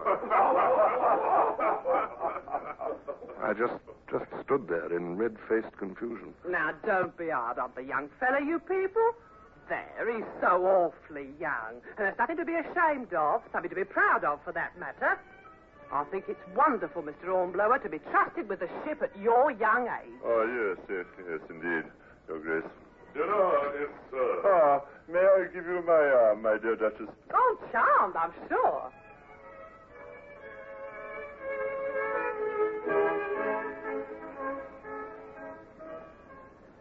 Oh, I confess I'm thoroughly mystified, Lord Philip. What does she mean about entrusting her to me, for instance? As usual, the man most concerned is the very last to know. What is it? Why, when you sail tomorrow with dispatches, Hornblower, you're going to have the honor of bearing her grace with you to England. But you're not... Oh, no, you're not serious. Oh, but who is she? I mean, she doesn't... You heard my introductions, didn't you? She's the Duchess of Wharfdale. Well, yes, but... I don't like to sound as if I... But she... she doesn't talk like a duchess. No, the old Duke was in his dotage when he married her, you see. She was a tavern keeper's widow, so her friends said. You can imagine, if you like, what her enemies said. But what on earth is she doing in Gibraltar? Oh, she was at Florence when the French marched in. She got to Leghorn and bribed the coaster to bring her here. She asked Sir Hugh to find her passage home to England. Sir Hugh then asked the Admiral, and that's where you come in, poor fellow.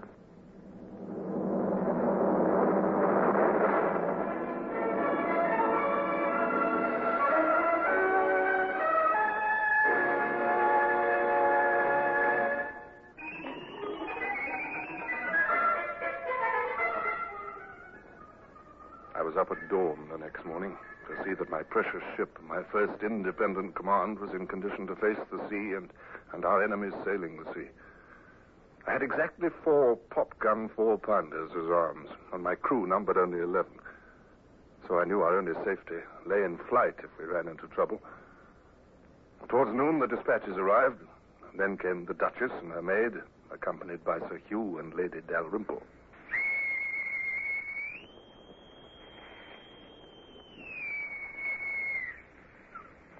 Welcome aboard, Your Excellencies. I deeply regret that I can muster but 2 boatswain's pipes in your honor. You see, sir, my crew... no trouble, Mr. Hornblower. As governor of Gibraltar, one tires of ceremonials, you know. Well, here's our young man. How sweet you are to bother with 2 extra passengers, Mr. Hornblower. 2, you mean? Yes, my maid, Mary. Oh, well, a great honor, Your Grace, I assure you. I must apologize to Her Grace in advance for her somewhat cramped quarters, Your Excellency. You see, in so small a sloop, ma'am, your cabin will be, well, minute. Oh, Mary and I can live through it. As soon as the governor had gone ashore, we brought La Mouche up to her anchor.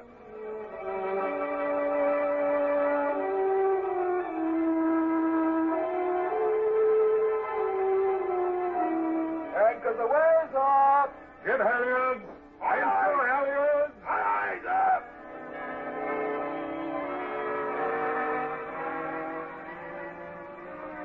La Mouche came round before the wind and began her course for England. Several hours wore on. We rounded Cape Marroquet and set a course for Cape St. Vincent. That sun's near invisible on the horizon over there. Queer night, ain't it, sir?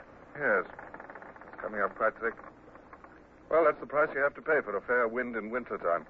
The cool land breeze strikes the Atlantic, and a fog is the result. Be thicker still be morning, I wouldn't wonder. Yes, sir. Yes, I think I shall revise my night orders. We must be sure of keeping clear of Cape St. Vincent in the fog. Yes, I'll set a course due west instead of west by north.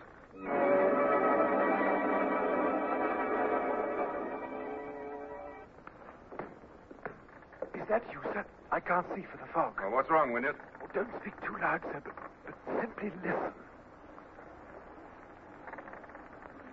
I don't hear anything, except the sea at our bows and our blocks clattering and... Wait. Wynyard, listen. Yes, do I hear the sea breaking under someone else's bows? Is that it? There's a ship close alongside in the fog, sir. I'm almost positive. What kind of ship? You got any idea? After I sent below for you, sir, I heard an order given in Spanish.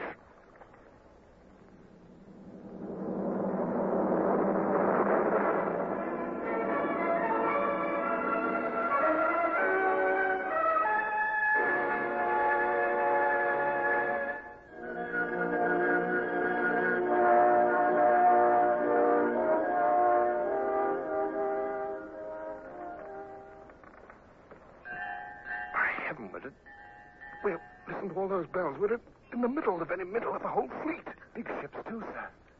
Yes, seems the Dons are out in force, eh? And my change of course had brought us smack into the midst of them in the night. Oh, if I'd only held to my first course... Well, it's too late for that now. Listen now, sir. What's going on now? It's positively uncanny. We're within arm's length of each other and they don't know it. They're setting more sail now that dawn is coming. Spaniards always snug down at night. Don't set their topgallants till daybreak. Well, they make enough noise about it. Yes. Let's hope they're on a different course from ours. Then we'll soon be beyond and through them, won't we, sir? Well, we can hope so, yes.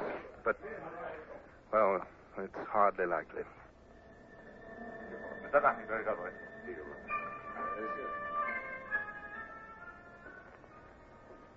Wynyard was right. It was uncanny. You see, Mr. Wynyard, if we were crossing their course, we'd have passed some ship very close where we haven't. The thing that worries me is how long will this fog hold? Oh, the light's growing.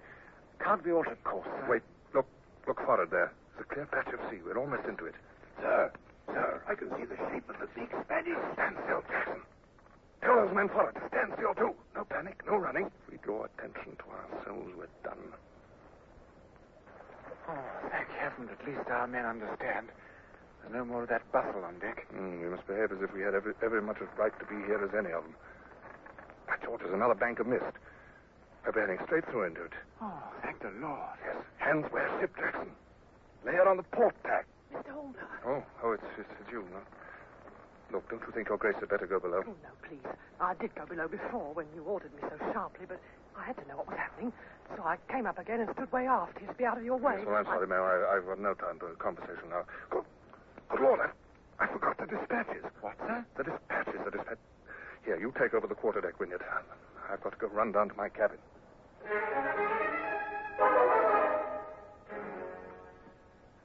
Find them, sir? I did indeed.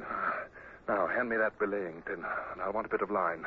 When these go overboard, they've got to sink. Please, Mr. Hornblower, do tell me what you're doing. I'm sinking our dispatches, Your Grace. 2 envelopes of them. Then they'll be lost for good. Well, I've no idea what they contain, but I don't want the Spaniards to read them. I could look after them for you. Indeed, I could, Mr. Hornblower. No. They'd search your baggage, ma'am. If I'd put them in my baggage, I'll put them next to my skin. That's what I'll do. They won't search me in any case. Remember, after all, I am a duchess, and the Spanish are nothing if not gentlemen. Well, Don't stand there staring, young man. If they should capture us, I hope they won't, but if they should, they'll never keep me prisoner.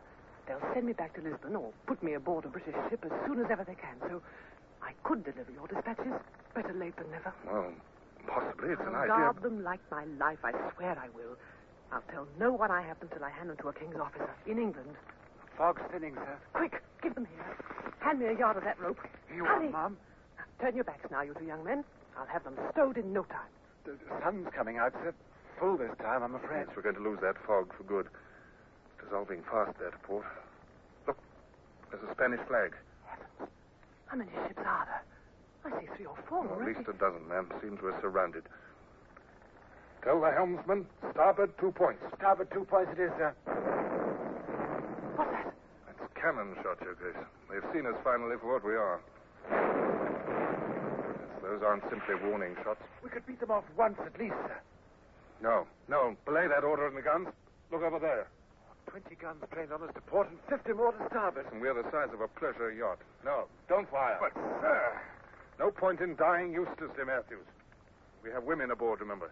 They could sink us in 10 seconds. Sir, the frigate's putting 2 boats into the water to board us. Yes, Your Grace had better look to your baggage. You'll be leaving us soon for, other quarters with the Dons.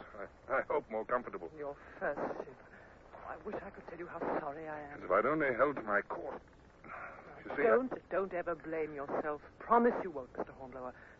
Come over here a moment. There's something I must say to you in private. Yes, Your Grace? Now, stop your gracing me. I'm no duchess. What do you mean? No time to tell it all now. Those Spanish boats are almost here. I'm Kitty Cobham. Ever heard of me? Kitty Cobham? Well, I may have done, ma'am, somehow, somewhere, I think. Never mind.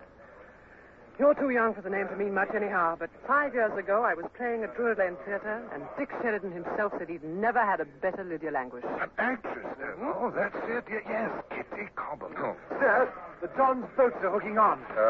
Yes. Come with me, please, Mr. Williams. Do you speak Spanish, sir? Perhaps 3 words. Vengo a bordo para prenderle, señor el teniente. Senor el Teniente Espanol. We have ladies aboard. Ladies. All proper consideration must be asked for Senora la Duquesa de Wharfdale. La Duquesa? Yes. Si. Ah, la Duquesa. Si, señor teniente. She shall be very great respected.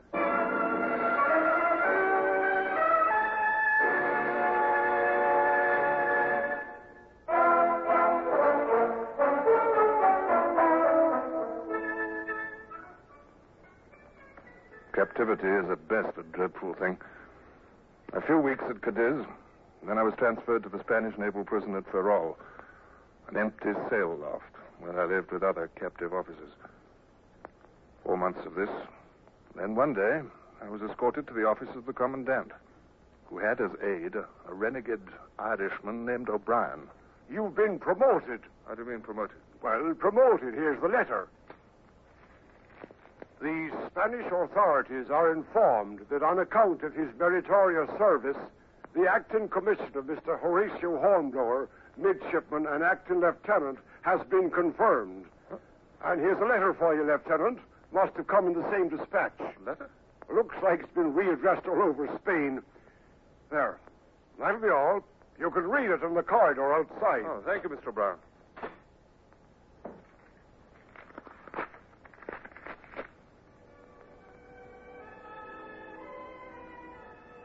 A letter. My first letter since my capture. Such a darling boy. Who on earth would start a letter to me calling me darling boy? I hope it will make you happy. To learn that what you gave me has reached its destination. They told me at the Admiralty when I delivered it that they were very pleased with what you'd done. And just imagine, one of those admirals, he's an old dear, is a shareholder at Drury Lane. Whoever would have thought of such a thing? And he smiled at me, and I smiled at him. I didn't know he was a shareholder then, and I only smiled out of the kindness of my heart. That's a big heart, Kitty Cobham, isn't it?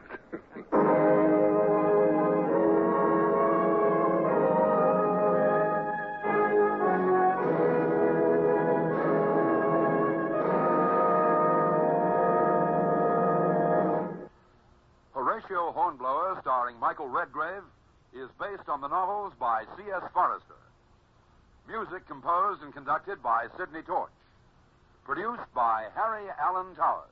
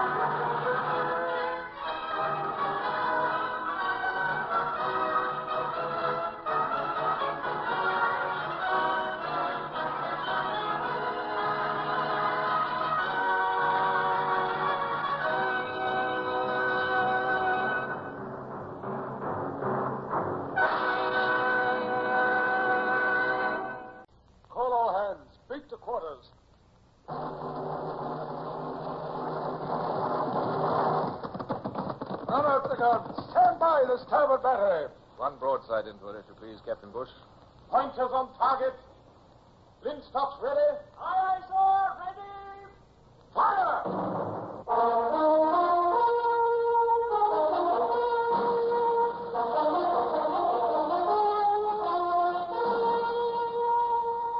Presenting Michael Redgrave as C.S. Forester's indomitable man of the sea, Horatio Hornblower.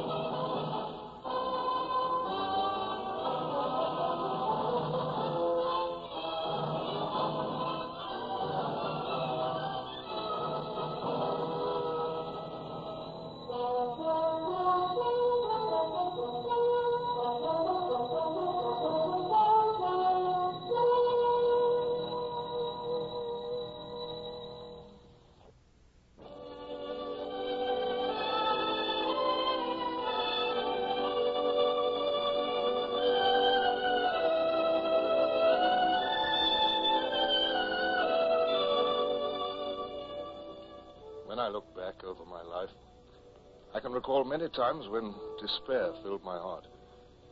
When first I joined the fleet as a raw midshipman and turned seasick inside a harbor. When I was given my first command and lost it. Yet none was worse than the days when I found myself captured by the Spaniards and clapped into their prison at Ferrol. What is that you ask, Senor Hornblower?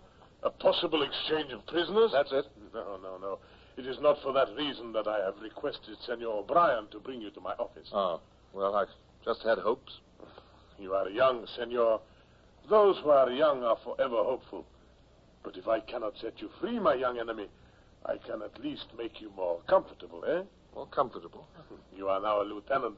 Under the articles governing treatment of prisoners, you are entitled to certain privileges. Oh, well, yes, it had slipped my mind. You shall no longer be quartered with the midshipmen. Senor O'Brien will see to it that you are transferred to the prison rooms reserved for captured officers. More like cells than rooms, to my way of thinking. Perhaps so, Senor O'Brien, yet more comfortable. Also, Senor Hornblower, you will receive the half pay of your rank. Thank you, sir. And your parole will be accepted. You will be at liberty to visit the town and the neighborhood. Thank you, sir. Understand, for only 2 hours each day. Yes, I understand, sir. I have your word, then. As an officer and a gentleman, you promise to make no attempt to escape? You have my word, sir.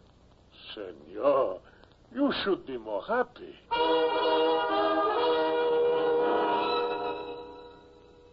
So I was on parole.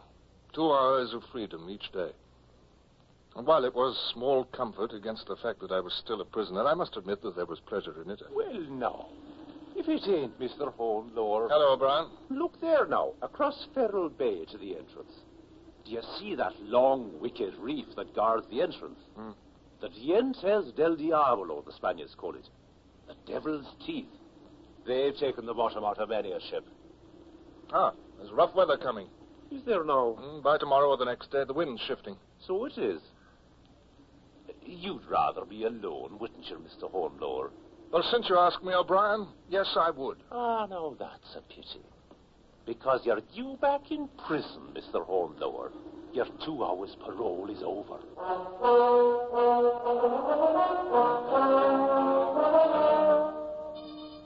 And that's how it went. The same deadly round. The same sick misery of captivity, day after day and month after month. And the only time I felt free was during those precious hours when I stood above the harbor and watched the ocean. And then came a day when the ocean heaved up before a southwest gale, when the waves came crashing in white thunder against Dientes del Diablo, the devil's teeth. I stood there watching them. And suddenly... Senor! Senor, a ship! There is a ship, senor! Do you see it? Yes, senora, yes. Our captain's a fool heading this way in a gale. If he had any sense, he'd heave to and stay out to sea until the wind slackens. It is a Spanish ship, senor? Ah, must be. No British captain would be so insane. The devil's teeth will tear his ship to ribbons. Angelita! Carlos, what is the matter? The ship that now approaches. There is another behind it. An enemy. I must inform the commandant. What's that? A British ship? Si, senor. It cannot be seen from here, but from the very top of the headland. British ship? It must be a man of war. Look, there's the commandant for you. He's climbing up here now.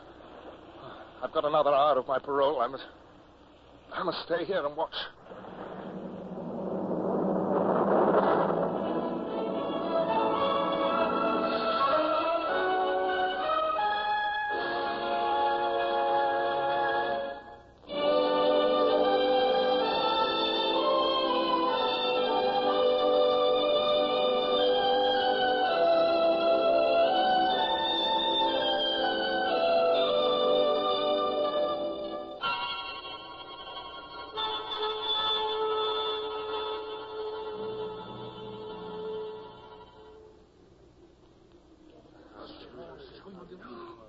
Padre de Dios. The enemy is forcing him straight towards the teeth of the devil. Yes, if your captain had any sense, he'd give up and surrender. He turns. He turns towards the channel. He turns. Madre de Dios, do not miss. Port. More to port. There is the channel. He will make it. Oh, muerte del diablo.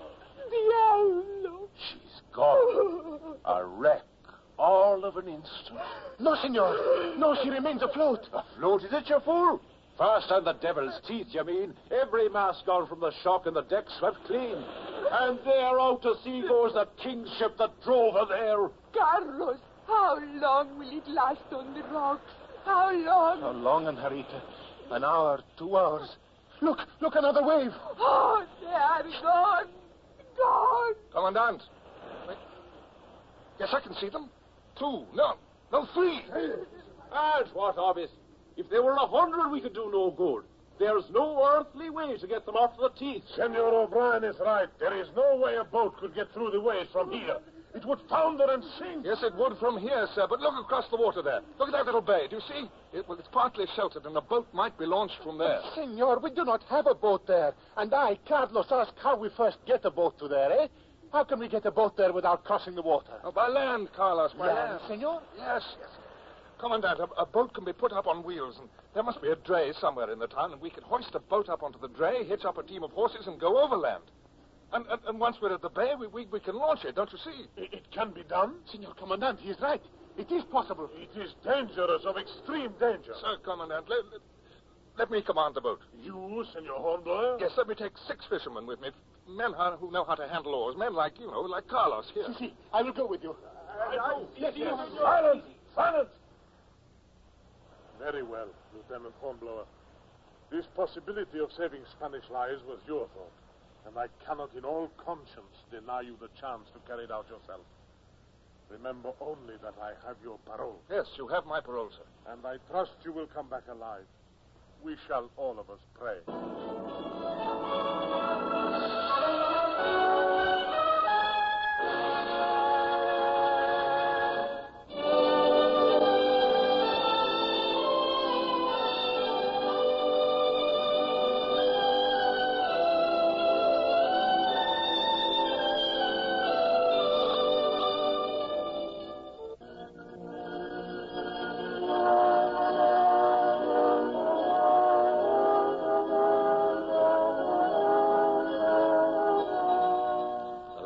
Behind us, that safe, solid ground upon which we'd stood and watched the Spanish schooner drive to destruction. There she lay, upon the jagged reef called Dientes del Diablo, the Devil's Teeth. And yet, as a handful of fishermen and I attempted to rescue the survivors, I was filled with a great elation to be at sea, even such a wicked sea. I'd been on shore too long. I was young, filled with such excitement that fear was driven completely out of me. Pull, lads, pull! Senor, we come closer to the reef. Careful, Carlos. There's a broken mast directly in our course. Ay, nombre de Dios, I see it. Pull! Pull! Senor, there are 4 of them. 4, not 3. Observe. Yes, I see. Oh, closer, Carlos. The waves are very strong. Oh, closer. Get in the lee. Aboard the schooner! Aboard the schooner! We'll come in after the next wave. After the next wave. Do you hear me? Here, senor. They're cutting the ropes that hold them to the mast. Ready, Carlos? Si, senor. Now, after the next wave.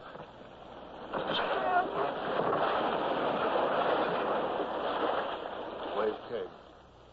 And in we went through a welter of spray and foam. The survivors jumped. One of them sank like a stone, never to reappear.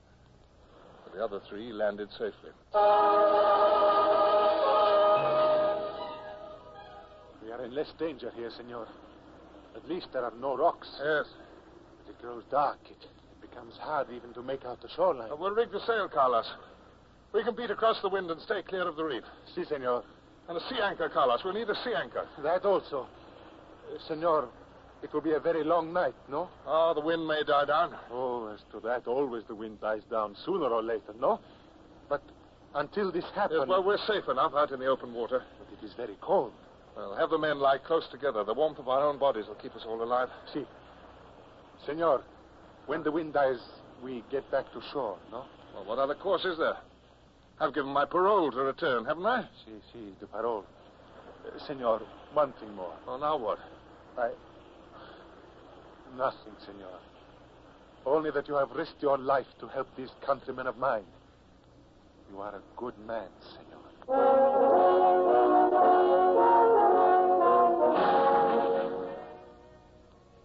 So the night came down on us. A nightmare night, with shrieking wind and waves that rode the black water like white death. We tried to sleep. During the night, one of the survivors died. The wind died down. The waves came at us still mountain high, but smoother now, less dangerous. Senor, please to wake up. Pedro! Jose, amigos! A ship, amigos! A ship! Hey, careful there. Stay amidships. You want us to turn, Turtle? Where is it? Where, Carlos? Wait, amigos! In that direction, to sea. Wait, the next wave. There! What's the matter, Carlos? What is it? It is not one of ours, senor. It is British. British? Yes. We are fishermen. Our eyes are sharp. It is a British frigate, the one which forced the schooner onto the Devil's Teeth. Frigate? One of ours blockading the coast. One of ours. Senor, what do you do? Taking off my shirt. It's white. It's the only white shirt on the boat. Here. Put it on the masthead. Make a distress signal. No. What? We do not wish to be picked up. We are Spaniards, senor. That is the enemy. Better to wait. Now, don't be fools. Wait for what? For more cold and wind? For waves that are bound to pour over the gunwale sooner or later? But, senor, you must understand. Am I in charge of this vessel or am I not? There's one man dead already and more of us nearly so. Now, make signal to her, I say. She's bound to see us. She'll pick us up. Thank heaven. A British ship.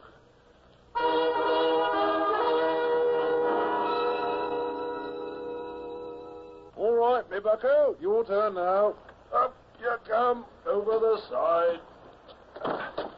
Thank you. Don't even have a shirt to your back, do you? Blue as a mackerel. Don't you Spaniards have a liquor sense? Well, what ship is this? His Majesty's ship Certes. That's...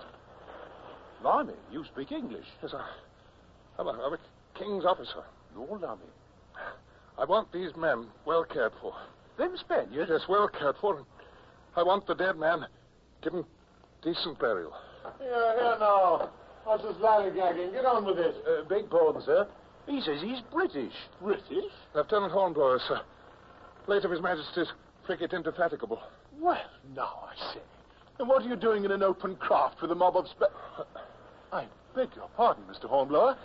Welcome aboard the Certes. As soon as you're clothed and warm, I'm certain you'll want to speak to Captain Crome.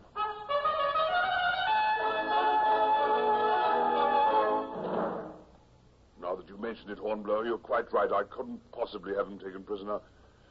Oh, I shall have to set him ashore at the earliest possible opportunity. Now, as regards yourself, I understand you hold a commission as lieutenant. Yes, sir. Came through when I was in prison. You were under Captain Pellew of the Indefatigable. Yes, sir. And I don't know if the Indefatigable is still in these waters, Hornblower. I don't think it is.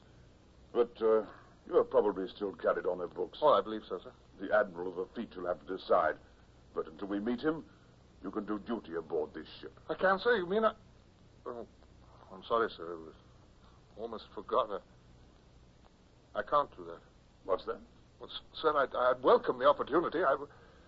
Well, I'd give half the years ahead of me to be out of that Spanish prison and back on duty. You're not in prison? No, sir, but I was.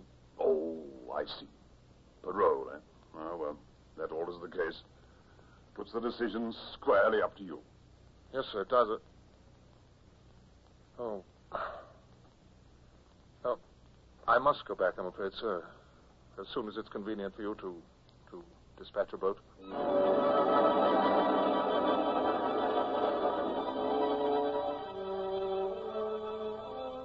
was back the next day. It turned calm and clear, and the Certes stood in toward Ferrol and sent a cutter in under a white flag. I remember how all the others, Carlos and the rest, were laughing and talking gaily as we were set down on the dock. O'Brien was there, and half the town with him. Well, now, if it isn't young Mr. Hornblower. Hello, O'Brien.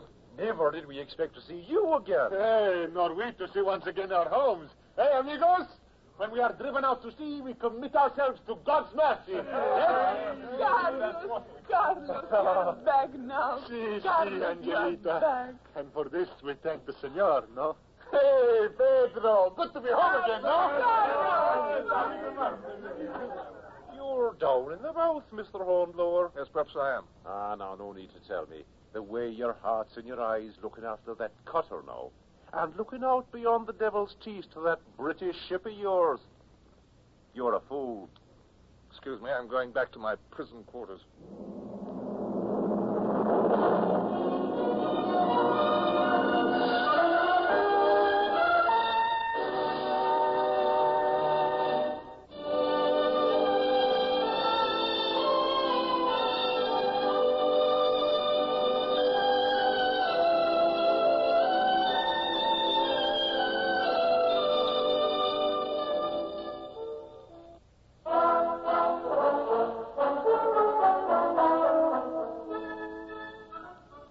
the Spanish prison seemed much more confining now. There were many times when I cursed myself for coming back to them. And even the comfort I'd formerly gained from my 2 hours each day in the open air had lost its flavor. It was comfort no longer, not after that precious taste of freedom. I was like a man who, after having glimpsed a huge, wonderful meal, then finds himself living on only a crust of bread. This is the mood I was in when one day I was sent for by the commandant. Sit down, Lieutenant Hornblower. If you please, sit down. Yes, sir? You wonder why I sent for you, eh? You see this dispatch I hold in my hand, sir? It is a personal order for me to take immediate steps to set you at liberty. At liberty, sir? I am to restore you under a flag of truce to your fellow countrymen. Restore me? You mean I'm being set free, sir? In recognition of... allow me to read. In recognition of his courage and self-sacrifice in saving life at the peril of his own. Oh, Commandant, You are overwhelmed, eh? Yes, a little. A little? Ah, you English. Senor, I tell you that to a Spaniard, a deed such as yours makes us cry and laugh and be happy. Oh, senor, to be enemies is a bad thing. To be a man of honor is a good thing. Senor, I am most happy indeed. You have been set free. Well, thank you, sir. It's something I'll remember all my life.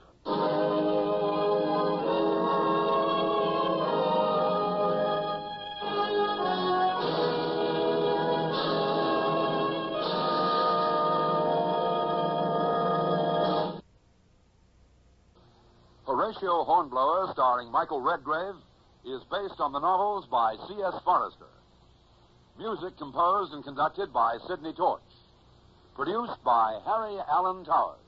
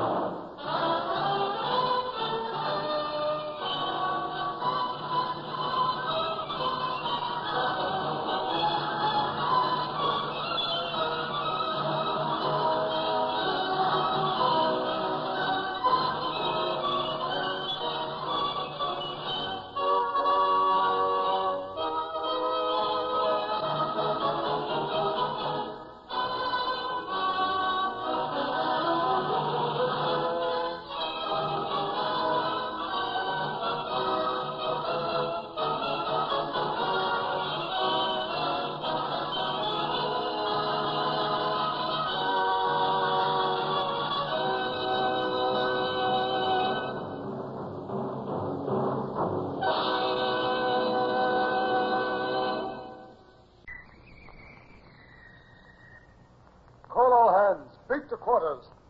Run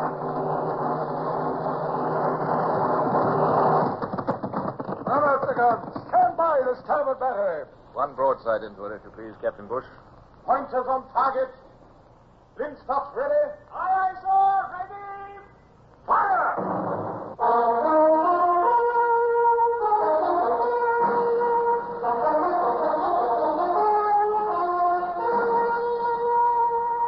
Presenting Michael Redgrave as C.S. Forester's indomitable man of the sea, Horatio Hornblower.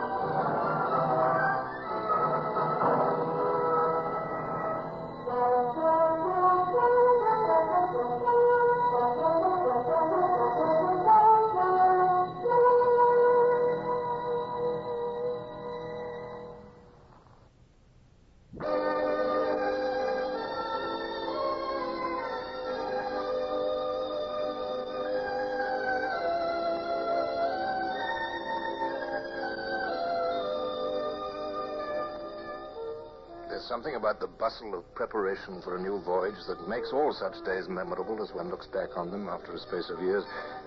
But one particular late autumn day comes back to me with living clarity, for it was the first time I set eyes on my old friend, William Bush. A meeting which, as things turned out, had lifelong consequence for both of us. The old renown, Captain Sawyer commanding, lay at anchor in Spithead, completing for sea. As luck would have it, I was officer of the watch when the new lieutenant reported aboard. Lieutenant Bush reporting aboard, sir. Here are my orders. Pleased to have you aboard, sir. My name is Hornblower. Have you got your gear with you? My sea chest forward, yes, by the larboard hatchway. Good. I'll see that it's sent to your quarters, sir. Mr. Hobbs, lay out here immediately. Were you speaking to me, sir? Mr. Hobbs, that powder's got to get aboard before nightfall, and you know it. And don't use that tone of voice when replying to an order. If you sulk, how are you going to get your men to work? Well, I only want Yes, that'll do, Mr. Hobbs. Now, please get back forward and see to it. Aye, sir. I'm not quite as fierce as I sound, Mr. Bush. But if once they start sulking, no ship can maintain discipline. Mr. Hobbs is about the worst of the lot. Acting gunner and no earthly good at it. Favorite of the captain, I'm afraid, and therefore very... well, of course, I've no right to pass along ship's gossip. Of course, I rather wish you would. Man can't help feeling a stranger in a new berth. No, I can't hold with any breach of discipline, Mr. Bush. I was wrong even to mention it. Bosun's mates! Side boys! Aye, sir. Aye, sir. Captain's gig approaching, men. Aye, sir. That young midshipman seems a little nervous. Young Wellard, you mean? Oh, he's a nice lad, barely 16. The captain's a trifle, well, inconsiderate of midshipmen. All hands! Attention! Careful, Mr. Bush. The captain's coming on board.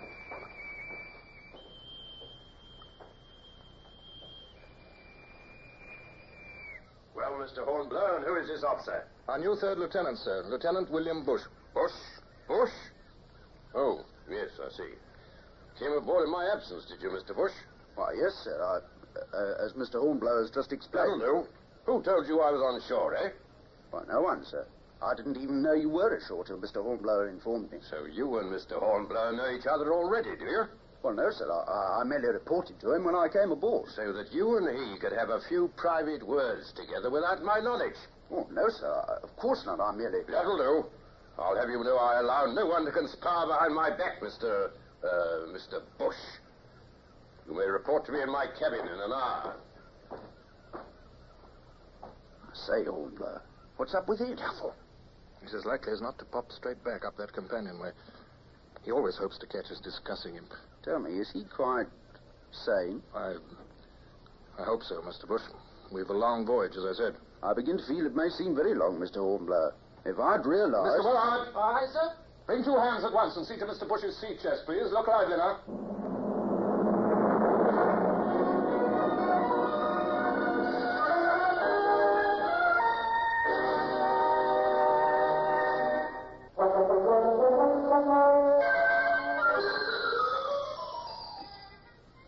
I'm sure Lieutenant Bush found me puzzling, even cold and forbidding that first day. But ever since my first year as a midshipman, I'd had drilled into me the sternest sense of an officer's duty, his obligations to his captain. The Renown was certainly not a happy ship, far from it, but I felt that Bush must find out for himself how things stood. It wasn't long before he did, unfortunately. We'd only been at sea 2 days when he came looking for me. Mr. Hornblower? Oh, good morning, Mr. Bush. Do you sleep well? Possibly. But you won't approve of what I'm going to say, but I've been talking with young Wellard. Is it possible the captain treats his midshipmen so brutally? I could scarcely believe... young Wellard talks too much. No, I assure you I'm the guilty one. He shared a watch with me last night. I made him talk. Midshipmen are impressionable young scamps. Surely you've remembered that from your early years. The stock complaints, Of course, but I never had a captain who indulged himself in such caprices or such malice. Mr. Bush, you and I are hardly in a position to judge what... Nonsense. I'm talking to you because you're the first man I met aboard this ship. And because I hope we'll be friends. Friendships aren't entered into casually on this ship, Mr. Bush. Like it or not, I'm going to speak my mind. Doesn't anyone, not even Buckland, feel as I do? Doesn't anyone consider Captain Sawyer a brutal tyrant? What would any of us do about it, if by any chance we did, Mr. Bush? Confound it, Hornblower. isn't even Navy justice. And Navy justice can be very blind sometimes. At least a delegation of officers could call on him. Ask him to temper some of these cruelties he inflicts on his midshipmen. You haven't been aboard long, have you, sir? Do you know what would happen to that delegation you suggest? Within 2 minutes, every officer in it would be put on watch and watch till further orders. 4 hours on duty, 4 hours off, day and night, around the clock. No, Mr. Bush, we need our sleep too much. I suppose so. Young Willard seems, well, very much impressed by you, if I may say so. Oh, Willard's a nice boy, but Mr. Hornblower. Oh, Mr. Willard? Mr. Buckland's compliments, sir, and will you and Mr. Bush join him below on the gun deck? Practice drill in running out gun carriages, he says, sir. Oh, it's a good idea, don't you think so, Mr. Bush? Our gun crews need some exercise. They've been too long in port. Oh, what's that you got there, Mr. Willard? Oh, I took the liberty of stopping by your quarters, Mr. Hornblower. Just brought up your old uniform coat. I noticed you were wearing your new uniform today. Well, that work down there is going to be hot and dirty. And thought you might want to change. I never asked. All right. All right, Mr. Willard. Very considerate of you, I'm sure. Give me my coat. Oh, and go and tell Mr. Buckland we'll be with him immediately.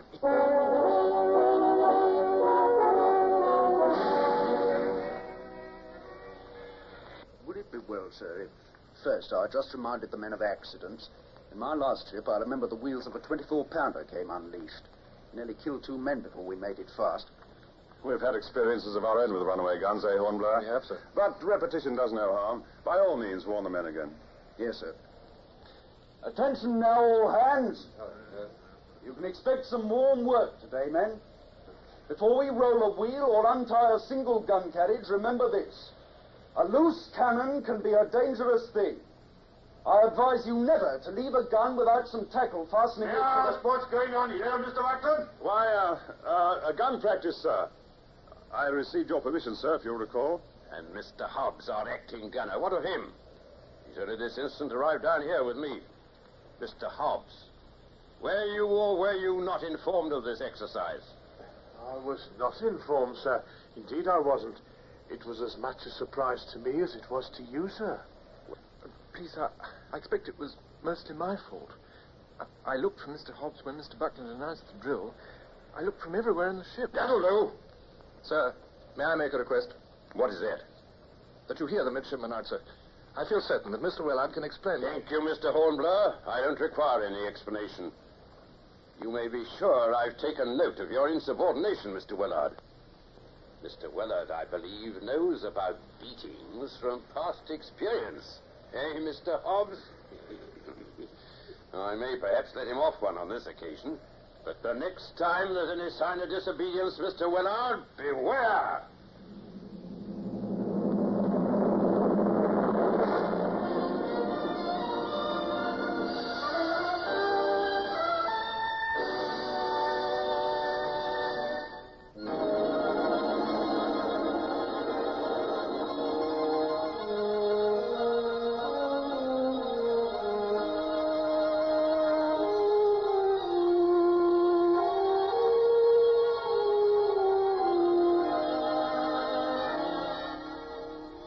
Majesty's ship Renown drove south under reefed topsails, the heavy seas of the Atlantic rose majestically to meet us. But discipline dropped lower every day. You want to take in another reef, Mr. Bush? With your permission, sir. Yes. Oh, very good, Mr. Bush. Turn out both watches. Aye, sir. Bosun! Aye, sir. Call all hands. Aye, sir.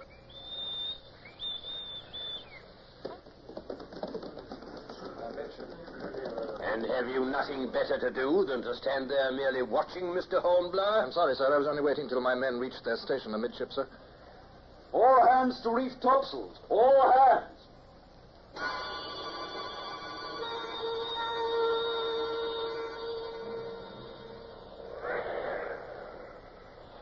Now man those halyards and reef tackles. Be quick about it. I think they're ready to haul now, sir. Yes, Mr. Bush, I have eyes. Haul on those reef tackles, men. Let's be lively.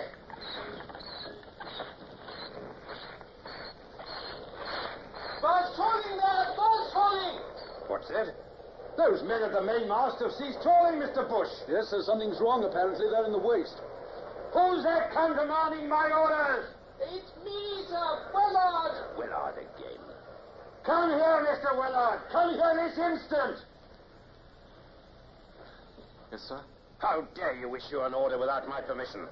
Sir, I assure you, sir, it was quite necessary. That will do, Mr. Willard. You'll be sorry for this young man. Mr. Willard was merely doing his duty, sir. He was the first to notice what had happened. There's a reef point caught in the reef tackle block, weather side. If the men had continued to haul, the sail would have been torn. That doesn't in the least excuse Mr. Willard's act. No, but, sir, if the sail had been damaged... Thank you, Mr. Hornblower. There's no need for you to intervene between myself and a junior officer. It's useless to try to protect Mr. Willard this time. Useless, Mr. Hornblower. This is my station, sir. I'm responsible for it. Kindly stand aside, Mr. Hornblower. And you too, Mr. Willard. I'll deal with you in a few minutes. Do you hear me? Stand aside! I'll have no conspiracy aboard my ship. Aye, aye, sir. Stand aside with me, Mr. Willard.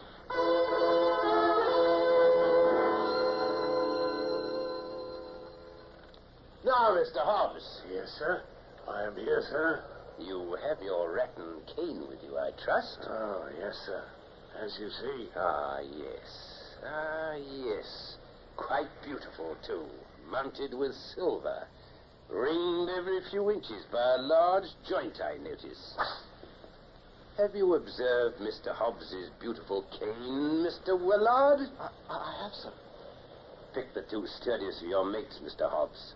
This young gentleman may need pinning down.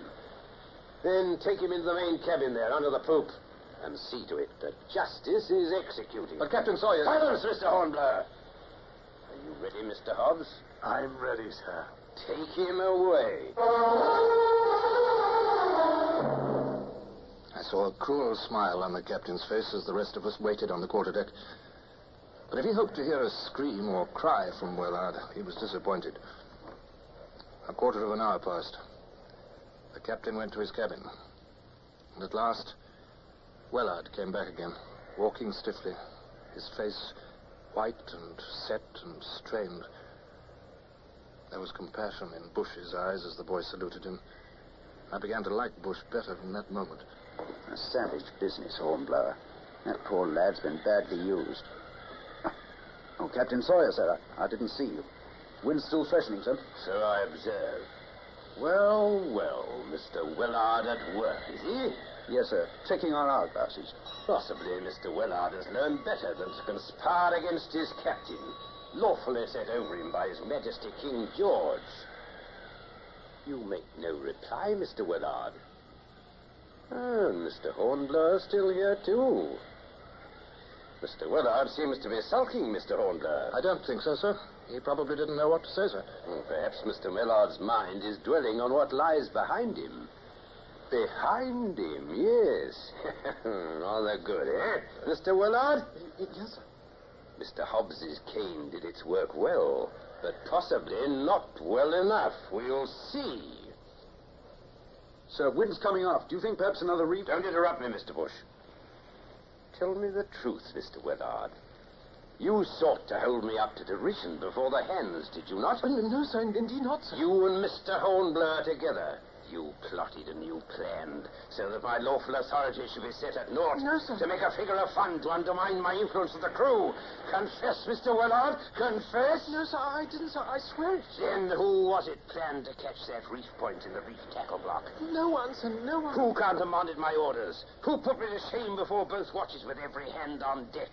It was a deep-laid plot. Answer me, Mr. Willard. Or do you pretend to be so busy with that slate because you know your guilt? Sir, I gave Mr. Willard orders to test the glasses. That's all he's... Thank you, Mr. Bush. I'll handle this. We'll get the truth out of this young conspirator yet. Mr. Holmes! Aye, aye, sir. Lay off here, Mr. Holmes! Aye, aye, sir. Mr. Hornblower, sir. All right, Mr. Willard. Sir, you don't mean that you intend... Not again, sir. From now on, Mr. Hornblower, consider yourself on watch and watch, around the clock till further orders. Aye, sir. Ah, there you are, Mr. Hobbs. Take Mr. Willard in charge again, and summon your mates. We'll have him punished on deck this time, up forward there at the mainmast. I'll have a confession out of him, all right. I'll have it out of you, or you'll jump overboard, Mr. Willard. Take him in charge, Mr. Hobbs. Aye, aye, sir. I think I'll come with you this time to see that my orders are properly executed. Oh, we can't. Bush, remember, man, captain's orders. Where are you going? Never mind. Don't ask, and you'll never need to know.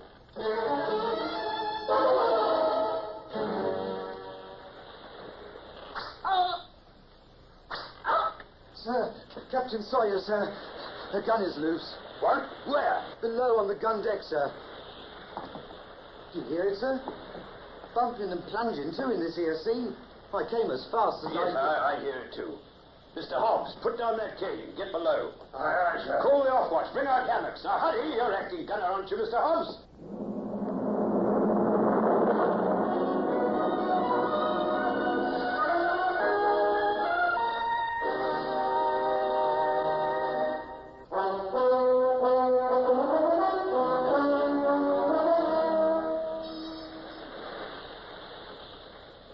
Mr. Hornblower, you're back. Yes, Mr. Bush.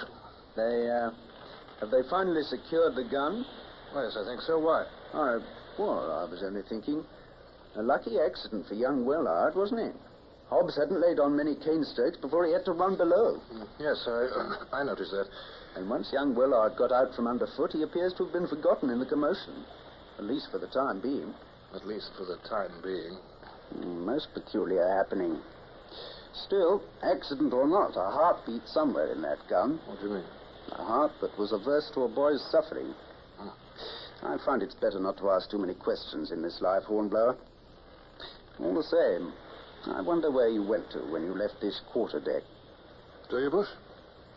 Well, we are friends, aren't we, Bush? Yes, it's better not to ask too many questions, even of a friend.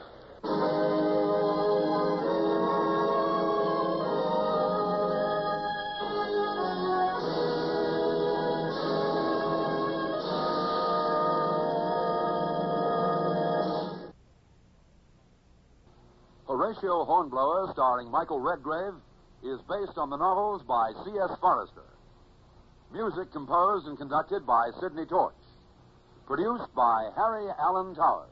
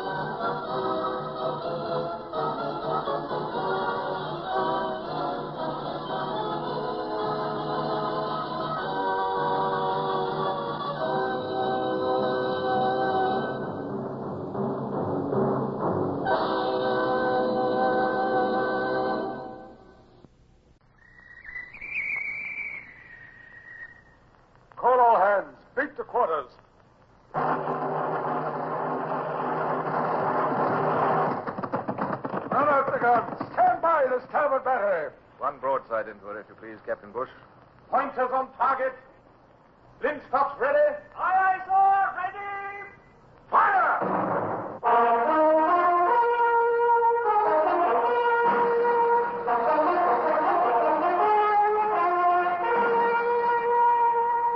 Presenting Michael Redgrave as C.S. Forester's indomitable man of the sea, Horatio Hornblower.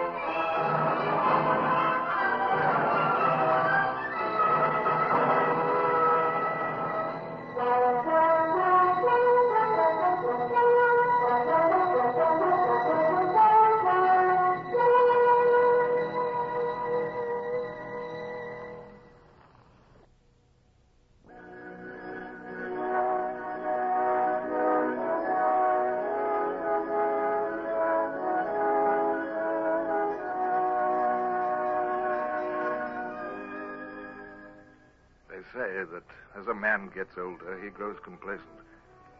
Well, there may be some truth in that, but when I look back on the days when I was young, I recognize myself as an impetuous and carefree young fellow. Often impetuous, not always carefree. Especially when I found that Captain Sawyer, master of the ship on which I served, was no less than a madman. Mr. Hornblower, sir. Mr. Hornblower, what am I to do? Do? Do about what, Wellard? I keep getting punished, Mr. Hornblower. I've been beaten 3 times already. There's no need to whisper. Sir, aboard this ship, everybody whispers. Well, there's no need to now. We're on the leeward rail. The wind carries every word out over the water. Yes, the water. What do you mean? I keep looking at it, sir. The water looks so peaceful, so quiet. And it would feel so good, sir. My skin burns from the marks of the cane, and I keep thinking, if I was in the water, how cool and good it would feel. And Wellard, what possesses you, man, to talk like this? I'm sorry, sir. Well, ever since last Sunday, I keep dreaming. Dreaming? About death, sir. I dream about the captain reading the Articles of War. And Wellard. Every time he comes to the word death, I see myself dead. Sir, I'd as soon be dead. Now, don't be a fool, Wellard. If only there was something could be done. Well, perhaps there is. Listen, a group of us are going to talk to Mr. Clive. For searching? Don't breathe a word about this. But if he will certify the captain insane, we can remove him from his command. He won't dare certify him. We shall see. The doctor or anybody else, they won't dare. Meantime, I dream. So I'd better go. Why? The captain's just come on deck. Oh, so he has. Yes, Mr. Wellard, see that tackle is seen to at once. Tackle? Oh, yes, sir. Get after the ship's carpenter, and if the lines jam again next time we have a heavy blow, we may lose a good deal of canvas. Aye, sir.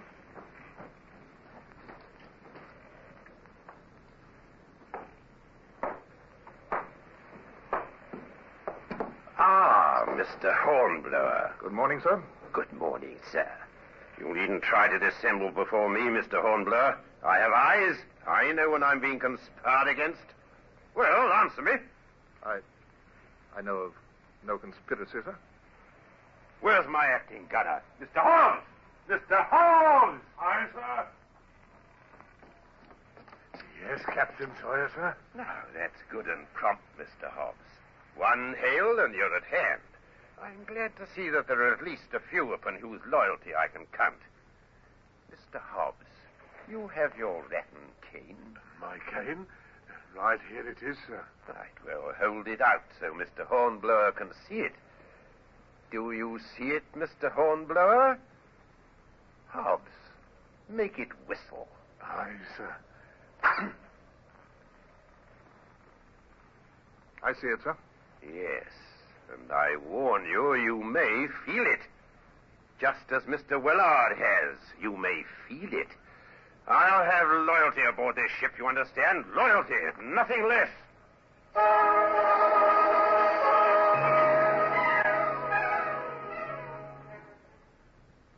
So the days dragged on. The captain ever more suspicious and dangerous. The crew sullen and slack, because at every opportunity Captain Sawyer would play them against his officers. And as for the officers themselves... Dr. Clive, it's been difficult enough, all of us contriving to talk to you this way. You're the only one who can lend a hand. Now, Lieutenant Bush, it's true enough I'm the surgeon, but still... He's unfit to command, Mr. Clive. Unfit. I can't really say, Mr. Buckland. You know he is. You're first lieutenant aboard the Renown, Mr. Buckland. Next in command to Captain Sawyer. If I certify him unfit to command, it'll put you in charge. I know that. Are you willing for me to take that responsibility? Well, Are you? I'd have to make out a report in writing, wouldn't I? Yes, you would. Well, of course he would, Clive. So would you and all the rest of us. Now, Hornblower. Now, Bush, why not talk about it frankly? We all face the same problem. All of us would have to face a court of inquiry as soon as ever we made port. That's the devil of it, Hornblower. Gentlemen, may I suggest we discontinue this discussion at once? Aboard this ship, there's no telling who may be spying on us.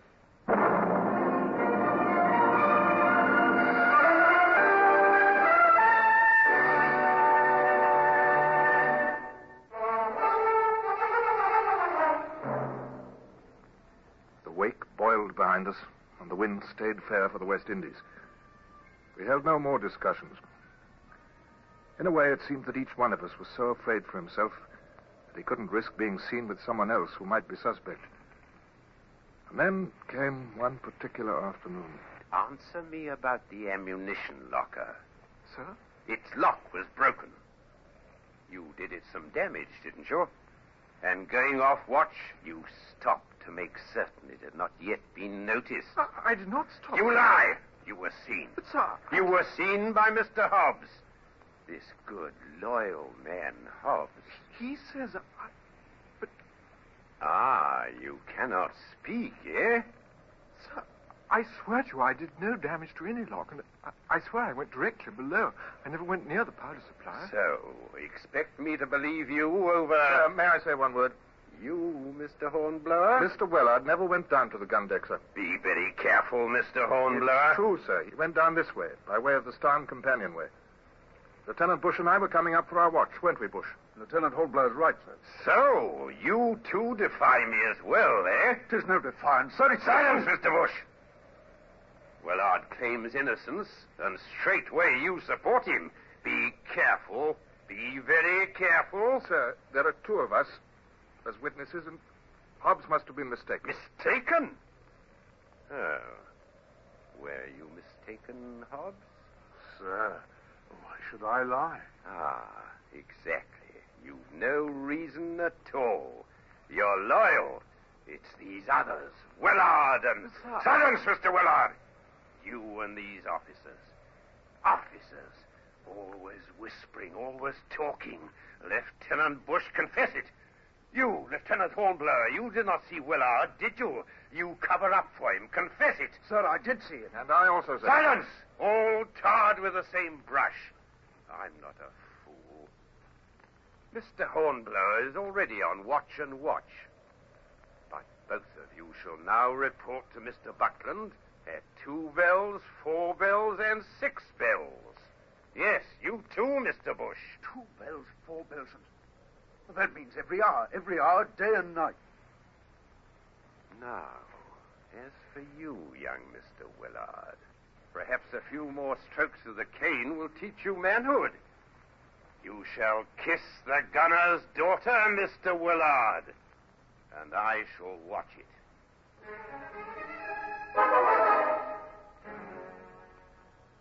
To kiss the gunner's daughter is to be tied face downward over the muzzle of a gun, and to be whipped. Wellard made no sound, but to the rest of us in the wardroom, the whistle of the whip came cold and clear. Lieutenant Buckland, we've got to do something. And be punished by the captain? Awakened every hour to stand watch on watch? Oh, Wellard would be better off dead. Awakened every hour around the clock? We'll die ourselves. Oh, he's a madman, Lieutenant Buckland. We've got to do something. Clive's got to declare him unfit. Clive won't. He won't. Then something. A meeting, Mr. Buckland, in the middle of the night. A man can die of exhaustion before we make landfall, or of the whip like that poor... Well, Mr. Wellard, enough? Mr. Wellard. Time. Please, one time. Well, he's alive at any rate. Well, Lieutenant? Yes. Perhaps we'd best, Hornblower. I am meeting. A secret meeting. And the Lord protect us all.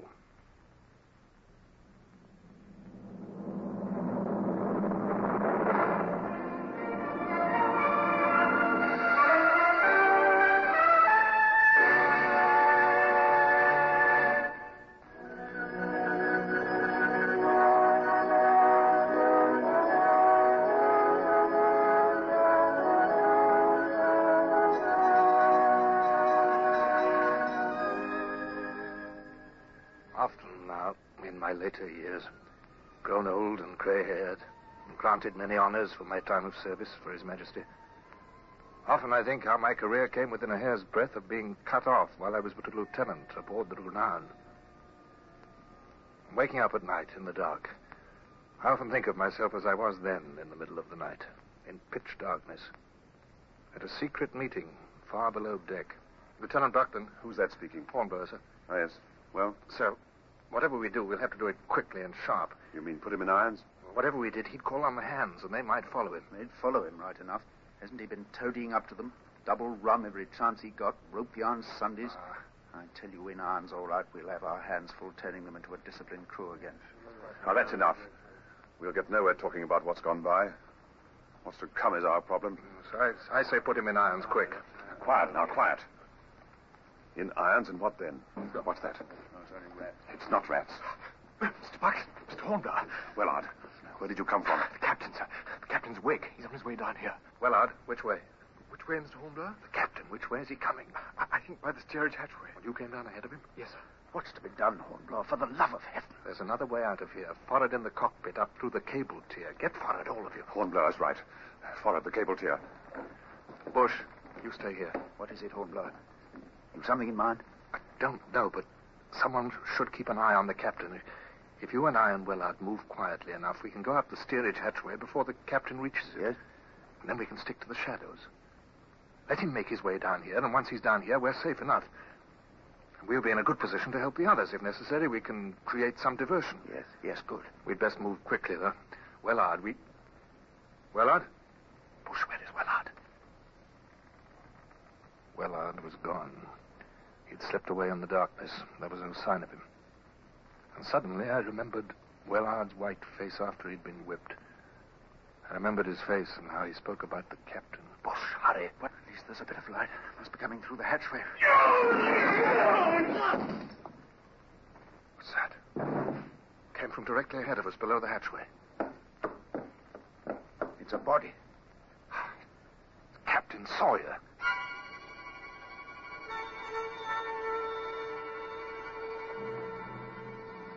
The next several hours were busy ones. Dr. Clive was called, and he pronounced Captain Sawyer dead. The body was brought up and prepared for burial in the morning. Lieutenant Buckland, as senior officer commanding, became acting captain. And on the quarterdeck, by the light of the southern moon, I took part in a small disciplinary action. It involved Wellard and the captain's toady, Hobbs. It's not my place to remind you, sir, but didn't the captain give you orders? Orders? Aye. To arouse Mr. Buckland every watch. At 2 bells, at 4 bells, at 6 bells. Hobbs, you're insolent. Aye, sir. The captain is dead. His orders have been countermanded by Lieutenant Buckland. And in particular, that order. And get forward, Hobbs. No more nonsense from you. I will, sir. I was only stopping to ask Mr. Wellard a question. Oh, what question? About how the captain died, sir. What do you mean? Well, sir, you see, it was me roused Captain Sawyer in the first place. I'd heard something down in the hold. Well, go on. Well, I told him so. He got dressed and gave me orders to call out the Marines. Only I never got the chance. Go on. And that's all, sir. Only I was wondering. It's most curious the captain should trip and fall to his death now, ain't it? Just trip all by himself and fall.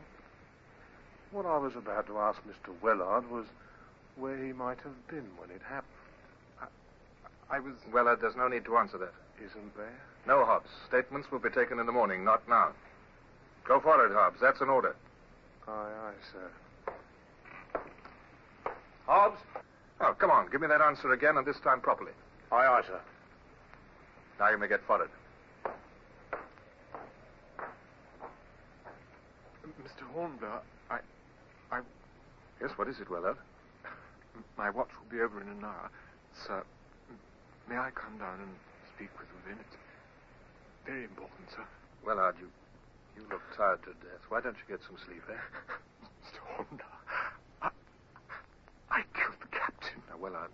I did. I was at the steerage hatchway. I got there ahead of you and the others. I climbed the ladder. I was on the deck above in the shadows. But it was dark. And then I saw the captain. He came right past me and leaned over, looking down, sort of. And Wellard, now listen. I came up behind him, sir. He was there. I was right behind him. Right behind him. I don't know what it was. Listen, Wellard, you better not tell me. Pull yourself together. Get your hammock, Wellard. Well, Ard, get your hammock. You're tired, you know. You need some sleep. We'll talk about it in the morning. Tired, yes. Quite tired. But, Mr. Hornblower, I don't think I shall ever sleep again.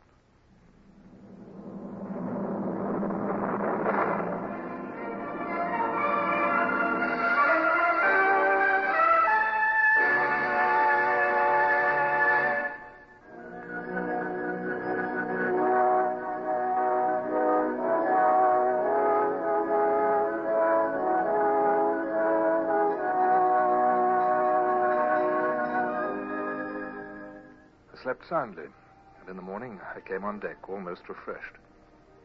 The sea was sparkling blue and green, and a fair breeze filled the sails. And I joined Lieutenant Bush at the weather rail with a greeting that came near to sounding cheerful. Good morning, Mr. Bush. Morning, Hornblower. Air smells fresh, eh? Ah, that it does. Fresh and free. Bush, I can't help feeling sorry for Captain Sawyer. Sorry? Well, yes, I suppose so. Yes, at the funeral service at 6 bells, I suppose I shall pray as hard for his soul as any man. So shall I. Mr. Bush. Hornblower. Yes, sir. Aye, sir. Lieutenant Buckland, I mean Captain, what is it, sir? Gentlemen, we've lost young Wellard. The master-at-arms reported to be at 8 bells. There's been no sign of young Wellard. His quarters weren't slept in last night. According to the lookout during the dog watch, he recalls a certain heavy splash during his turn aloft. He thought it was a porpoise. You mean it was Wellard? It must have been. The sea was running heavy. He must have been at the rail and lost his footing. I shall report that he fell overboard. What is it, Hornblower? You're about to speak. No, sir. May heaven rest his soul. Amen to that. The funeral service for Captain Sawyer at 6 bells, gentlemen. We shall say a prayer also for young Mr. Wellard. And in my heart I repeated over and over a prayer that Wellard had found not only peace and quiet, but also mercy.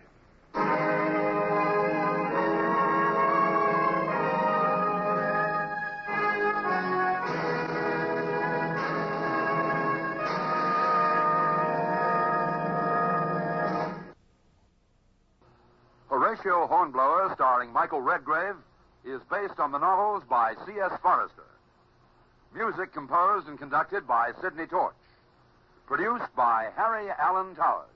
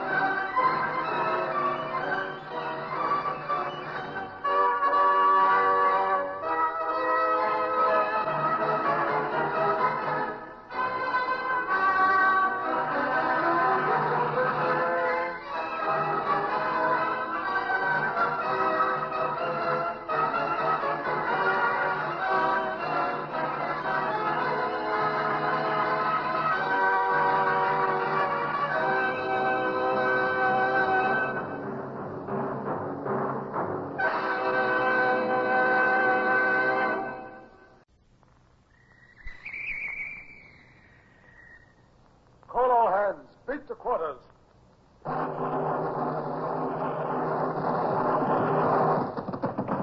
out the guns. Stand by the starboard battery. One broadside into her, if you please, Captain Bush. Pointers on target.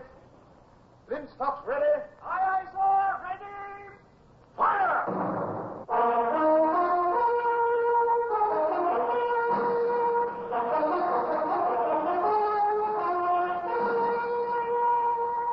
Presenting Michael Redgrave as C.S. Forrester's indomitable man of the sea, Horatio Hornblower.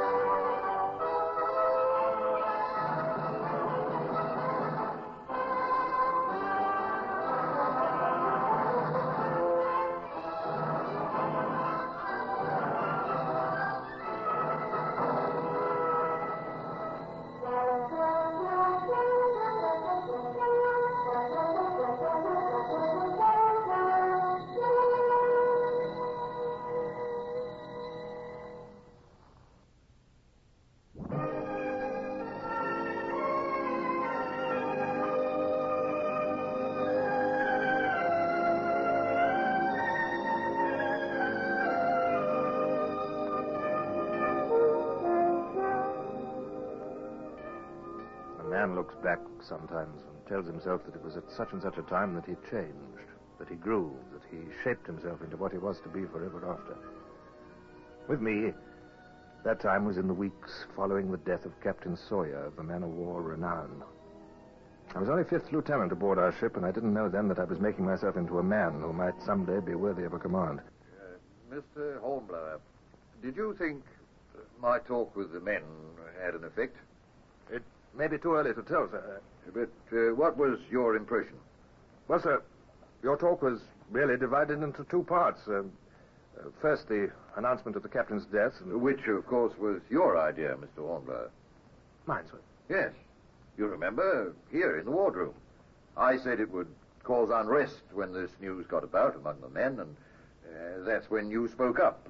You said, wouldn't it be best to get them all together and tell them immediately before wild rumors start? Oh, yes, I did say that, sir, but of course I felt that was what you were about to suggest yourself. It followed so logically on your own thought that we couldn't chance unrest. You thought I was about to say it? Yes, sir.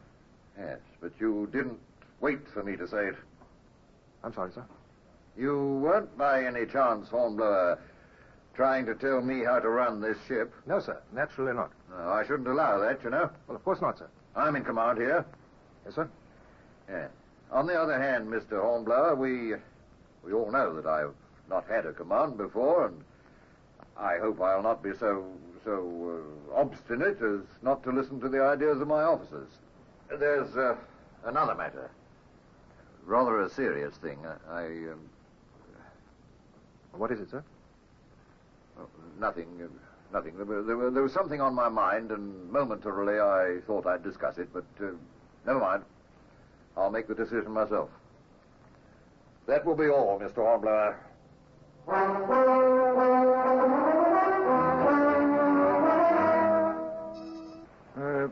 Mr. Hornblower? Yes, sir? What do you think number 1 will do? By what, sir? You know what. Down in the captain's desk are the captain's papers. And among those papers are the secret orders under which we sailed. What do you suppose those orders are? Well, sir, they may be just routine orders directing us to join Admiral Bickerton's squadron. Oh, maybe. Or they might be orders to sail on detached service, on some secret mission. Something dangerous, possibly. What's Mr. Buckland likely to do, eh? I know what I'd do, sir. What? I'd open those orders immediately. Oh, that's easy enough for you or me to say, but Buckland hasn't got a captain's commission, and those orders aren't for the eyes of a mere lieutenant. He's master of the ship, Bush. Oh, I know, but by accident, that's all. He can take the ship into Antigua. There's probably some junior captain there who can take over then. Do that and miss his chance to be master? Well, if he doesn't go to Antigua, you'll have to read the secret orders. And if he does that, he could be reprimanded for his presumption. Possibly, but if he puts into Antigua and then has to beat back to windward, the Lords of the Admiralty will rap his knuckles hard. Oh, whichever he does, it's chancy. Very chancy, isn't it? I know. Oh, I wouldn't want to be in Buckland's shoes. I would. What? It's the chance of a command, the chance of detached service, don't you see? Oh, you're a rum cove, Mr. Hornblower. Yes, sir, Mr. Bush. I expect I am.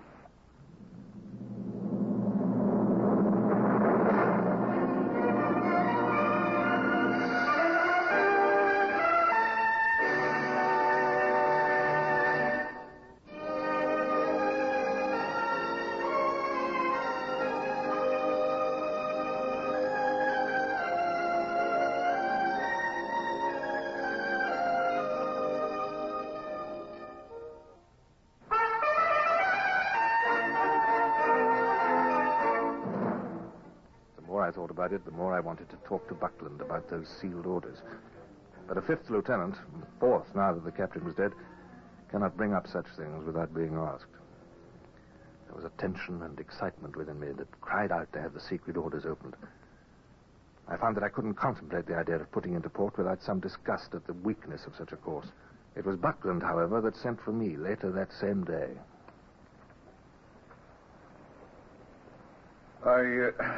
I have a decision to make, Hornblower. Sir, if I can help you in any way, sir? Oh, I can discuss it with you if you understand my position. That it's my decision and all that. I quite understand that, sir. Well, then, Hornblower, it's about the sealed orders. Ah. I haven't opened them. I thought not, sir. I'm not sure whether I should. Would you like an opinion, sir? Just an opinion, of course, yes. I think you should open them, sir. It might get me into trouble. Might get you into trouble not to. Antigua is not far away. That's quite true, sir. I could go there directly. I could have a higher official open the papers or a junior master assigned to the ship over me. Exactly, sir. What do you mean? I mean, sir, that you have some right to think of yourself. This ship is yours to command now. If you put into Antigua, someone else may be put in command, and you would lose a great opportunity. But if that's what the Lords of the Admiralty would want... Yes, the Lords of the Admiralty, sir, would be very much impressed, I should think, if you opened the orders and carried out whatever's the ship's mission successfully and with dispatch.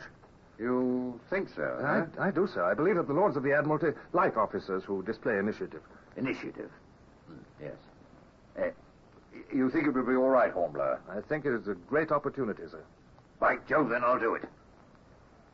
I've made my decision, Mr. Hornblower. I congratulate you, sir.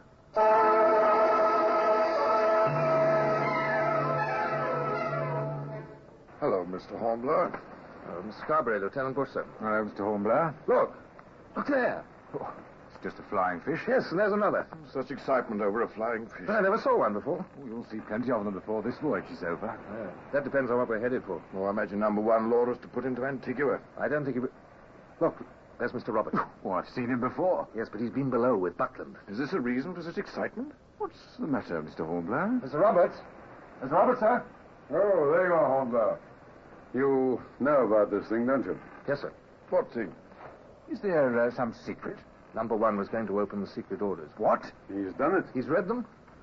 As far as I know, yes. What did they say? They were secret orders. If Mr. Buckland had taken me into his confidence, I still could not tell you. True enough. So we're none the wiser. There's Mr. Buckland now, on the bridge. We don't know. I want to know. Bless my soul, do you still expect to know what lies in store for you? We've been at war since '93, nearly 10 years of it. It's the West Indies today, Halifax tomorrow. Your bay orders, Helmer Lee, let go and haul, a belly full of grape or else champagne and a captured flagship. Who cares? We draw our 4 shilling a day, rain or shine. Mr. Carberry, Mr. Buckland passing a word for Mr. Carberry. Oh, bless my soul, excuse me. Now you could earn your 4 shillings a day, Carberry. A change in course. I'll wager a week's pay. It means a change in course. No takers. Listen. Officer of the watch. Sir? We're altering course 2 points. Steer southwest. Aye, sir. Course southwest. Mr. Abbott, pipe the hands to the braces.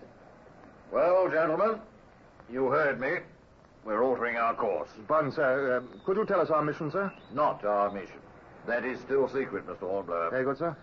But I'll tell you where we're bound. Mr. Carberry knows already. Where, sir? Santo Domingo, Scotchman's Bay. Santo Domingo. Hispaniola, Haiti. That means Haiti. Santo Domingo, Haiti, Hispaniola. 3 names for the same island. Haiti? That's where the natives are in rebellion. Yes, Mr. Hornblower. That's where the natives are in rebellion.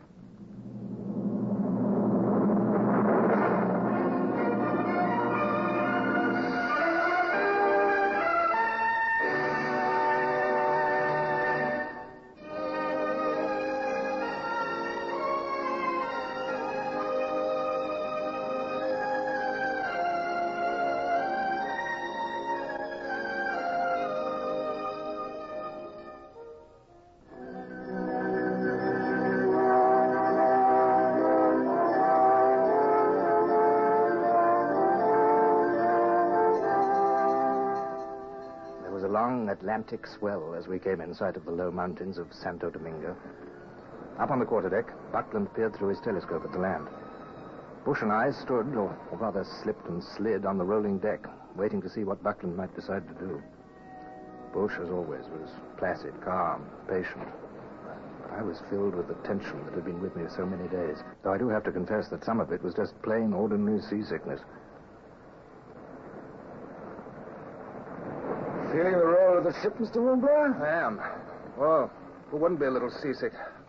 Oh, she does roll, Mr. Bush. I feel all right. Well, you always do. What's Buckland doing up there? Can't he make up his mind? Well, he has to see how the land lies. How much more does he want to see? There are the Spanish colors flying on the fort up there. Everybody on shore knows by now that a ship of the line is prowling about. Well, we had to pull in here. Yes, but But you'd think we weren't at war with the Spaniards the way we've come in so openly. Those dons in there won't have to be very clever to guess that we're not here on a yachting trip. Now they've all the time they need to be ready to receive us. Well, what else could Buckland have done? Well, he could have come in the dark with a sea breeze. Yes, he could. But if the Dons couldn't see us in the dark, we couldn't see them either. We'd have learned nothing. I mean, come in with landing parties ready. Then at dawn, put them ashore. Storm the place before the Dons knew there was any danger. You know something, Mr. Hornblower? What's that? You seem to want danger. Oh, perhaps. I'm not sure. Well, maybe you just want a command. I don't know what you mean by that, sir. Nothing offensive. I was just thinking about you, that's all. Ever since the captain died, you've been putting yourself in Buckland's place. Thinking what you'd do if you found yourself in command. Well, it's natural, isn't it, sir? Oh, for you, perhaps? Well, I'd have thought that... Hello. Hello. We're putting about. So we are. What now? Out to sea while Buckland thinks out what he's seen? I suppose it's necessary. Well, you'll feel better when we get out of this swell. Better in one way, perhaps, but I wouldn't mind the seasickness if we were going into action and not running away to think about it. Oh, what a fire-eater. Fire-eater? Me? Huh. No, quite the opposite. I wish... No. I wish for too much, I suppose.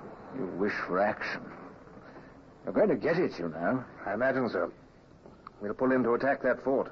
Then we'll see how you behave yourself, Mr. Hornblower.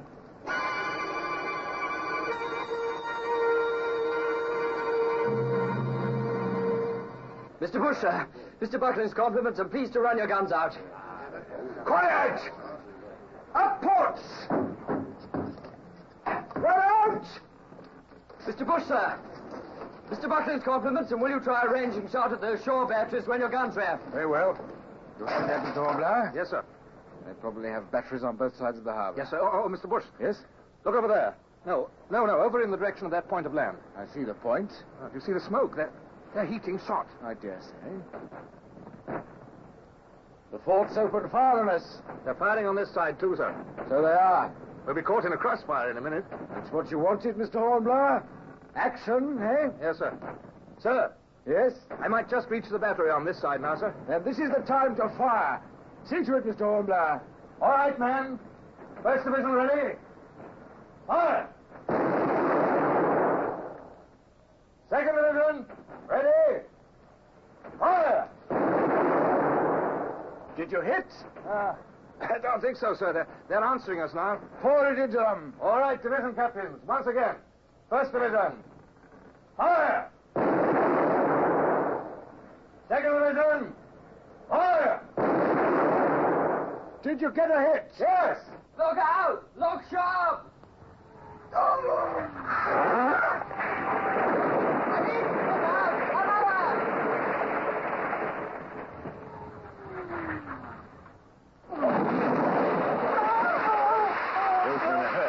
Valentine, look to them. Aye, aye, sir. Mr. Bush, sir, we're afire. What? That was hot shot. Look, the deck's smoldering. Fire buckets here. Fire bucket! Mr. Bush! Mr. Bush! Yes, sir. Mr. Buckland, sir. Can't you put out this fire? If you could spare some more men from top deck, sir. We can't. There's a fire there, too. I'll do my best here, sir. You men, look sharp at those fire buckets. It's even worse on top deck. What do you think, Mr. Bush? Oh, we'll never get these fires out, sir, as long as we're in range of their guns. We can't spare enough men, and there's the chance they may hit us again with their blasted hot shots. I know. That's why I've had to give orders. We're going to put about and run her out to sea. I'm sorry, sir. What's that? Oh, no. We run aground. Keep at this fire. And you, Mr. Hornblower, keep firing. Aye, sir. I'll go topside and see if we can get her off. First division, ready. Fire! Second division, ready. Fire! Load again. Mr. Bush, can I help while they're loading? No thanks. We're in for it now. Yes, you can feel the ship's trailing. When's high water? High water? Oh, not for over an hour, I'd judge. Oh, we'll never get her off till then. By then it'll be too late. It seems so. You men, are you ready? First division, fire! Second division, fire! Mr. Bush, what is it? Do you notice any movement when I fire a gun, sir? No, only the jar. Well, it's the jar I mean. The whole deck lifts under it. So it does. Well, I could fire all my guns at once, and that might break the suction, sir. By Jove, it might. It might indeed. All right. All linstocks going. All right. Then, 1, 2, 3.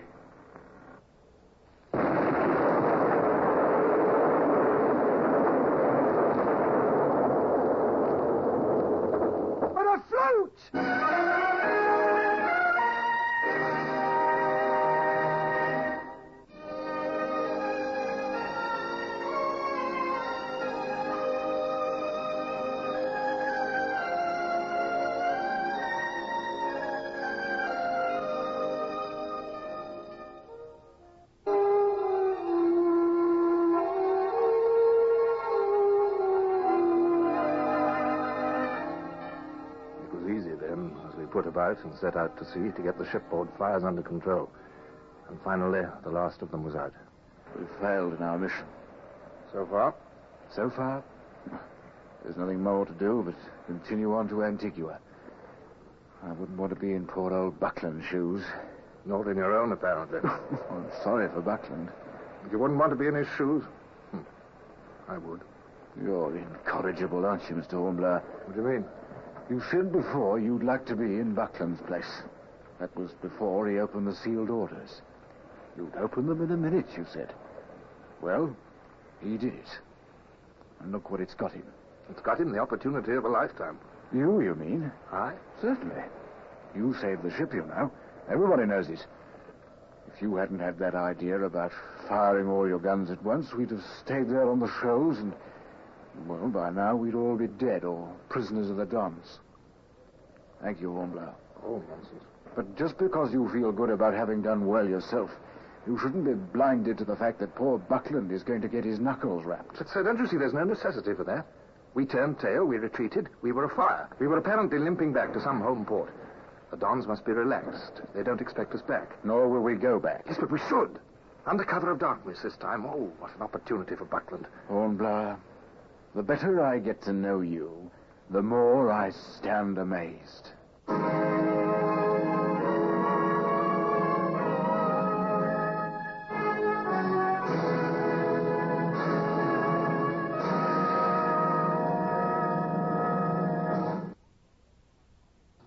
Horatio Hornblower, starring Michael Redgrave, is based on the novels by C.S. Forester.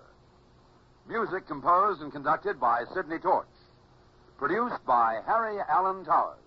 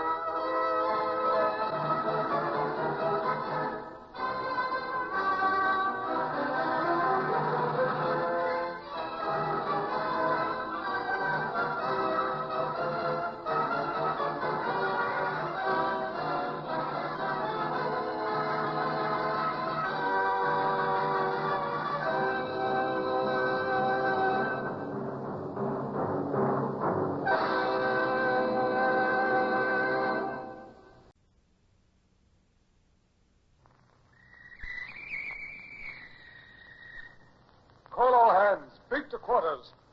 Run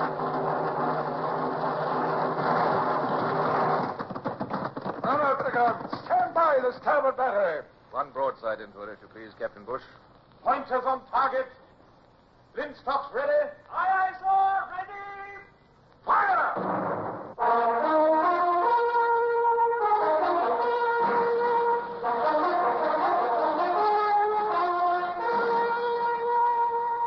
Presenting Michael Redgrave as C.S. Forester's indomitable man of the sea, Horatio Hornblower.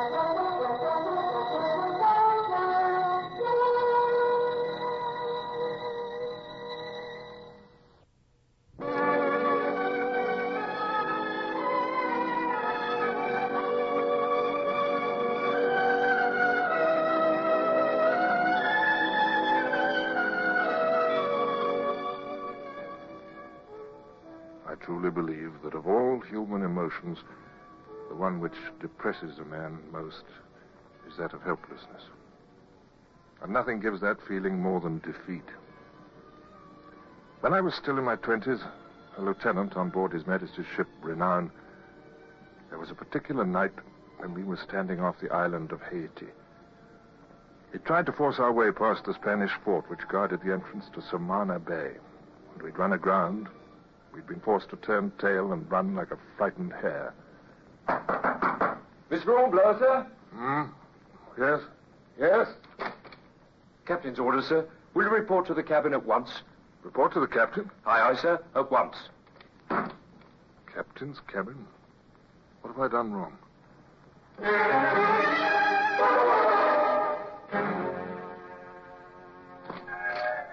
Lieutenant Hornblower reporting, sir. Come in, Hornblower. And please be good enough to close the door. Lieutenant Bush and I are having a devil of a time keeping these charts from blowing away as it is. I'm sorry, sir. There is quite a draft. Well, Hornblower, what's this you've been up to? Up to, sir? I've been asleep, sir. What's that to do with it? I mean this foolish, impractical scheme of yours. Allow me to explain, sir. Mr. Hornblower, I took the liberty of telling Captain Buckland. Telling him what, Lieutenant Bush? You are sleepy. What we talked about on deck, Hornblower, your idea of a landing party, storming the fort from the rear. Oh, yes, Captain Buckland. Yes, sir. Maybe yes, maybe no, Hornblower. It depends. I think it's possible, sir. Possible depends on many things. For example, how many men we send ashore. 100, sir. 100 plus the Marines.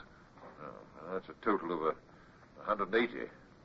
Spaniards might have a good deal more. Oh, sir, I think not. You must have noticed yesterday during the naval action they were firing only 6 guns from the fort. Don't say only 6, Hornblower. They were big guns, extremely big. Yes, but that's not what I mean, sir. I'm sure that none of us will ever forget how big they were. What I mean is, gun crews can't be more than 10.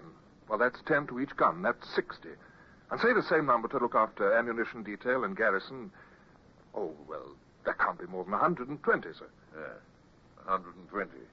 Behind solid stone walls. Well, they won't be guarding the rear of the fort, sir. And how do you judge that, pray tell me? They're expecting an attack from the water, sir, especially after our attempt of yesterday. Yes, I'd be obliged if you stopped mentioning that. Yes, sir. But it's true. Here's the island of Haiti, sir. Here's the Spanish fort overlooking Samana Bay. Here's Scotchman's Bay. Yes. Behind it to the left. That's your suggested landing place, eh? Yes, Lieutenant Bush. Although it's not really my place to suggest. Well, go on with it, Hornblower. What about the natives? Well, they hold this half of the island, sir, the right half. We're not at war against them. No, sir. But the Dons are. We might as well take it into our considerations. They're afraid of the natives, sir. That's why they'll be watching the front of the fort. Right here, Scotchman's Bay. And then this way, through the marsh and up the ridge of land, and there's the fort. With the fort in our hands, we'll control all of Samana Bay. The bay is a rat's nest of Spanish privateers. They could never use it as an anchorage again, sir. Now, if, Hornblower. There's always if. Why, sir? It's getting late, gentlemen. We'll think about it. Think about it? Sir. Now what?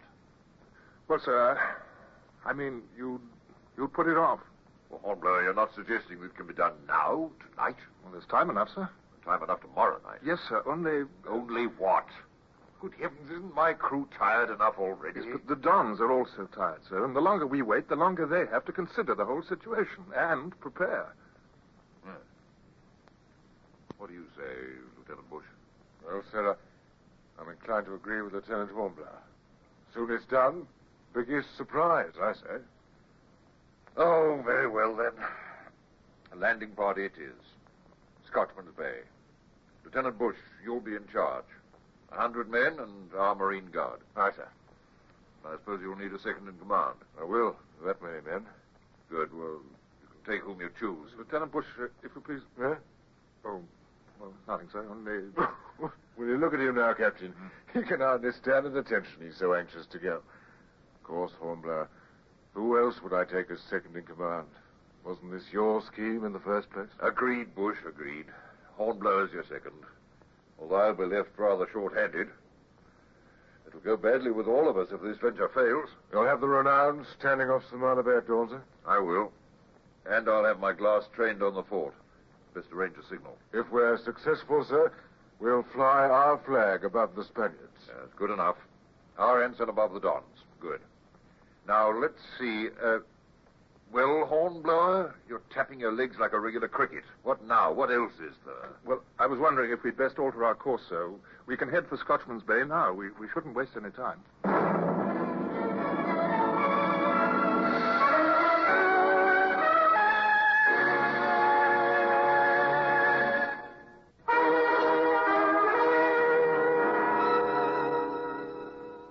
The order was given and the ship heeled over. The black bulk of the tropic island grew larger before our straining eyes. The land breeze caught us, and then we heard the swell of the surf. And then we were in the small boats heading in towards the beach at Scotchman's Bay. Steady there, helm. Keep her headed in properly, or we'll swamp the lot of us. Aye, sir. Headed in she is. Steady oars there. Rest of the small boats behind us, Hornblower? Aye, sir. I wish there wasn't so much phosphorescence in the water. We get a trail of it behind every boat.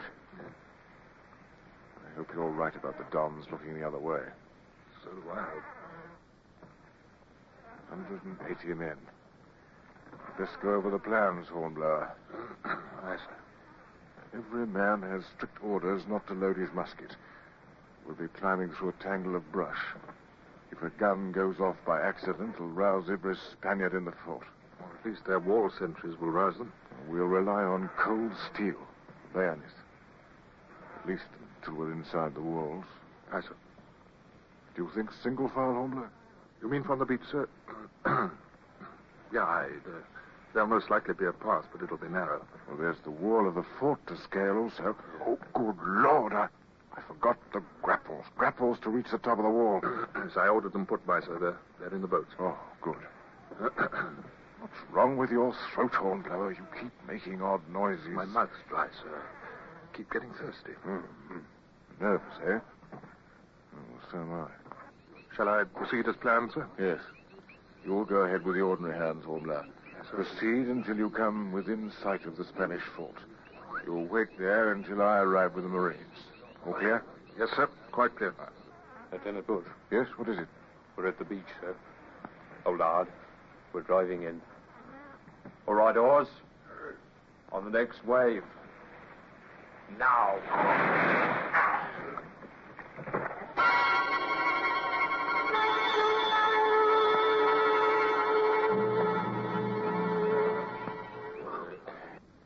After we left the marsh and began going upward along a narrow path we found on a ridge, the climb was backbreaking. And nor was that all.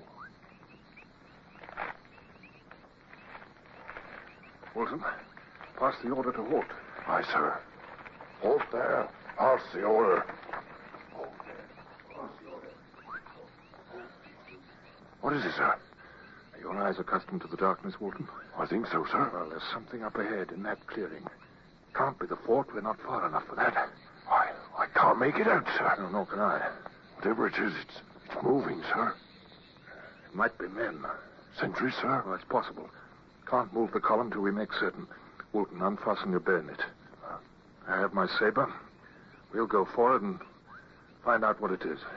Alone, sir? Yes, alone.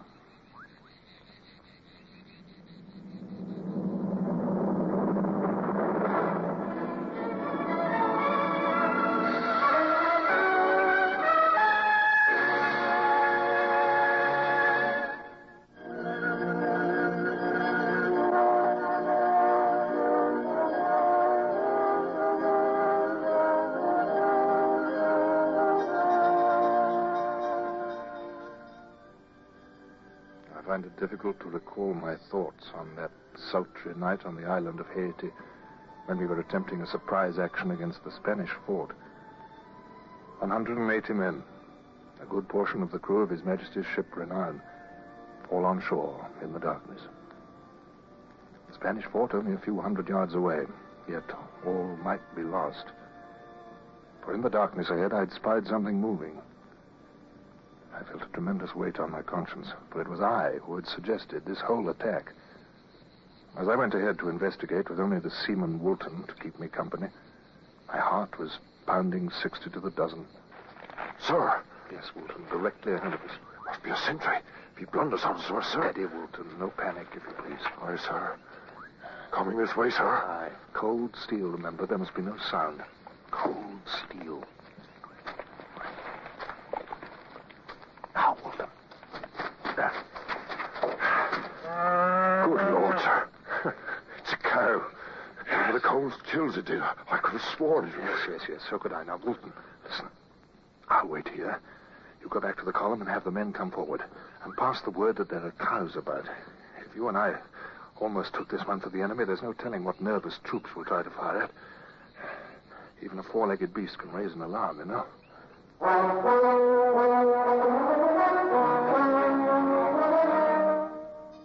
So our progress continued. Bush's column came along, and we moved forward. And every sound seemed magnified by excitement and nervousness. And every whisper seemed a shout. Silence there! Silence! Quiet there. Are we never going to reach that blasted Fort Hornblower? I think we have, Mr. Bush, sir. What? We have reached it, sir. Directly there before us. By heaven, so it is. Hold there. Hold. The Spanish fort. Hornblower, come forward with me. Aye, sir. There's not a light showing. Nothing. No, sir. The moon's beginning to rise. A bit lighter than it was 5 minutes ago. Yes, it is. Close enough. The walls look uncommon high from here. Yes, they're not too high for grapple, sir. And there's nobody like sailors for swarming up and over. Isn't that a sally port yonder? A sally port? Where? Directly ahead, sir. A bit to the right. Aye. The door must be wooden, sir. A good, strong axeman might be able to cut through it. You're referring to boatswain's mate Silk, perhaps? Aye, sir. Best man with an axe I've ever seen. Suppose he fails, Hornblower. Can't risk all our eggs in one basket. We won't have to, sir. I suggest we split our forces. If you take the sailors and deploy them to the left with grapples and cutlasses, I can take the Marines and try for the sally port. Take Silk with you? Yes, sir. Well, moon's rising. It'll be dawn soon. Come along, Hornblower.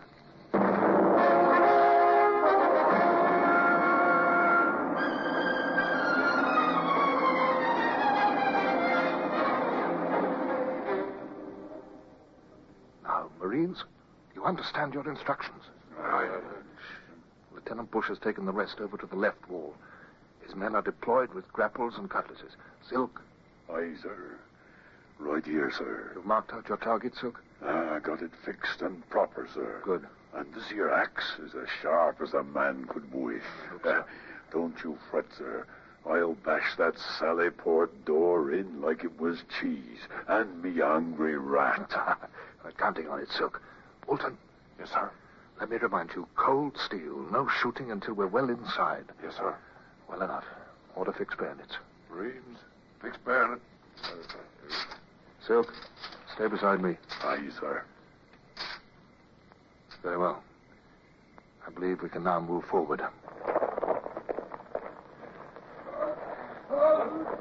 Here we are. Silk. Right here, sir. Stand aside.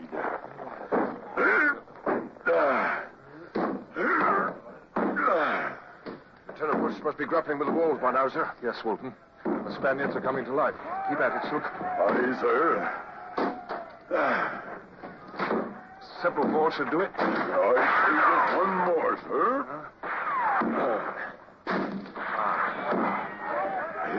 If someone could reach through and lift off the bolt, sir. Stand aside, Silk. I've got it. There.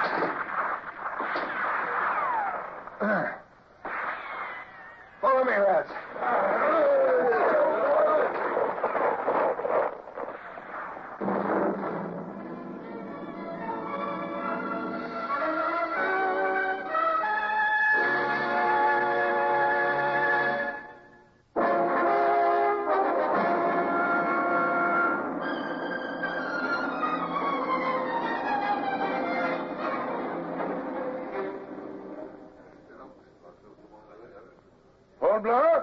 turret, Hornblower. Coming, sir. Aye, Lieutenant Bush. What's that on your arm, Hornblower? Blood? Well, if it is, sir, it's not mine. You unharmed? I believe so, sir. Though there are 3 dead among our Marines and a dozen casualties. I've established a station for the wounded over near the Sally Port. Oh, have you now? Good idea. We can concentrate all the wounded there. Dons fought quite well, didn't they? Yes, sir. Sir, I beg pardon. Eh? Hadn't we better make the fort secure? It's secure. We've won. We should post a guard on the powder house, sir. With your permission, sir. Hornblower, there's another matter wants tending to. There is, sir? Aye. Isn't there a well inside the walls? A well? You're right, sir, there is. I hope it hasn't been poisoned. I'll never forgive myself. See to that also, Wilson. Aye, sir. This way, Hornblower. It's turned dawn. High time to make signal to the Renown. Yes, sir. Silk? Yes, sir. I see you have our colors. Smartly now, bring down the Spanish flag. Aye, aye, sir.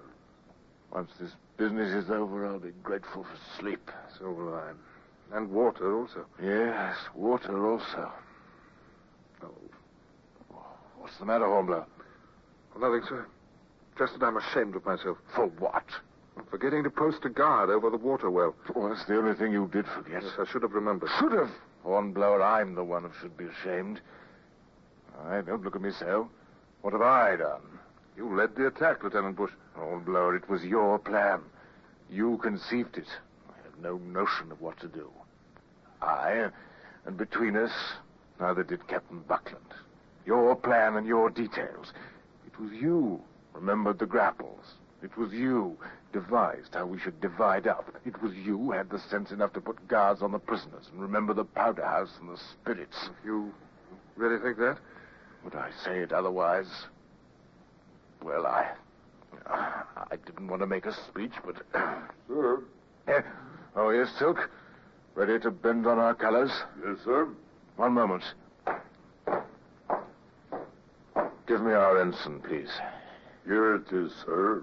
Hornblower? Yes, sir? Here. What, sir? Here. Take it. Take it, ma'am. The British flag, if you please. I want you to bend it on and hoist it up. After all, if it weren't for you, it might not go up at all. Yes, sir.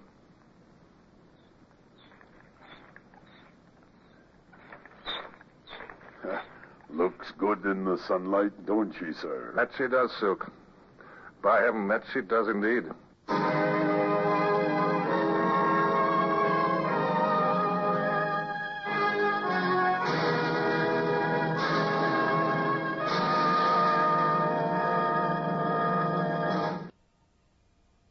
Horatio Hornblower, starring Michael Redgrave, is based on the novels by C.S. Forrester.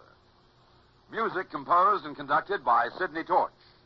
Produced by Harry Allen Towers.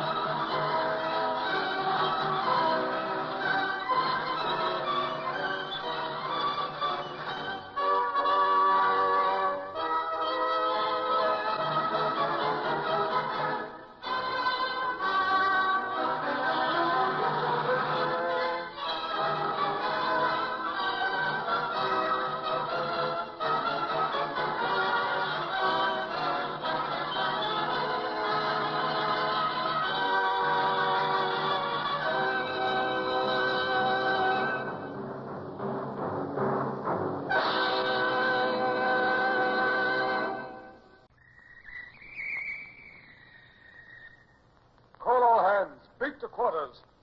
Man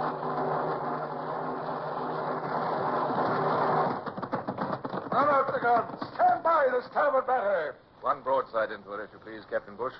Pointers on target. Linstocks ready. Aye, aye, sir. Ready. Fire!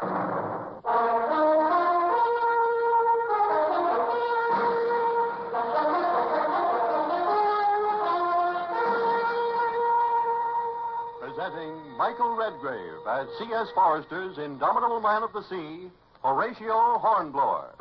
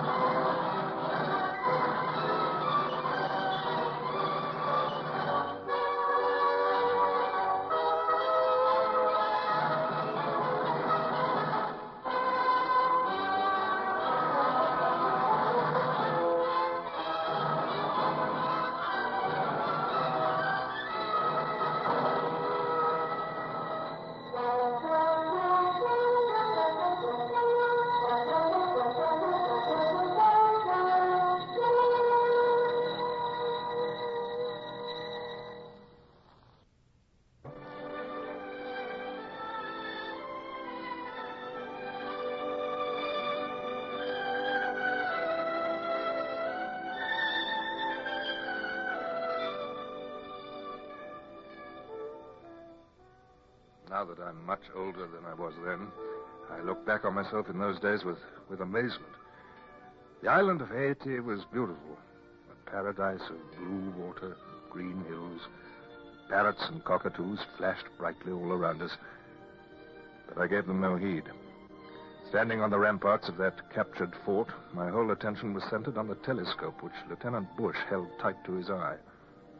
I yearned to have a chance at it myself, but he was my superior. A man can't thrust himself forward, even at such a time as that. Lieutenant Bush. If you're not using the telescope, sir. Oh, yeah. Much good it does. Anything? No. What of the Spaniards across the channel? I can make out no activity, sir. Who's in command there, Hornblower?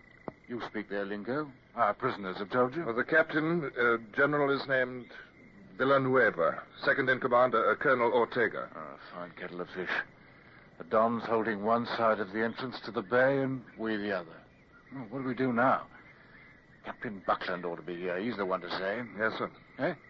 Oh, yes. Don't say very much, does he? Well, Oh, I know what's in your mind as well as mine. He shilly-shallies. Sir? Yes? There's a sail. It's the Renanza. Oh, how soon will she make the channel? Well, it's heavy going, apparently, sir. I'd say a matter of 2 hours, possibly. Lieutenant Bush, sir. Mr. Davies sends his compliments. He says the Spanish vessels up there in the bay are growing busier than ants round a honeypot. The merchantman? Hornblower. Oh, this way, sir. We can get a clearer view from over here, sir. He's right. They're going to try to slip past us. Once clear, they'll scatter like sheep. Oh, why doesn't Captain Buckland get here?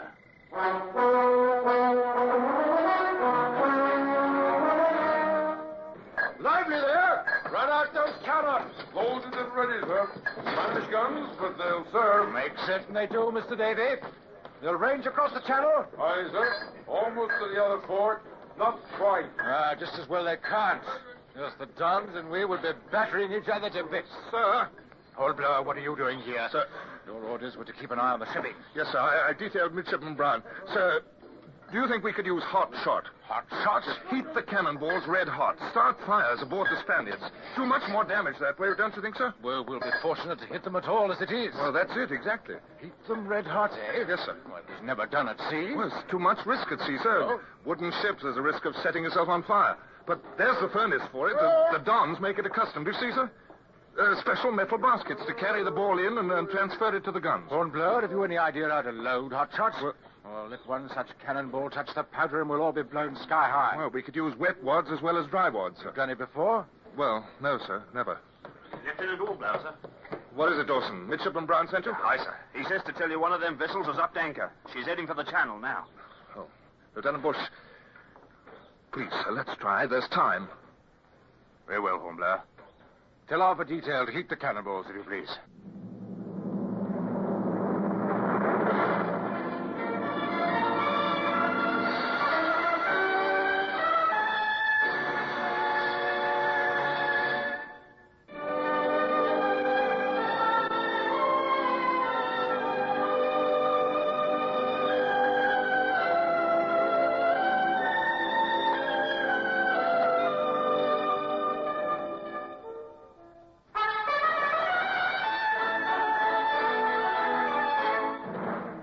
Number 4, number 6 gun over, Mr. Davy. Number 3 is short.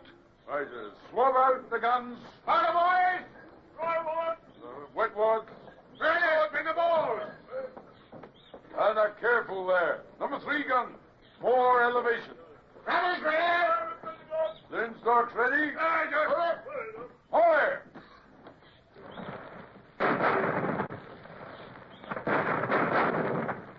Oh, that's not good. Oh, Mr. Hornblower, something's gone amiss. Number 4 gun. Number 4 gun, what's this cannonball doing on the ground? It won't fit in the muzzle, sir. Oh, nonsense. Why shouldn't it fit? There's another. Same thing that happened with number 4, sir. Hornblower. It's all my fault, sir. It's those cursed cannonballs, they're overheated. Overheated? They're too long in the furnace. They've lost their shape. They won't fit the bore.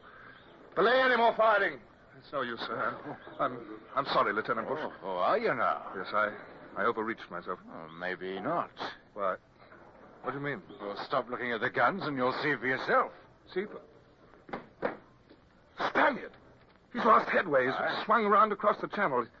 Look, is that smoke? It is. He's on fire, sir. Aye, that he is. There go the sails. Yes, and the others have turned back. They're afraid to venture the channel. Red-hot cannonballs. I shall report this to Captain Buckland. And by the speed they're returning, I should think they'll be here in under an hour. Yes. Very good, Mr. Bush.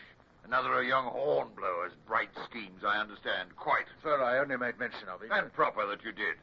But a man can become a bit tired of... Oh, well, never mind. My commendations, Hornblower. Thank you, sir. What's that? It's not one of ours, sir. No. Spanish bugle. By the Lord Harry, if it's an attack.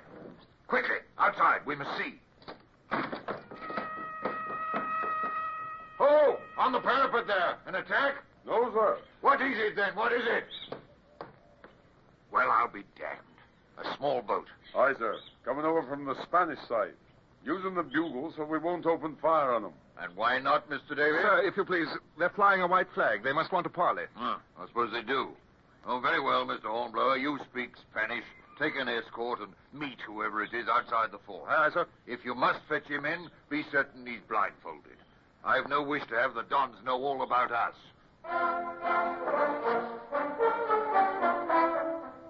You bring an offer of surrender, sir? Surrender? My terms are unconditional surrender. Sir, you mistake me. Surrender, yes, but of us? No. I'm here to accept your surrender. Our surrender? Colonel, I've no time for jest. It is not a jest, sir. Well, nonsense all the same. Look about you, Colonel.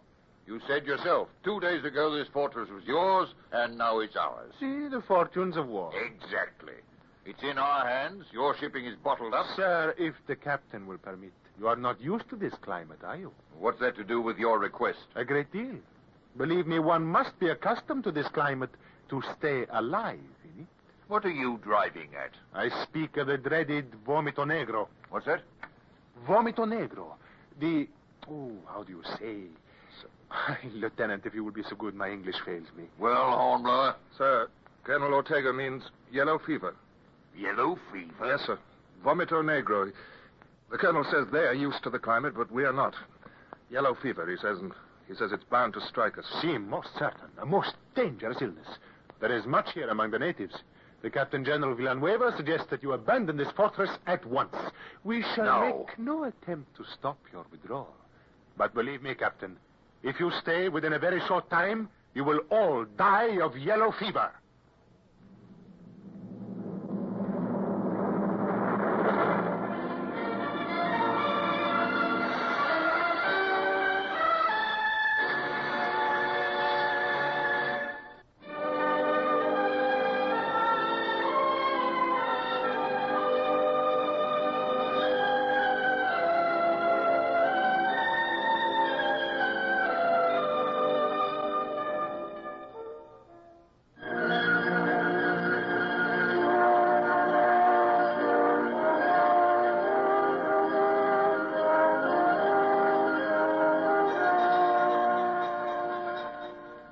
Even now, so many years later, I can close my eyes and see it before me again.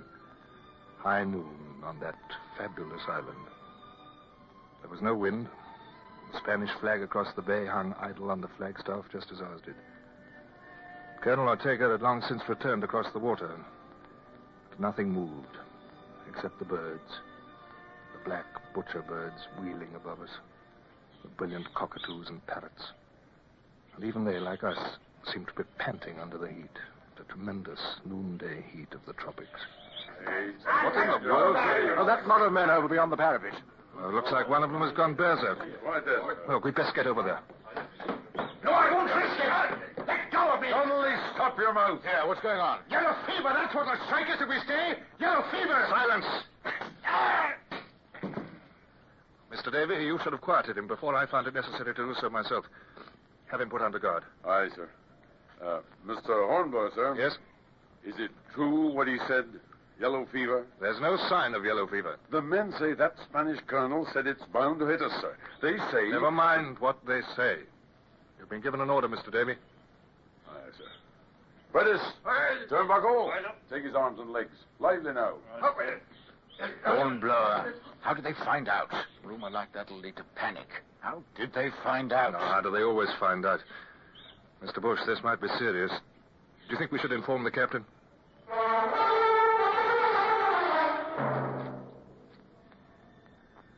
I stood by as the captain and Lieutenant Bush talked it over, their faces grave and worried. Something had to be done.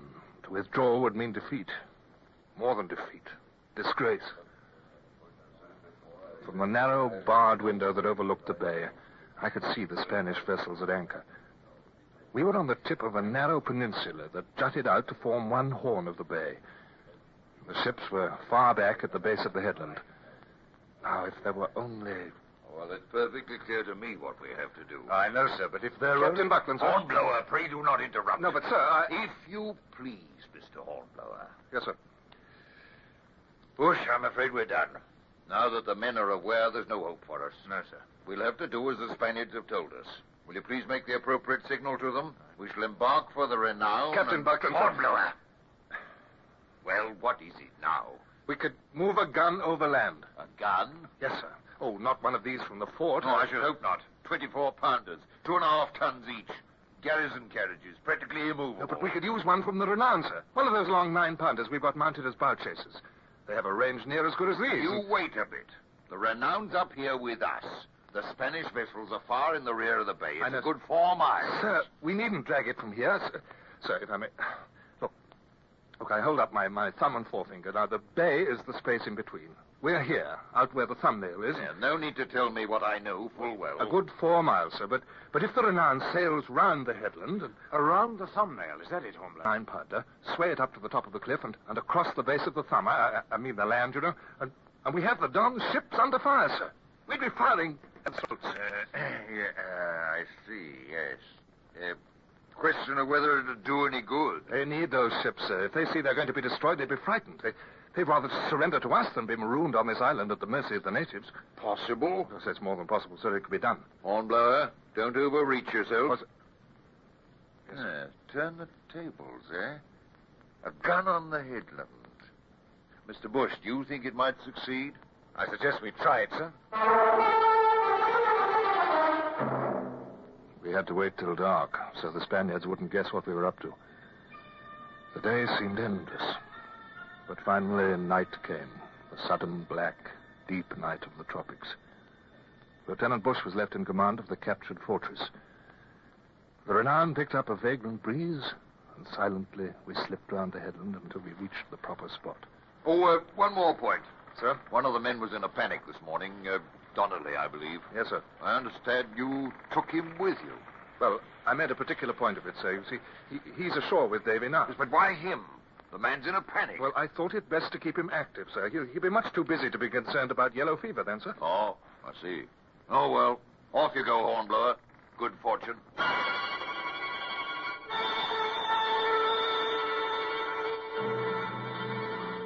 It needed more than good fortune. In the darkness, it was hard, cruel work. With slings and ropes, we swayed the gun up from the launch and manhandled it over toward the bay. There were swarms of gnats and mosquitoes, and every sound in the thick, heavy growth around us made us wary of natives and savage beasts. But we saw none. By dawn, the gun was in position, And we waited. 7 bells, sir. Yes, so it is. They've no idea we're above them, sir. They shall soon enough. You've sighted that gun yourself, Dawson. Sir, if the first shot don't hit that vessel square, you can flog me a good dozen at the mainmast. Well, I believe we can open fire, Mr. Davy. Aye, sir. Open fire!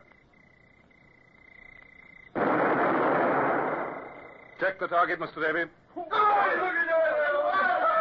Silence there! It's a midship, sir. Yes, square on board. Proceed, Mr. Davy. 9 more rounds. Aye. The gun crew sweated as they fired. The sound of the shots echoed off the hills. But it was more than an echo below us. On board the Spanish vessels, men struggled frantically to sever anchor cables and get out of range. The ship on which our gun bore became a smoking wreck, a mess of cordage and shattered timbers. The firing went on. 6, 7...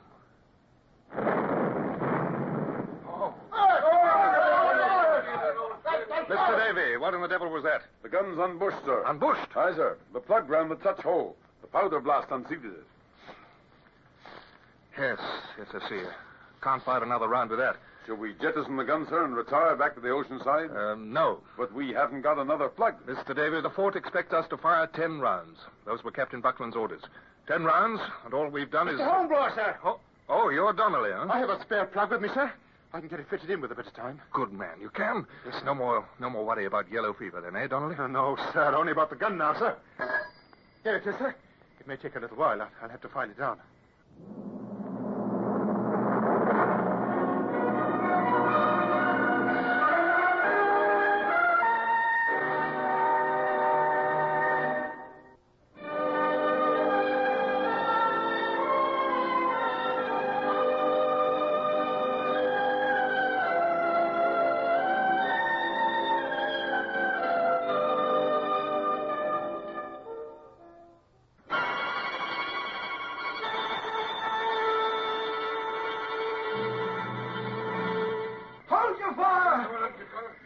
Lieutenant Bush.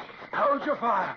Captain Buckland's compliments, and I shall never volunteer to run 4 miles at that pace again. What is it, Mr. Bush? I don't understand it. Don't you, Hornblower? It worked. What? The Spaniards have capitulated? No sooner had you opened up than Ortega came flying across the channel. You should have seen his bumboat. No Spaniards ever used their oars so fast. Aye. Capitulation. They'll abandon the fort and blow it up. We'll take them as prisoners to Jamaica. There's not enough room aboard the Renan. Oh, said the Renan. We'll use their own craft as prison ships. What? The ships are included? Oh, don't look so surprised, Hornblower. Your idea to begin with, wasn't it? Aye. The 3 that are left. Prizes of war. Prizes? We'll get prize money. Mr. Davy, take care of that gun. They must be back aboard the Renan before sunset. Aye, sir. I'll buckle to. Bush, it worked. I was... No, Hornblower. I had my doubts, too. May I say? Yes, what? Well, I'd like to say I've been envious of you before now. Oh, before? As your superior, I resented it. I can resent you no longer. You're brilliant and I'm not, and that's the way it is. You deserve every credit, and I'll not grudge it. Hornblower, may I call you Horatio? I'd like to be your friend. Why, I'm flattered. I don't know what to say. Mr. Bush, do you realize I don't even know your first name.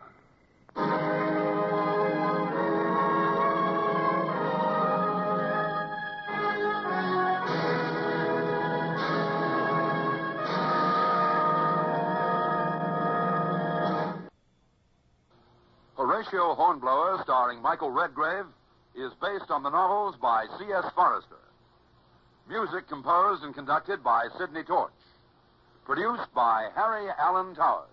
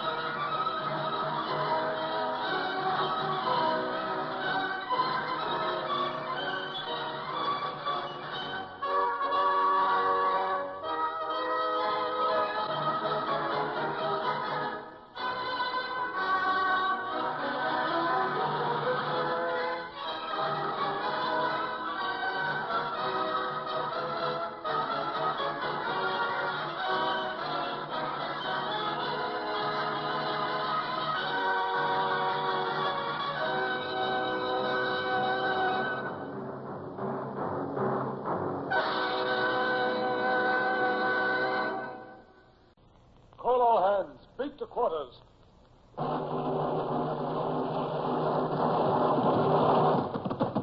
Run out the guns. Stand by the starboard battery. One broadside into it, if you please, Captain Bush. Pointers on target. Linstocks ready. Aye, aye, sir. Ready. Fire!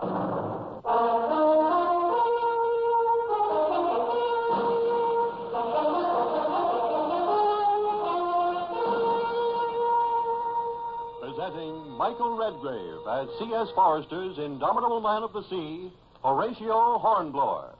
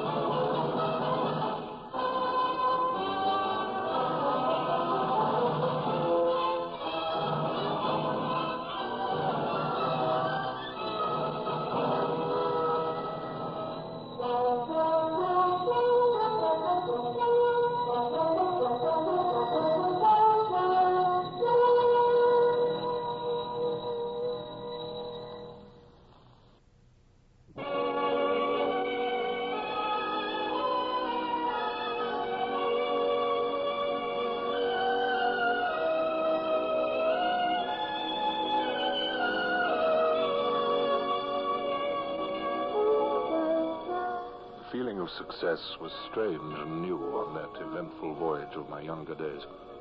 Yet it was unmistakably in the air for all of us, officers and men alike. The new year of 1802 dawned with a brighter promise, even there in the West Indies, far from home. We had taken 2 Spanish fortresses, destroyed a nest of privateers, and gained security for future convoys making use of the Mona Passage. No wonder my new friend, Bush, now second in command of the Renown, stood grinning to himself there on the quarterdeck as he applied his eye to the ship's telescope. Morning, Mr. Bush. And a Happy New Year. Surely I'm right. This is New Year's Day, despite the temperature. Hornblower, Happy New Year to you, too. I hope we both deserve it. You look happy enough. What are you trained on? Here, want to see? The second fort there at the harbour mouth. Our party's leaving there. Boats putting off from the landing right now. Yes. There'll be some fireworks any moment, then. Oh, not till they've got a little farther off. Tell me, does Captain Buckland seem at all elated to you, Bush? Not particularly. No. Well, to me, it's strange, isn't it? 3 prize ships lying off our stern that go with us to Jamaica. £500 prize money for our good captain. Heaven only knows the hands are pleased enough with the 5 shillings they'll collect. Perhaps he's only thinking of the 4th privateer we had to sink. I don't suppose I'll ever understand that, man. 2 Spanish fortresses taken, one of them already destroyed, and...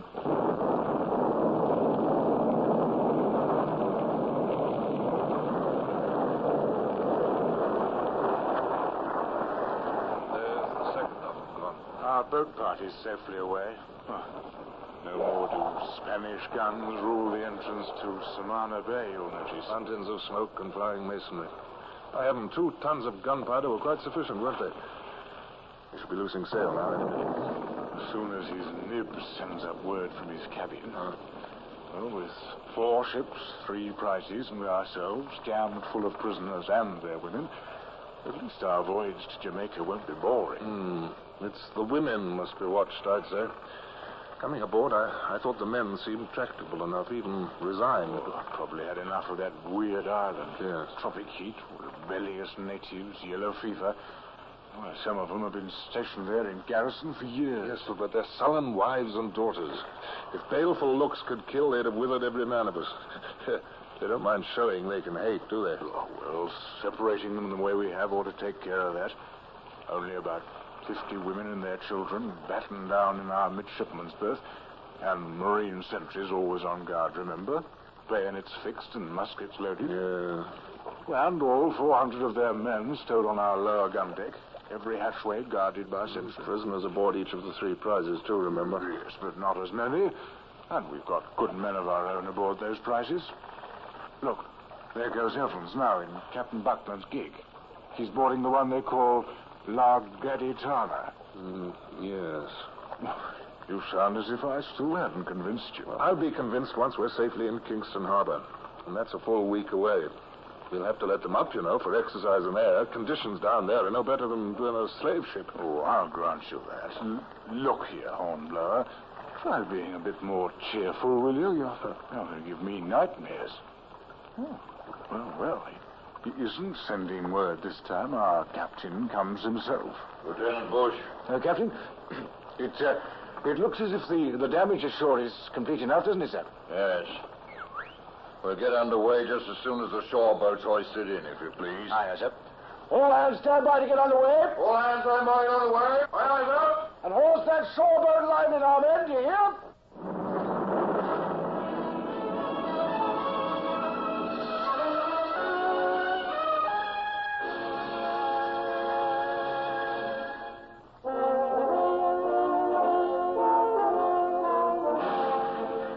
Bush was entitled to feel satisfied, I suppose, as one day followed another without event.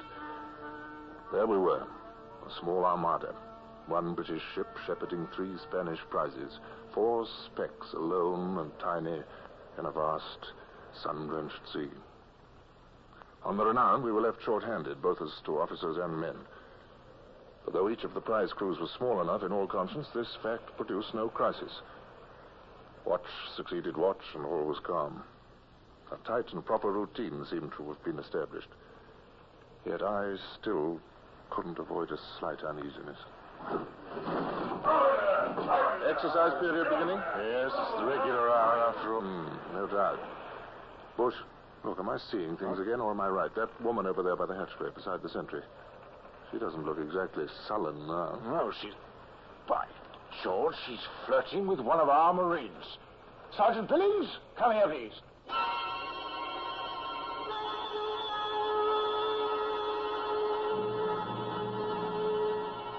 Sit down, gentlemen. Sit down. Thank you for coming. Oh, shut the door, please, Lieutenant Bush. Certainly, Captain. Tomorrow afternoon we should reach Kingston. I haven't tightened up too much on sailing orders during the voyage, so long as we could keep the 3 prize ships under surveillance. But now that we'll be entering a British harbor, some changes are called for, I think. Oh, changes, sir? Yes, Mr. Bush. Can't have those Spanish vessels straggling along in any fashion. Simply won't do. Must keep at least a trim formation. Understood, gentlemen? Yes, sir, of course. But may I respectfully suggest, sir, that in this instance, appearances aren't really as important No, as... Mr. Hornblower, you may not. And listen, if you please, to my instructions. Yes, sir. Midshipman Brown will replace Mr. Hornblower temporarily as second lieutenant of the Renown under Lieutenant Bush. Mr. Hornblower, this afternoon, well before nightfall, you will transfer to the first of the privateers, La Gaditana.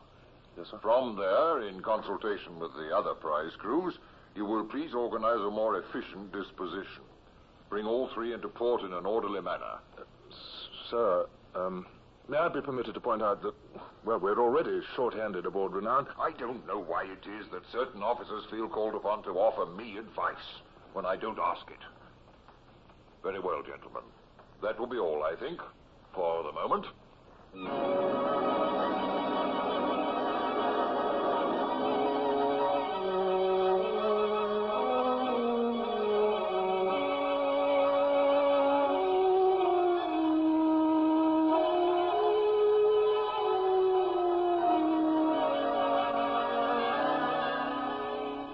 That statement I almost believed myself.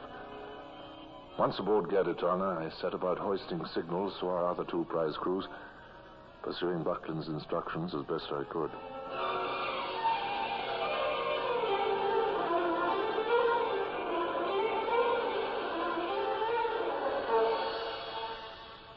As Bush told me his story later, I was able to piece together pretty clearly much of what had happened aboard the Renown in my absence. It was a dark and lovely Caribbean night, under bright stars, when Bush completed his last evening rounds. He was dog-tired and soon asleep. Hornblower! The usual usual ship's sounds did not disturb him in the least. But sometime after midnight, Bush became suddenly awake. His ears told him that something was amiss. There were loud cries. There was a rush of feet on deck. A woman screamed. Then there was another rush of feet, and Bush had leapt from his cot, snatched his sword and pistols from their beckets against the cabin bulkhead.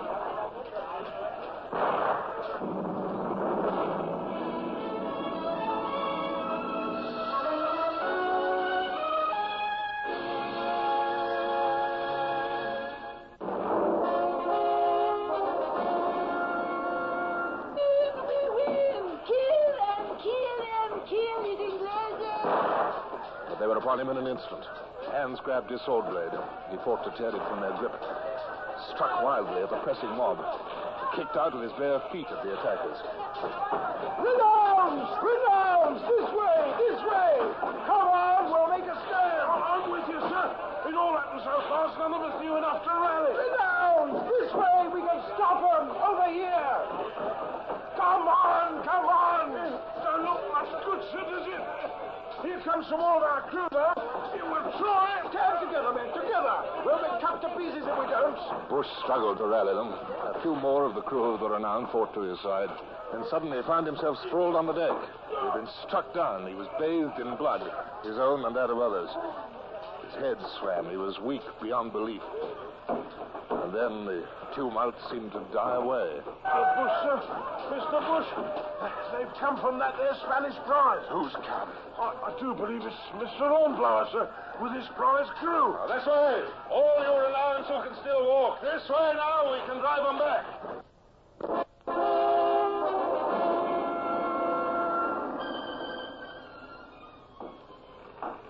This here's Mr. Bush, sir. What? Here he is. Now you might never know him at the moment. All that blood, and he's fair trampled, too. Yes. Bush.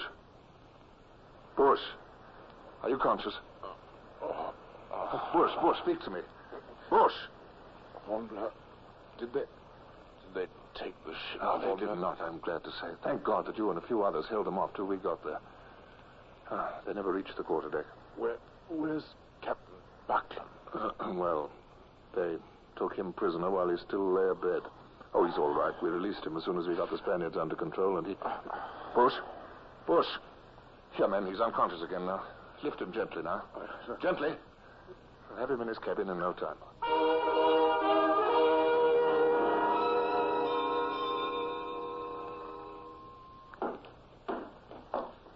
Hello, Bush.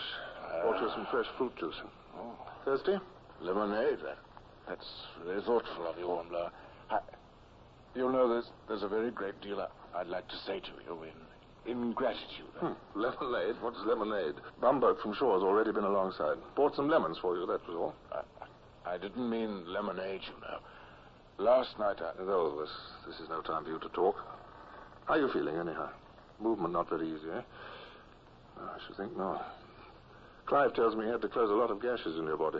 53 stitches, Hornblower. 53? I'm sitting up like a crazy quilt. Well, that'll mean some mending up in base hospital ashore. Not bad. I hear they feed you quite well up there.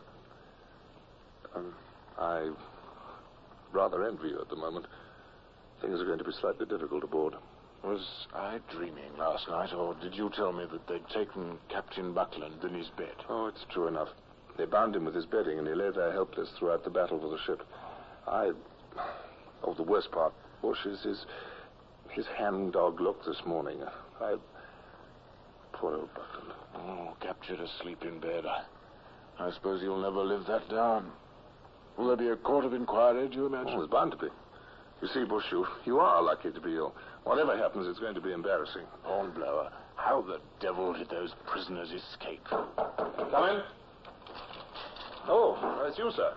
Nice of you to stop in and see Mr. Bush. Good afternoon, Captain. Good afternoon, Mr. Bush. Thought I'd just look in on you for a moment before going ashore. You're going ashore to make your report, sir? Yes. Well, it's a beautiful afternoon, sir, so far as I can judge.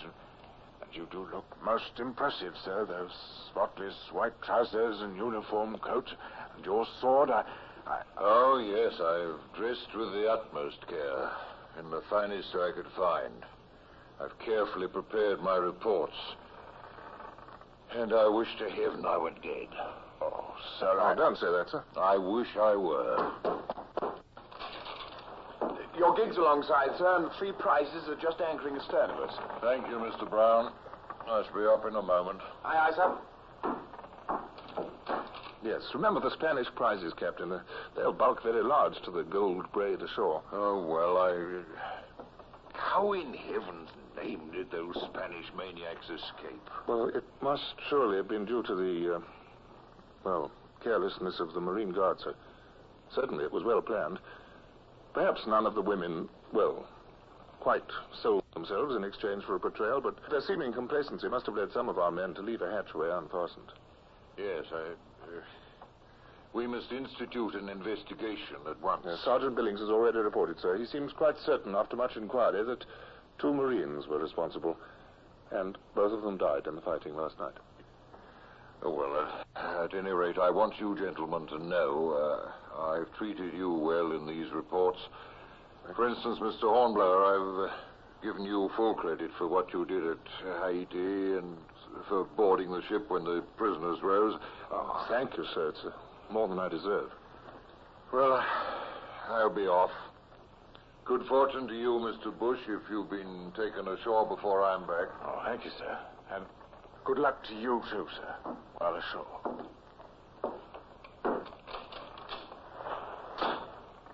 A man on his way to the gallows might look rather like that, don't you think, Bush? Yes. Well, get some sleep now, if you can, sir. I'll attend to my other duties, and then we'll see that you get ashore.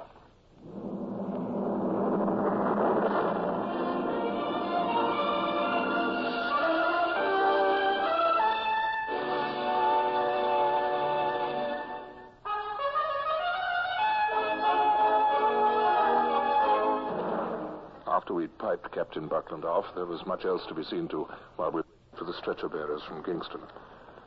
Meanwhile, up on deck, I asked Surgeon Clive about Bush. Yes, Mr. Hornblower, his condition is rather serious. Serious? Well, you didn't tell me that this morning. He's grown feverish, and with so many wounds, both large and small, I fear infection. Oh, well, he's not in such bad shape as those 3 seamen who stood with him. Don't worry. They've a really excellent naval hospital here, I'm informed. I do believe that's the hospital lighter now. Am I mistaken? I think you're not mistaken, Doctor. Dawson, stand by to receive those stretcher men from the boat coming alongside. There should be stretchers for 6 men in all. Be lively now.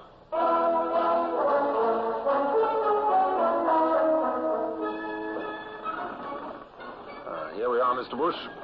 Sun's a bit blinding, isn't it? Hornblower, I knew there was something I had to ask you. What's that? Kept coming back to bother me all morning. When you recaptured the Renown last night, you came all the way from the Garitana. Well, yes, naturally. Yes, but how did you know that anything was wrong? You were so far away. Oh, I heard a couple of musket shots at first, and then I saw the Renown come up into the wind, and that seemed aimless and peculiar. So you collected all 3 prize crews together, was that it? Yes. Well, the thing that puzzles me, stripping all 3 of our seamen, weren't you afraid of losing the prizes, Hornblower? They all carried prisoners aboard. Better to lose the prizes than the Renown, Bush. Besides what? Well, I had every sheet and halyard cut in the prizes before we left them. It took them so much time to reeve new ones that we had no trouble at all retaking them. Oh, so that was it. And you had to retake them. Yeah. By the holy, you had a busy night all in all. Well, yes, rather. Into the boat with them now, men, and watch those slings. Hoist away.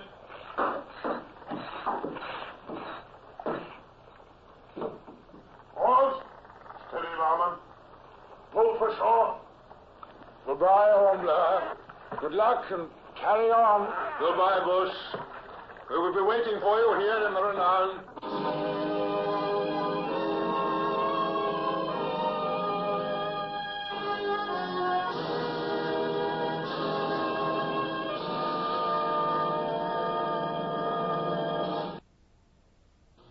Horatio Hornblower, starring Michael Redgrave, is based on the novels by C.S. Forester.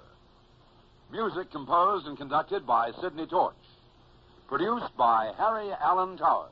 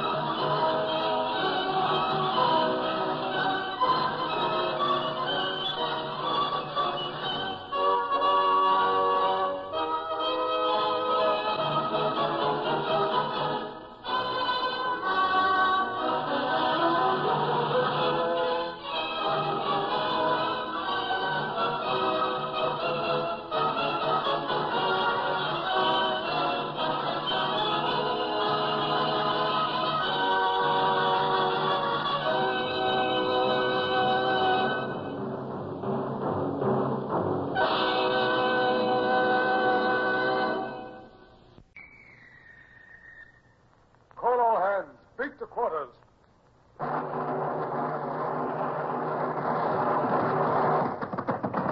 out the guns. Stand by the starboard battery. One broadside into her, if you please, Captain Bush.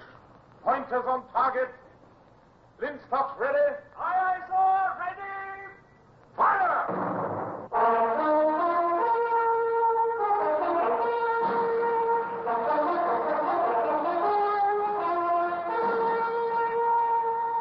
Presenting Michael Redgrave as C.S. Forester's indomitable man of the sea, Horatio Hornblower.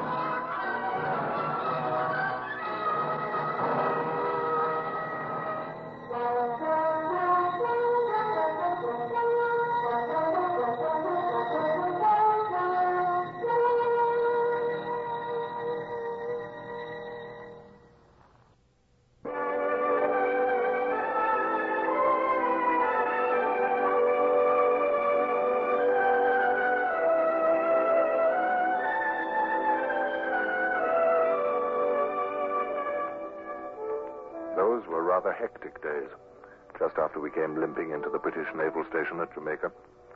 Our first Lieutenant Bush, lying in hospital ashore, riddled with Spanish sword cuts from the prisoners who'd risen against us. Our new captain, Buckland, under a grievous shadow for his laxity on the night of the insurrection. And many of our crewmen still recovering from wounds. It seemed for a time as though nothing would come right. Even our 3 Spanish prize ships, bagged in Haiti, served but little to lift the spirits of our ship's company. And then, one sunny morning, to add to our confusion, we had our first notice of an important change impending. Mr. Hornblower, sir. Is Captain Buckland still ashore? Yes, Mr. James? Boat's coming alongside, sir, from shore. What boat? Uniform of captain's rank aboard. Well, very well, Midshipman James. No need for undue excitement, is there? Order up the boatswain's mates at once, if you please, and side boys and marine guard, too. Don't forget. We'll pipe him aboard with all due honors. Yes, sir. I'll call him at once. Bosun's mate, topside and lively. Lieutenant Hornblower, opening all pipe.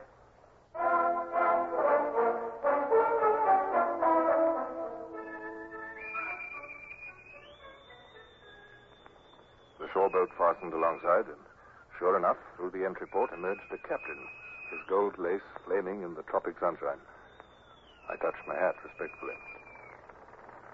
You are at present the senior lieutenant on board this ship? Yes, sir. Lieutenant Horatio Hornblower, at your service, sir. My name is Cogshill. And here I have a paper I'm required to read to you. Orders from Sir Richard Lambert, Vice Admiral of the Blue, Knight of the Bath, commanding His Majesty's ships and vessels on the Jamaica station, to Captain James Edward Cogshill of His Majesty's ship Buckler.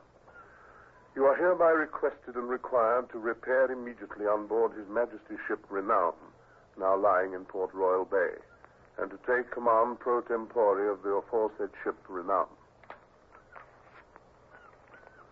Well, Mr. Hornblower, now you know. Yes, sir. As you must be well aware, no orders I might give aboard this ship would be legal unless I had read aloud my authority. Yes, sir.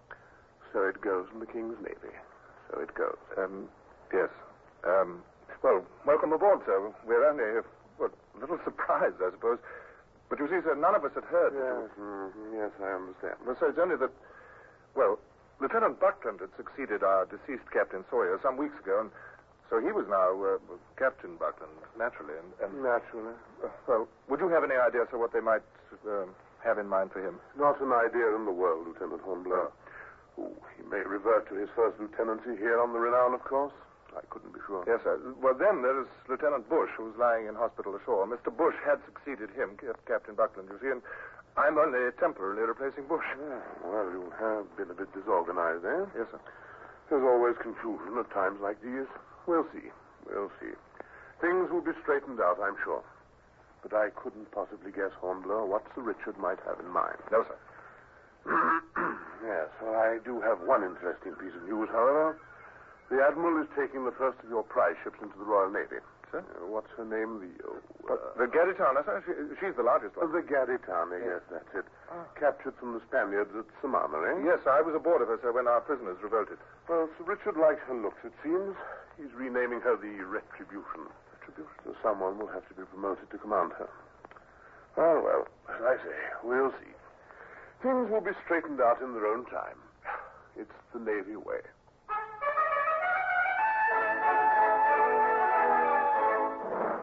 That afternoon, I had my first opportunity to go ashore. I made my way at once to Kingston Naval Hospital, where Bush still lay abed nursing his wounds. I knew he'd be thirsting for news of us, and now I had something to tell him.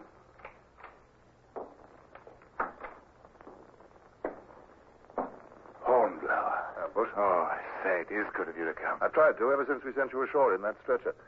This is the first chance I've had to leave the Renown. You can guess how busy I've been. Well, can't I just? I've been following everything you've had to do with my mind's eye. Completing Renown again with powder and shot, food and water. That's it. Cleaning up after the prisoners. Getting rid of the traces of that cursed battle on deck. I'm surprised you look so healthy, Hornblower. What's in that basket? Oh, pawpaws, mangoes, and a pineapple. Do you know that's only the second pineapple I've ever seen in my life? Oh, thank you. It's very kind of you. You know, I owe you thanks for much more than... Oh, Bush, I say, we've got a new captain. What? Cogshill, transferred from the Buckler. Came aboard this morning, read himself in with a flourish. No wonder. Promotion to a ship of the line from a 28-gun frigate. Well, quite a step. Oh, poor Buckler. I don't suppose he'll ever live down being taken by those prisoners asleep in his bed. Yes, I'm afraid he can't look for promotion.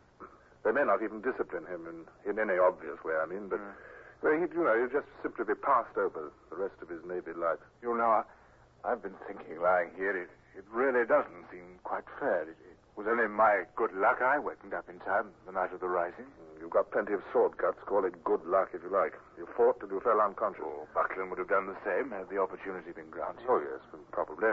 Well, Bush, I've been long enough in the service to think that fortune's more capricious here than in other walks of life. Don't you agree? Mm-hmm. Oh, by the way, I've got another piece of news. Oh, good. I'm glad of any gossip in this place. Yes, our prize, the Gaditana, is being commissioned into the Navy. No, is she, by George? Yes, 18 guns, 6-pounders and 9s. She's rated as a sloop of war, and she's to be renamed the Retribution. Oh, so the Admiral will have to promote a commander for her. Uh-huh. Nice berth for somebody, eh? Yes, well, it might have been Buckland if only... Well, it still might be, of course, if they don't give much weight to his being caught napping. As our brand new captain is fond of remarking, I wouldn't attempt to guess. Of course, they can always... Hello, who's this? Come in. Well, Mr. Bush, and how are we feeling, eh? Oh, we have company. Hornblower, this is Surgeon Sankey, head of the hospital here. I'm happy to meet you, sir. Oh, I've heard of Lieutenant Hornblower.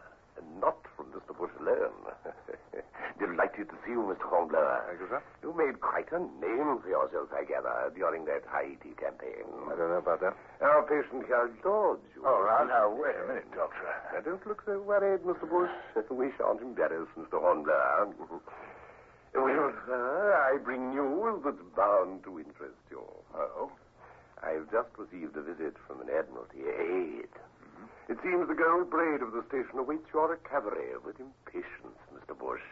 A court of inquiry is to be convened. A court of inquiry? Yes. Of course, man. What did you expect?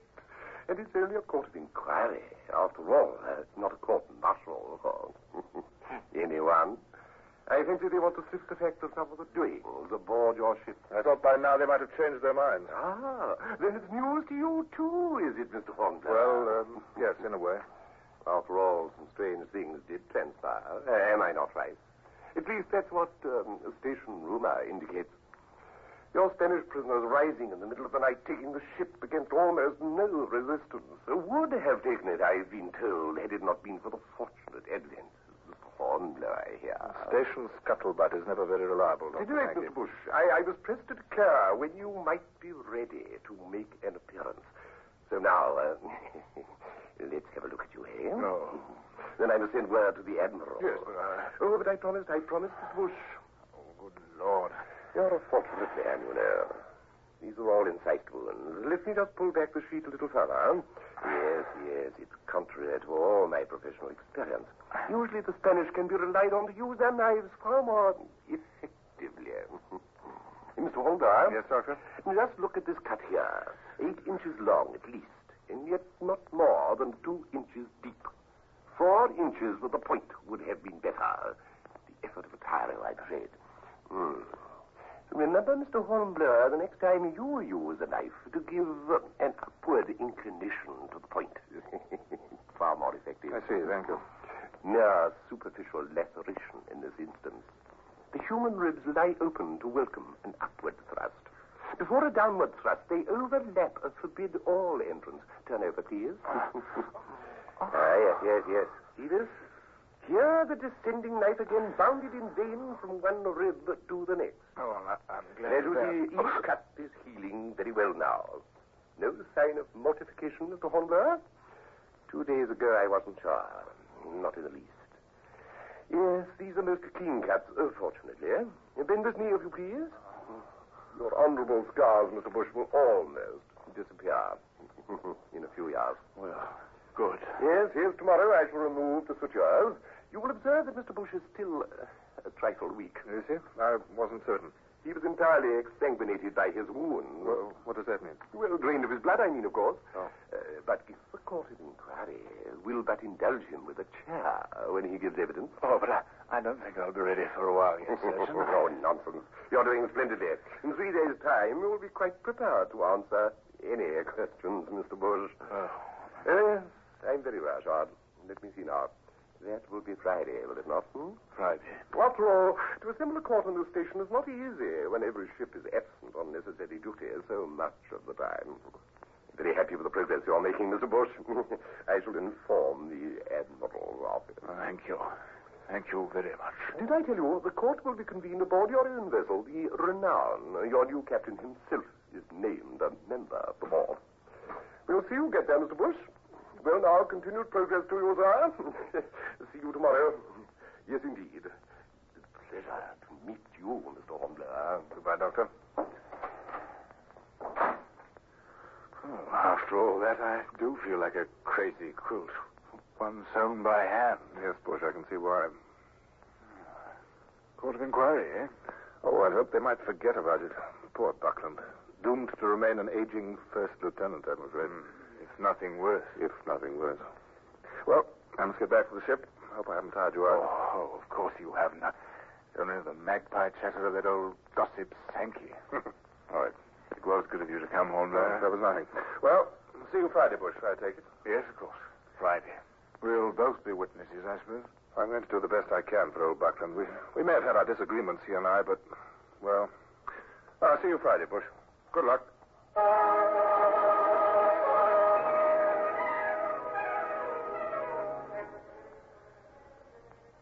Sergeant Sankey was right. Lieutenant Bush, though still a bit weak, was able to be about by Friday and to hobble aboard our ship, together with an impressive array of other officers, all captains, named by the Admiral to make up the board. A court of inquiry, I found, was not so awe-inspiring as a court-martial, yet it seemed formidable enough.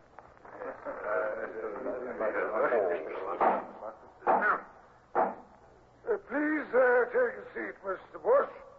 I understand you're still weak from your wounds. Oh, only a little, sir. We've read the report which you addressed to Captain Buckland following the attack on Samana Bay in Haiti.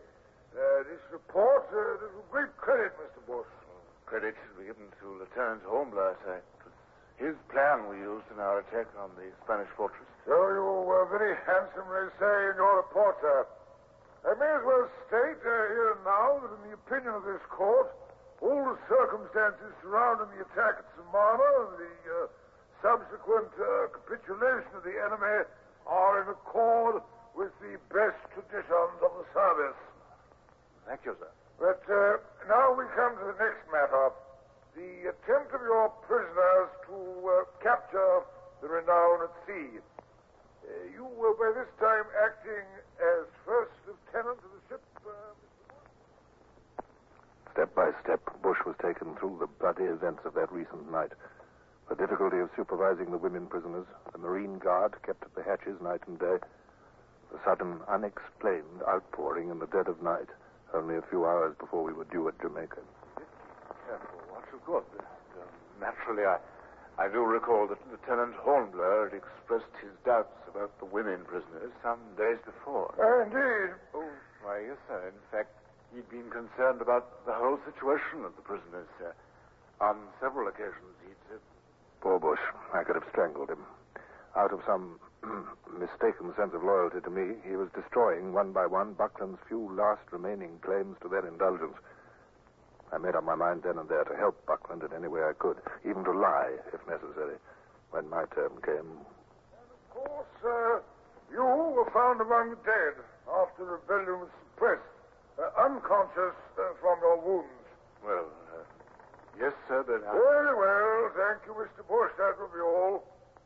Call Lieutenant Hornblower. He's the next witness before this court. Lieutenant Hornblower? Please come forward, Mr. Hornblower. I'm here, sir.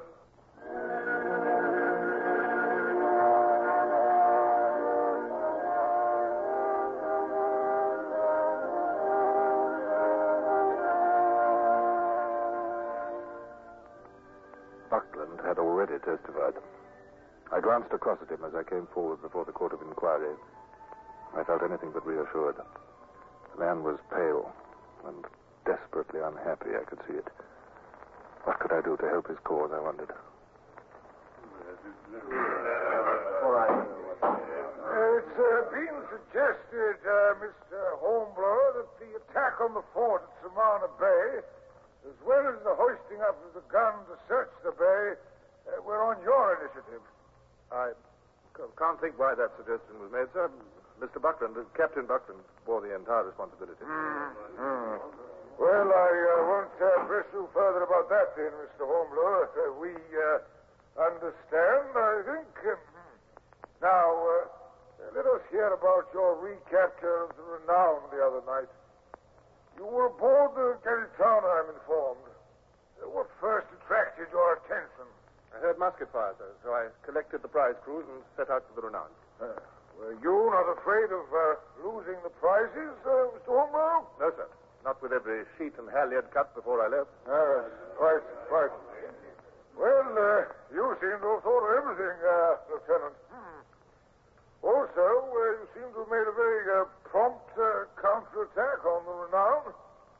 Yet, for all you knew, the attempt of the prisoners to take the ship might have already failed. Well, in that case, no harm was done except the disabling of the prize ship's rigging, sir.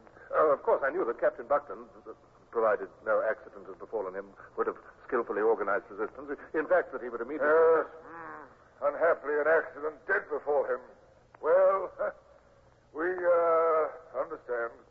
Tell me, Mr. Hornblower, how did it happen that you were transferred to the Garitana? Well, it seemed feasible, sir, to organize a better disposition of the prize ships. We were only a day away from Jamaica by then. I see. And is it true that you had several times expressed concern as to the intentions of the women prisoners? Well, no more concern than was felt, I'm sure, by Captain Buckland. Well, thank you, Mr. Hornblower. Thank you. That will be all. The inquiry was over. The court's official findings placed no blame, recommending only that strict inquiry should still be made among the Spanish prisoners in an effort to discover who had led them in the revolt. And it was clear in every tone of voice and in every face that Buckland was to be made to suffer unofficially. isn't fair, I tell you, Bush. It isn't fair. Not so loud, my friend. All those captains are still aboard. I don't care. They didn't dare to say to his face that they found him guilty, but still they want him to pay. That's obvious in every word they said. Ye gods, if I were Buckland, I would... Oh, speak lower, will you? A court's a court. Getting yourself in trouble isn't going to help Buckland one bit. But did you see his face, Bush, when they walked past him? Walked past him without so much as a glance. He's utterly miserable. Yes, but you did everything you could. I noticed that. All right. Buckland's hopes are at an end. Can't help it. His hopes must have risen mightily after our success at Samana, Bush. I can't help thinking of that. Well, with that to his credit and a temporary captaincy, he must have felt promotion in the air to commander, at least, if not to permanent captain, and then to have everything snatched away. Hornblower, this isn't like you. Be realistic. Consider the man. For him, there was no other outcome possible. Be honest. Isn't that the truth? Well, if it is, I don't want to admit it. Here comes Captain Coxhill. Ah, gentlemen. A bit cooler as the sun goes down, you've noticed? Yes, Captain Coxhill. This is much better than the hospital. Up there, the island heat closes around you like warm water in a bath. I'm glad to have you aboard, Mr. Bush. Surgeon Sankey has given me a good word of your progress. Oh, thank you, sir.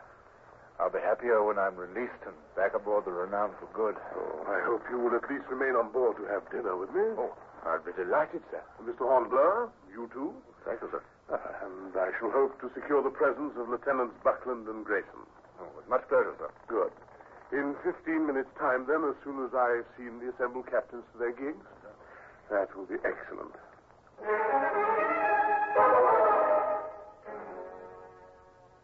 Our new captain was a courtly host. There were flowers in the great cabin now. The food was excellent. Seated next to the silent Buckland, I grasped at trivialities to keep the conversation going, and I was grateful for Captain Cogshill's loquacious appreciation of his own table.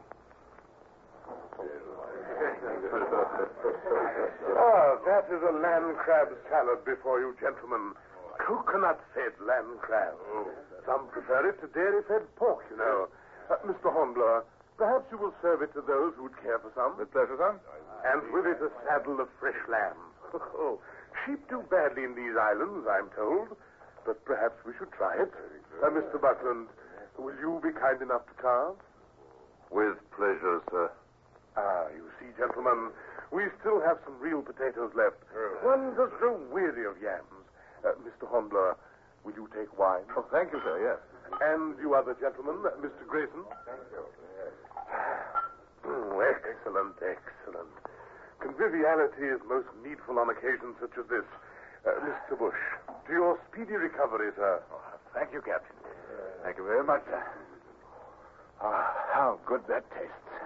Careful, Bush. Didn't the doctors warn you about overindulgence? I don't remember a word of it tonight, I assure you, Hornblower. Now, contemplate this steaming dish which has just been laid before us.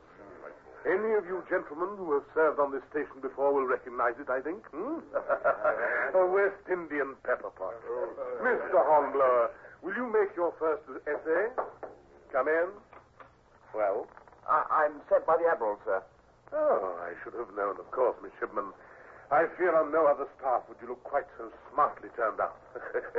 What's the message? The Admiral's compliment, sir, and he'd like Mr. Hornblower's presence on board the flagship as soon as it is convenient. Flagship, eh? Oh, and dinner not halfway finished. Oh, this is too bad. I'd better go, sir, if I may. May I have a boat, sir? Pardon me, sir. The Admiral said the boat which brought me should convey you to the flagship. Well, that settles it. We'll save some of this pepper pot for you against your return. We'll have the brandy out by that time, too, eh?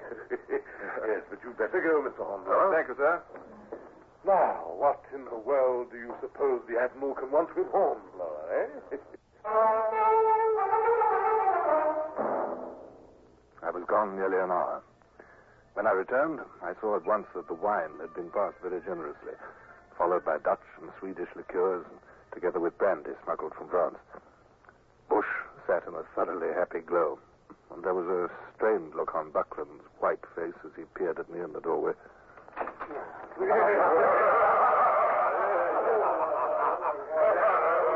Well, there you are at last, Mr. Hornblower. Come in, man. Come in. Yes, sit down. Thank you, The sir. toast is just beginning. Now, Mr. Bush, it's your turn. The victorious war, oceans is law, a beauty ashore. Excellent, Mr. Bush. Drink fair, Mr. Hornblower. Thank you, sir. We have a start of you already, and a stern chase is a long chase, Mr. Buckland? jollity and mirth, sir. Jollity, mirth, Well done. You've come back from the Admiral, Mr. Hornblower. Yes, sir. And, is all well? I think so, sir. He's made me commander of the Retribution, sir. Oh, my God! Bless my soul! The Retribution, your own prize. Oh, then that is our newest toast, gentlemen. To the new commander. With a cheer. Oh, I'm so glad, Hornblower.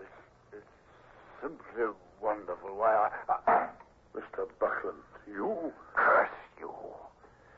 Curse you, Hornblower. Now, Mr. Buckland. Haven't I endured enough today?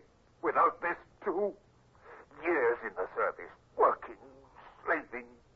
Do you know what that's like? You with your easy successes, your... Mr. Buckland, I must command you to be silent. Now, gentlemen, we shall forget this little episode, and continue with our pleasantries as before. Fill the glasses. A brimmer there, Mr. Buckland.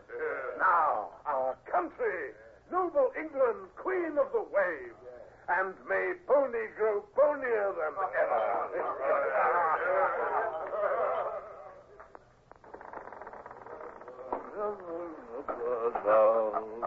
Come along, Bush, old boy. Just one more foot and another does it. You're perfectly all right. Of course I'm perfectly all right. Of course I am. Where are we going, Horatio? Well, we can't send you back to hospital tonight. You'll have to sleep in your own little bed aboard. I'll take you there. Good old Horatio. Best of man, that Buckland has gratitude of the human animal. You shouldn't have tried to protect him. Never mind it now, Bush. Never mind it. We'll get you into your bed and we'll talk it all over later. Anyhow, you're the new commander of the Retribution, aren't you? That's right. Glad, Horatio. Oh, but I shall miss you. That I shall.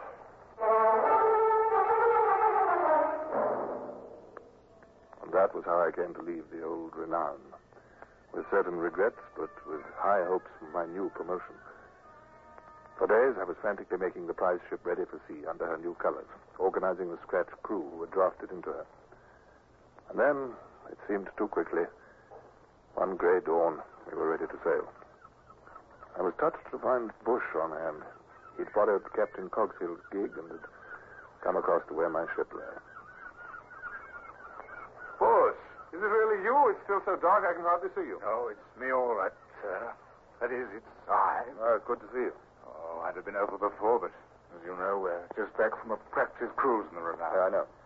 Lambert couldn't have made a better choice. Oh, I've already told you that, haven't I? But with you as commander, all seems right. After all, a fighting navy needs to fight and needs fighting men to lead it when she does. With the bound, sir. Seems funny calling you sir for a change. Well, we're bound for England. No. Oh, I'll be back again. A convoy to the Downs, dispatches for the commissioners, pick up the replies, and convoy out again. You'll get your commission confirmed, sir, while you're there. I hope so. That is, if they don't make peace with Bonaparte. Peace? Not very likely. Matter of fact, you may run into the French on your way across the Atlantic. Yes, so I may. A little lighter now. I must be getting back. You'll sail with the land breeze, I suppose. Steal out around the point and then be gone.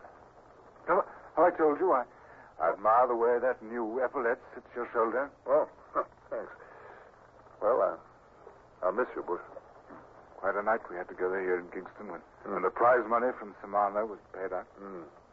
Less said about that, the better now, possibly. At least it didn't send you back to hospital. Are you ready to up anchor, may I ask, sir? Yes. Up anchor, Coxswain. I'll be on the quarterdeck in just a moment. Well, good luck, sir. Good luck, Bush. Till we meet again. This life in the service means many partings. I'm proud to have known you. Don't forget that, will you? I'll just see you down to the entry port. No, Bush, I shan't forget. The same goes for me. Here, shake hands. Goodbye. And happy sailings wherever they take you. Goodbye, Bush. Horatio Hornblower, starring Michael Redgrave, is based on the novels by C.S. Forester. Music composed and conducted by Sidney Torch. Produced by Harry Allen Towers.